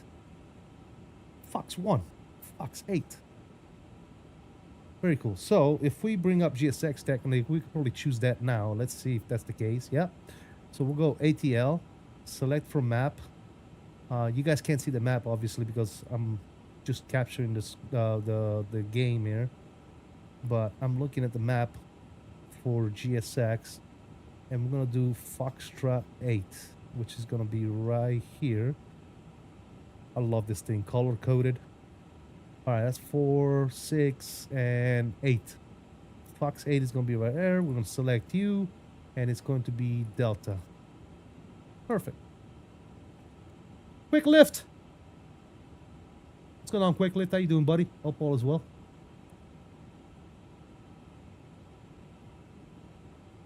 I never noticed anything like that before. Doesn't mean it wasn't there. Just never noticed. Okay. Like what? What do you mean? What are we talking about? Oh, the server thing I was talking about earlier? Yeah. Yep. That's the thing. That is definitely a thing. Oh, hello, turbulence. Buckle up in the back, guys. We just got hit by a little bit of turbulence there. No biggie. No biggie. Alright, so again, we're gonna be landing 8 left over here. We plan to navigate Bravo 11. Bravo 11 will cross Echo. We'll do Echo Golf Delta. Echo Golf Delta, and then we'll park it right here at Foxtrot 8.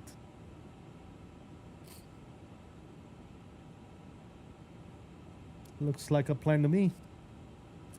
Looks like a very well thought out plan.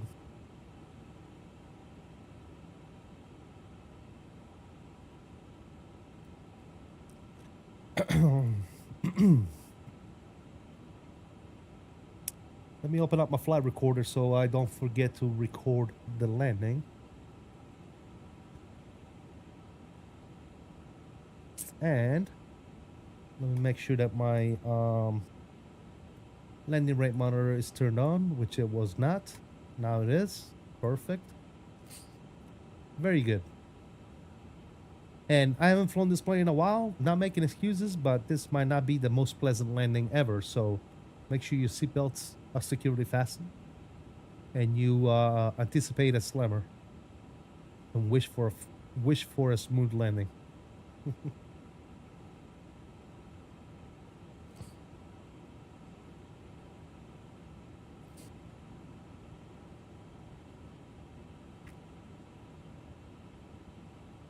Yeah, got a little bit of a turbulence. A little bit of turbulence over here, guys. Just a little bit. Just a little bit. Not too much.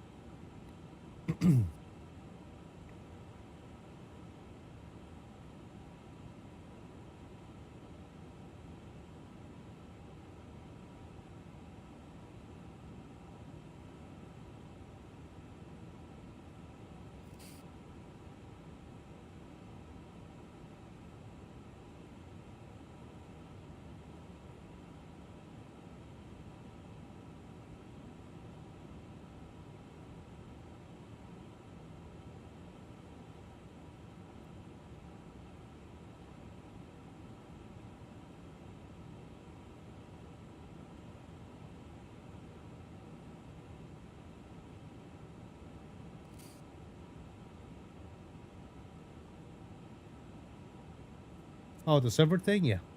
Yeah, pay attention to it, man. Yep. 90 miles to the top of the sender, Master. Nice. Yeah, we're already on the descent.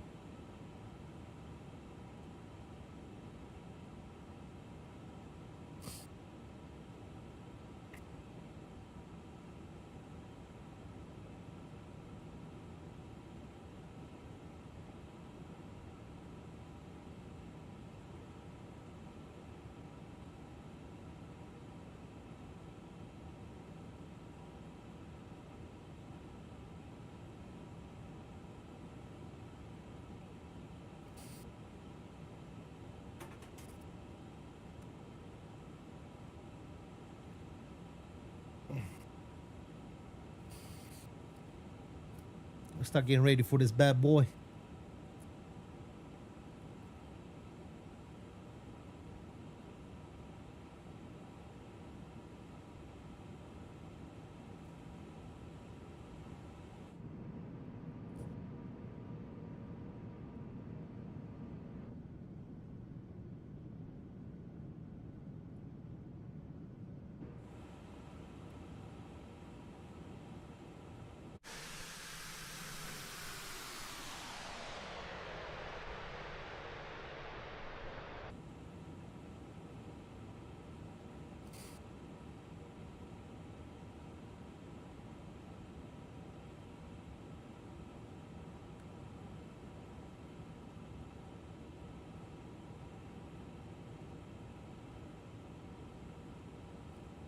All right. Altimeter is going to be 3010.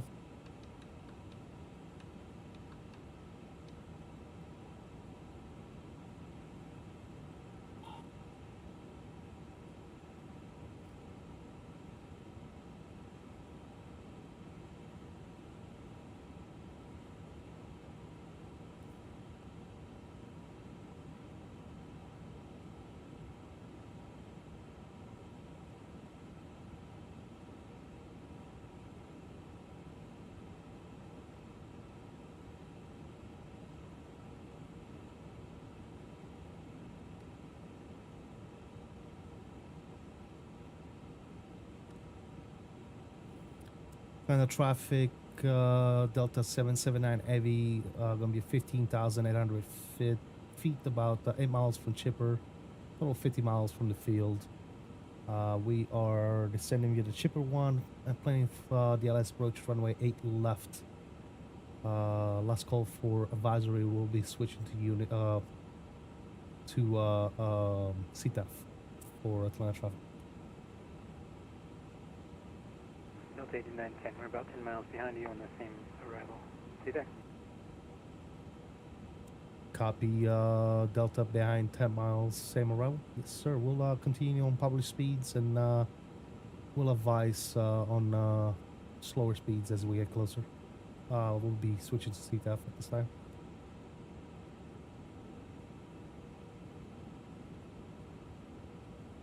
All right.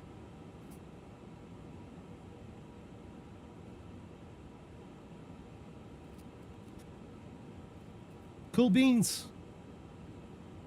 Looking good.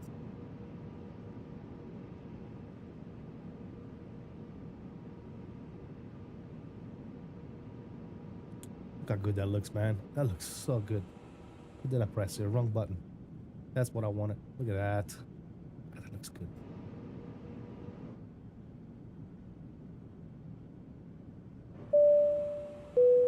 Oh, hello. Who we got? Alan Ben. Mr. Ben, thank you for subscribing. Welcome to the channel. Welcome to the CST fam. Appreciate you subscribing. Welcome, welcome, welcome.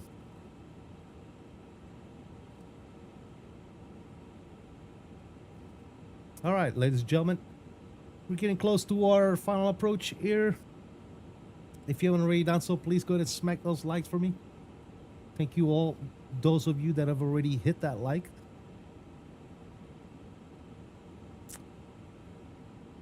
Appreciate you. And thank you to all the new subscribers today, man. We are working towards our goal of 10,000. Hopefully, we'll get there soon. That's going to be a big our next milestone celebration, 10K celebration. That's going to be the next big celebration, ladies and gentlemen. We're going to plan, like, I don't know, one of those dreaded long hauls that nobody wants to do. We'll see. We'll figure something out. But our next celebration stream is going to be the 10K. The 10K mark, ladies and gentlemen, for those of you wondering. And hopefully we will be able to do it in the cockpit that I'm building. That would be awesome. That would also be fantastic.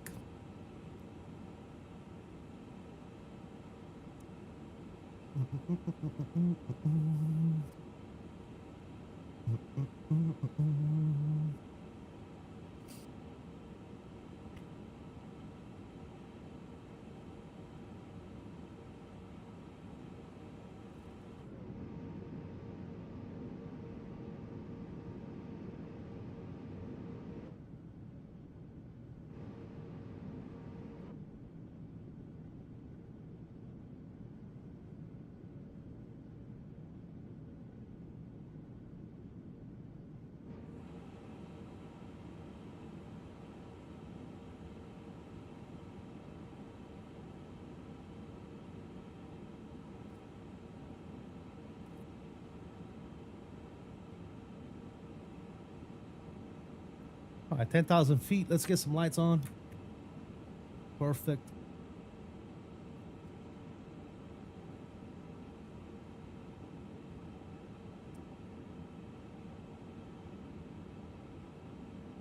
Jose Bats, what's going on, man? Over on the vertical stream says, amazing graphics. I'm looking for a laptop that can fully support X-Plane at full capacity. I'm not sure about X-Plane, honestly. I can tell you that a laptop is probably not going to do Microsoft, that's for sure. But I'm not quite sure about X-Plane, to be quite honest. I'm not sure, my friend. All right, we're looking at our bottom is going to be what? 5,000 Larry and Jad. So 4,000. We're looking to descend down to 5,000. Perfect.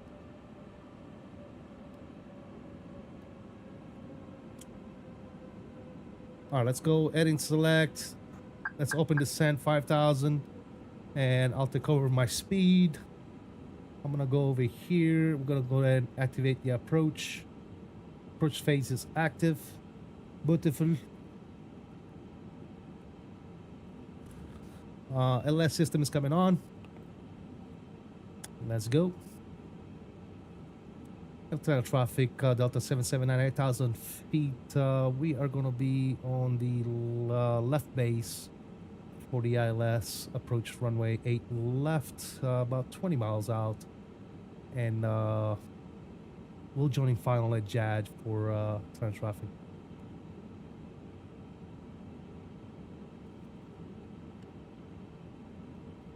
Right, 10, won't see it. That's good. Keep that descent going.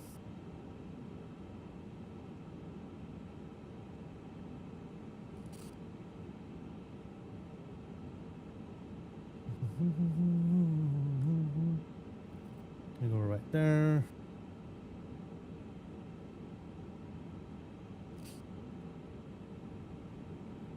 Field is over there somewhere.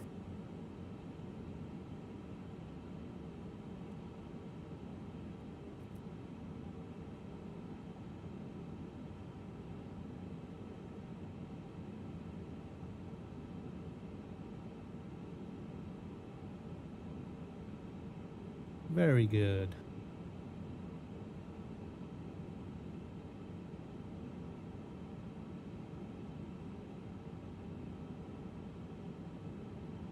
All right, I'm gonna go ahead and take a direct judge. Let's do it. Insert. Let's go. Maintain 250 for right now.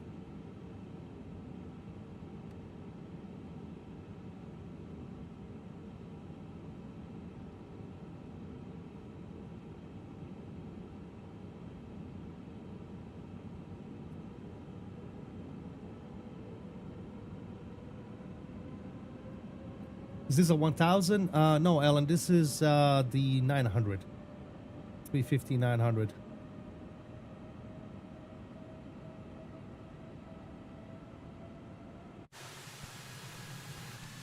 That one right there. Beautiful. Look at that. Very nice. Alright, we're still 250 on the speed.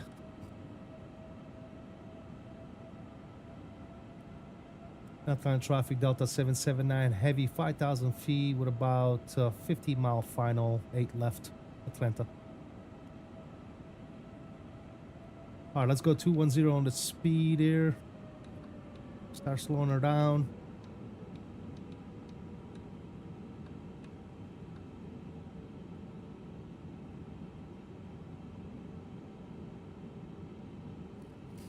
Start giving us a little notch of flaps. Slots coming out.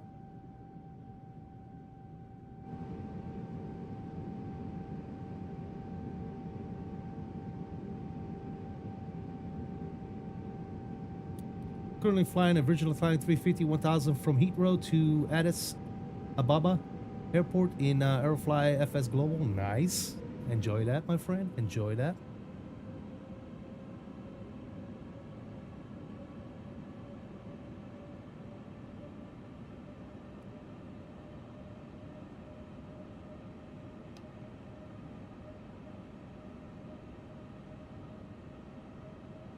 Oops, I screwed the pooch.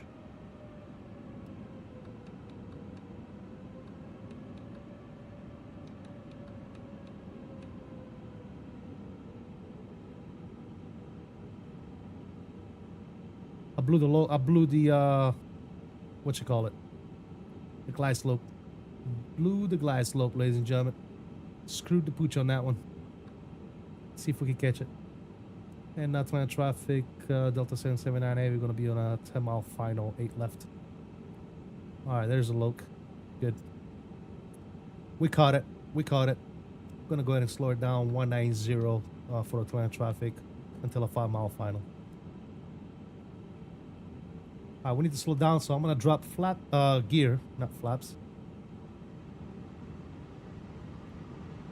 Sounds are coming up.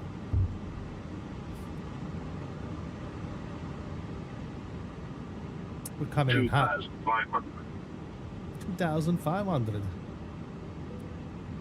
We're coming in hot. All right, rest of the lights are coming on. Coming in hot, baby. Should be able to make it. All right, 5 miles here, coming up on 7 miles. We'll start slowing her down to final approach. All right, speed check, flaps coming out. We'll arm the ground spoilers. Still at 2,000. Come on, baby, slow her down. Come on, Betsy. Come on, Betsy. Slow your horses down.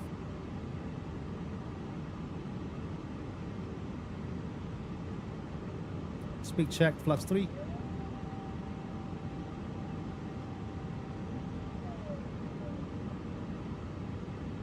And speed check, flaps full, ladies and gentlemen. Now we just need her to settle down. Let's go medium on the brakes. Good.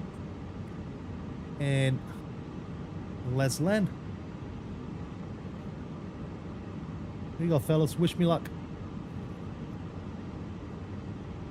We're coming in a little bit hot, guys. We're coming in a little hot. But 1,000. 1,000, my aircraft. We're coming in a little hot.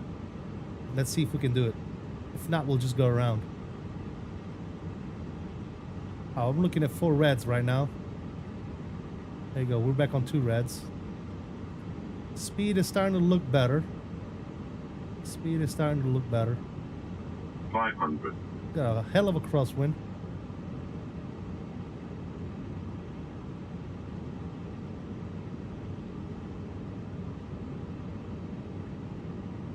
On traffic, Delta 779, short final 8 left.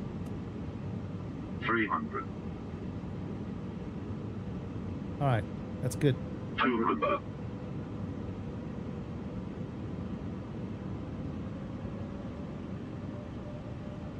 Minimum. We're landing. 100. 9, 80, 70, 60, 50, 40, 30, 20, 10, 5. All right, not too shabby. Nose down gently, and we'll break out the reverses.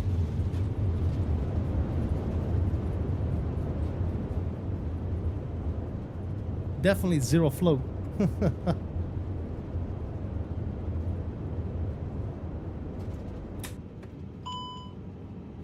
Auto brakes off, and we'll vacate over here, which is actually Bravo 7. And alternate traffic. Delta 779 Navy vacated Bravo 7. We'll continue on Bravo. We'll cross Echo 11 to join Echo Delta to the gate.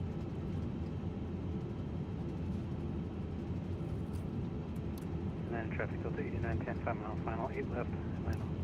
That's off, that's off, that's off. Perfect. That's the switch for the APU is coming on. Very nice. Spoilers, flaps. Very, very good. Plan traffic, Delta 779 Heavy crossing 8 right on Echo 11.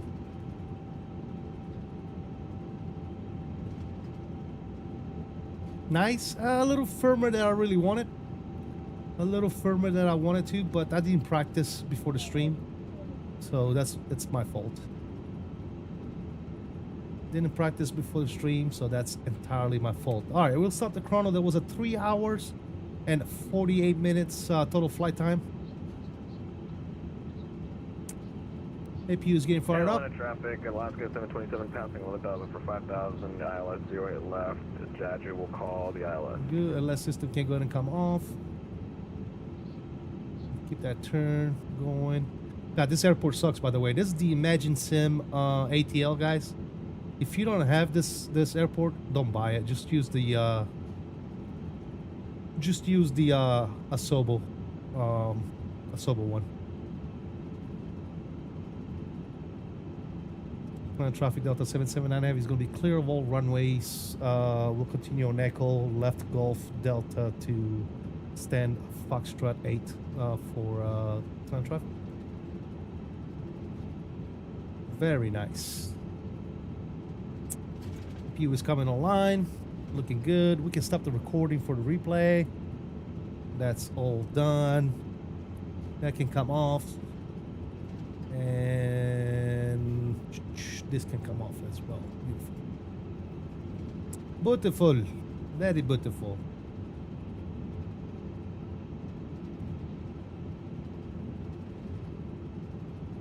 There's Gulf right here.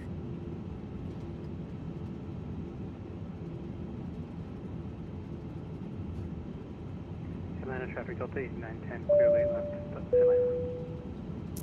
Who's that? Speak on Fortuna. Thank you for subscribing. Welcome to CST, to the CST family, man. Thank you for that subscription. VSET, long time no see. How you doing, brother? Which Atlanta is this? This is the Imagine Sim. Imagine Sim ATL. Stay away from it. Do not, I repeat, do not redeem.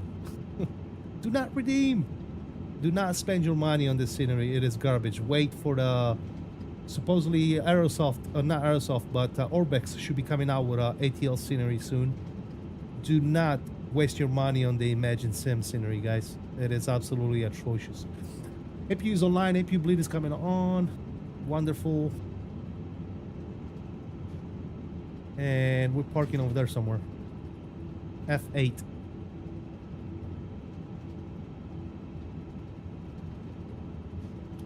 What is my favorite airliner? My favorite airliner in the same in real world is the 350, the plane I'm flying right now. In the sim,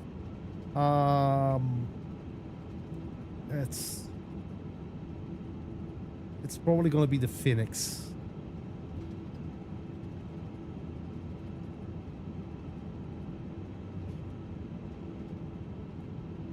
Now I'll make a left turn here.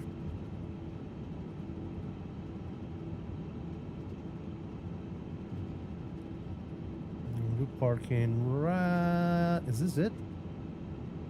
No, it's the next one over. Alright, taxi light is off. And it's gonna be that parking spot right there.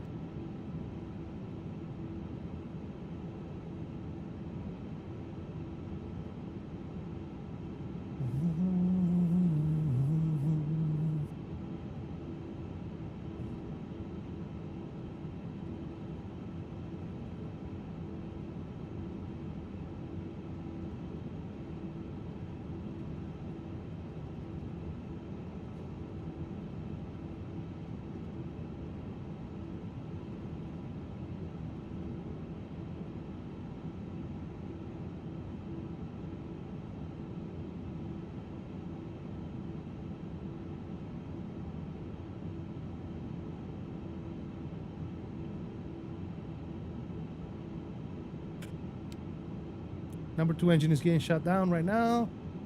And parking brake. Number 1 engine is getting shut down. Ladies and gentlemen, welcome to Atlanta, ladies and gentlemen. GSX, request deboarding. Very nice. We made it.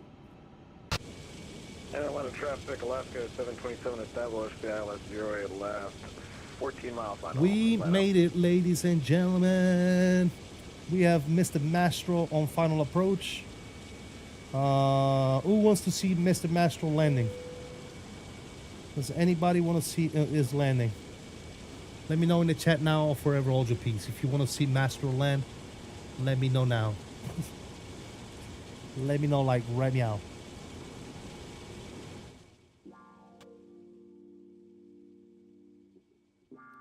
But yeah, we made it. Not a single hiccup on performance. I am so happy, man. Before Bobby helped out with the BIOS setting that we've been talking about for quite some time, I was not able to fly this plane anymore, man. So I am so happy that I was able to resolve this. Not a single hiccup, not a single starter, not a single anything, dude. Just the airport looks like absolute shit because it's the airport. Other than that, yeah. So Danielle says I do, Maestro doesn't count, and Bobby says I do. Or why not? So I guess we'll only two people. There's only two people that want to watch you land, Master. I don't know if I should really consider. It's literally like two people, dude. Two souls. Two people in the chat. They're like, okay, sure, why not? Denver's landing west for the I winds. Nice. I've done that before. Bio settings. What have I missed? Oh God. So there's a settings in the BIOS that needs to be disabled for some people, not all. That will dramatically improve performance for some people, not all. And this particular setting is called Intel virtualization. Intel virtualization technology for Intel. For AMD, it's called something different. I forget what it is. BVM, SVM, something of that nature. Well, there's Mr. Mastro. For those two people that want to see him land, he said he's struggling to slow down. I was able to slow down at 350, bro. You should be able to slow down on max 8, bro.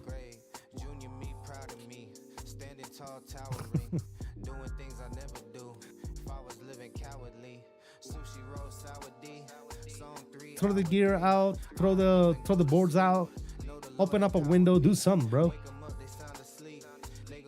Here comes Mastro on the Alaska Max 8, giving us some type of a wing wave, looks like.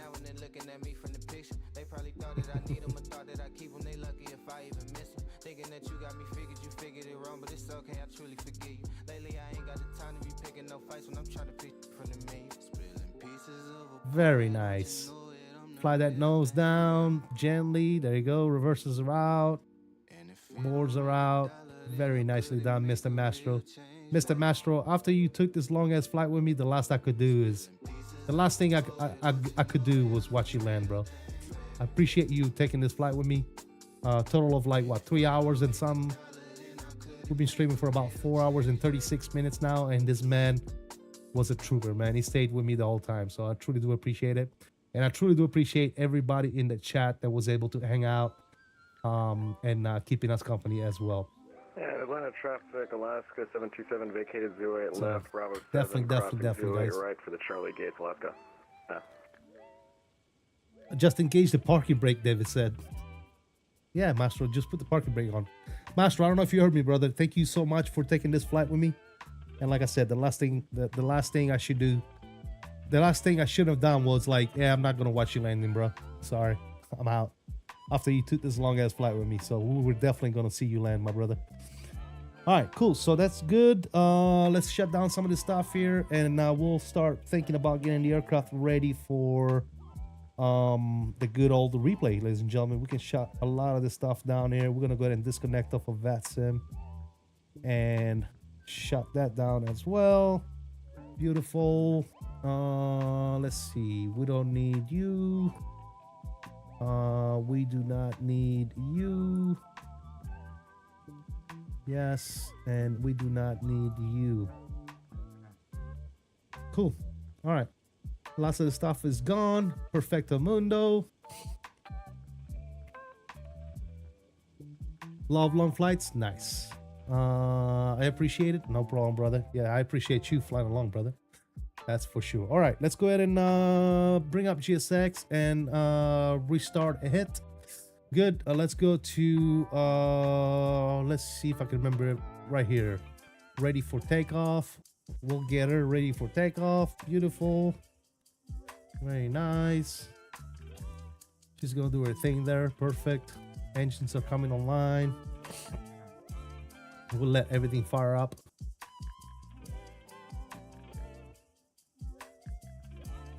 Do I need to switch the thing myself? Hold on a second, guys.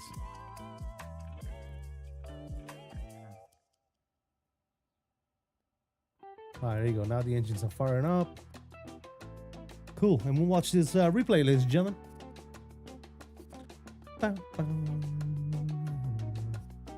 Airbus or Boeing? Airbus, Hunt. Airbus. I'm an Airbus guy. Hence, that's why I'm building a full Airbus cockpit in my shop.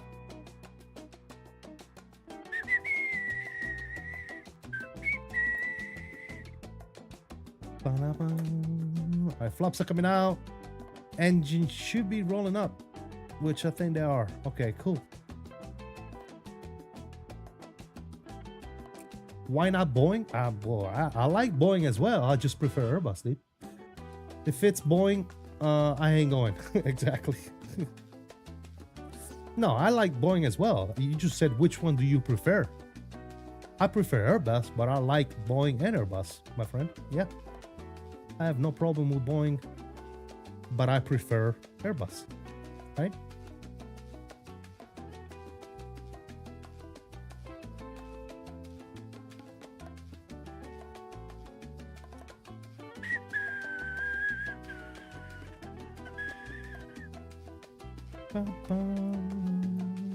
Oh, look at that.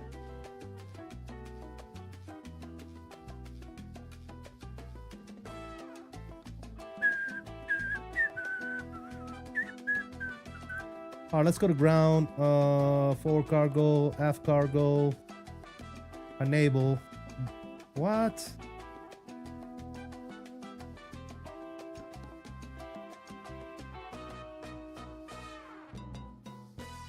They won't let me close the damn cargo? Okay, cargo is closing, good. And then we got a door that's open as well. That one right there needs to be closed. Perfect.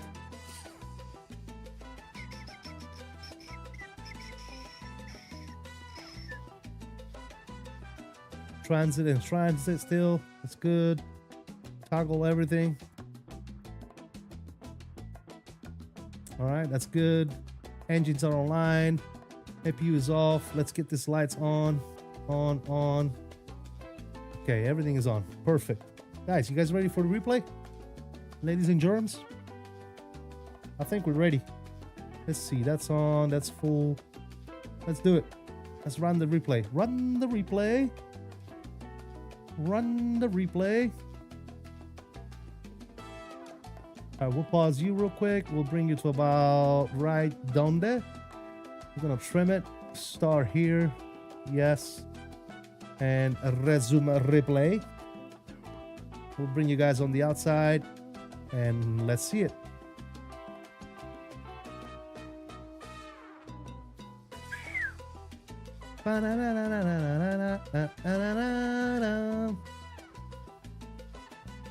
There you go. Over the numbers here. I gotta get used to flying this plane again. I haven't flown in a long time. Not bad, dude. No, it's actually not bad at all.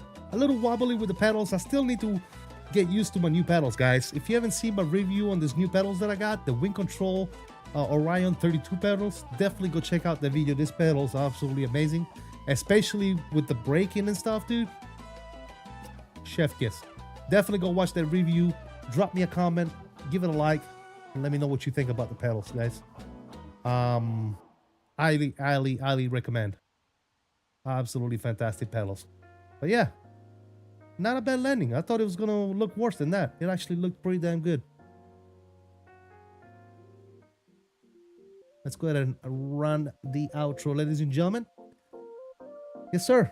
I hope you guys enjoyed this flight just as much as I did. We've been live for about almost 5 hours now, man. It was a 5-hour stream. One flight only, guys. Usually when I do a 5-hour stream, I'm probably doing two legs, two decent legs. In this one, obviously, we were flying the Widebody, the good old Betsy here, 350. An amazing aircraft. If you haven't already got this aircraft, I don't know what you're doing. It's such a cool airplane, man. So definitely go check it out and see what you think. Anyways, guys, thank you all so much. Mastro, shout out to you, brother. Thank you so much for flying along today. I really do appreciate you. Everybody else in the chat, you guys are freaking amazing. Thank you for the likes. Thank you to all the new subscribers. Thank you for the new members today. And thank you for the donos, those of you that did. Guys, enjoy the rest of the replays. Until next time, I salute you all.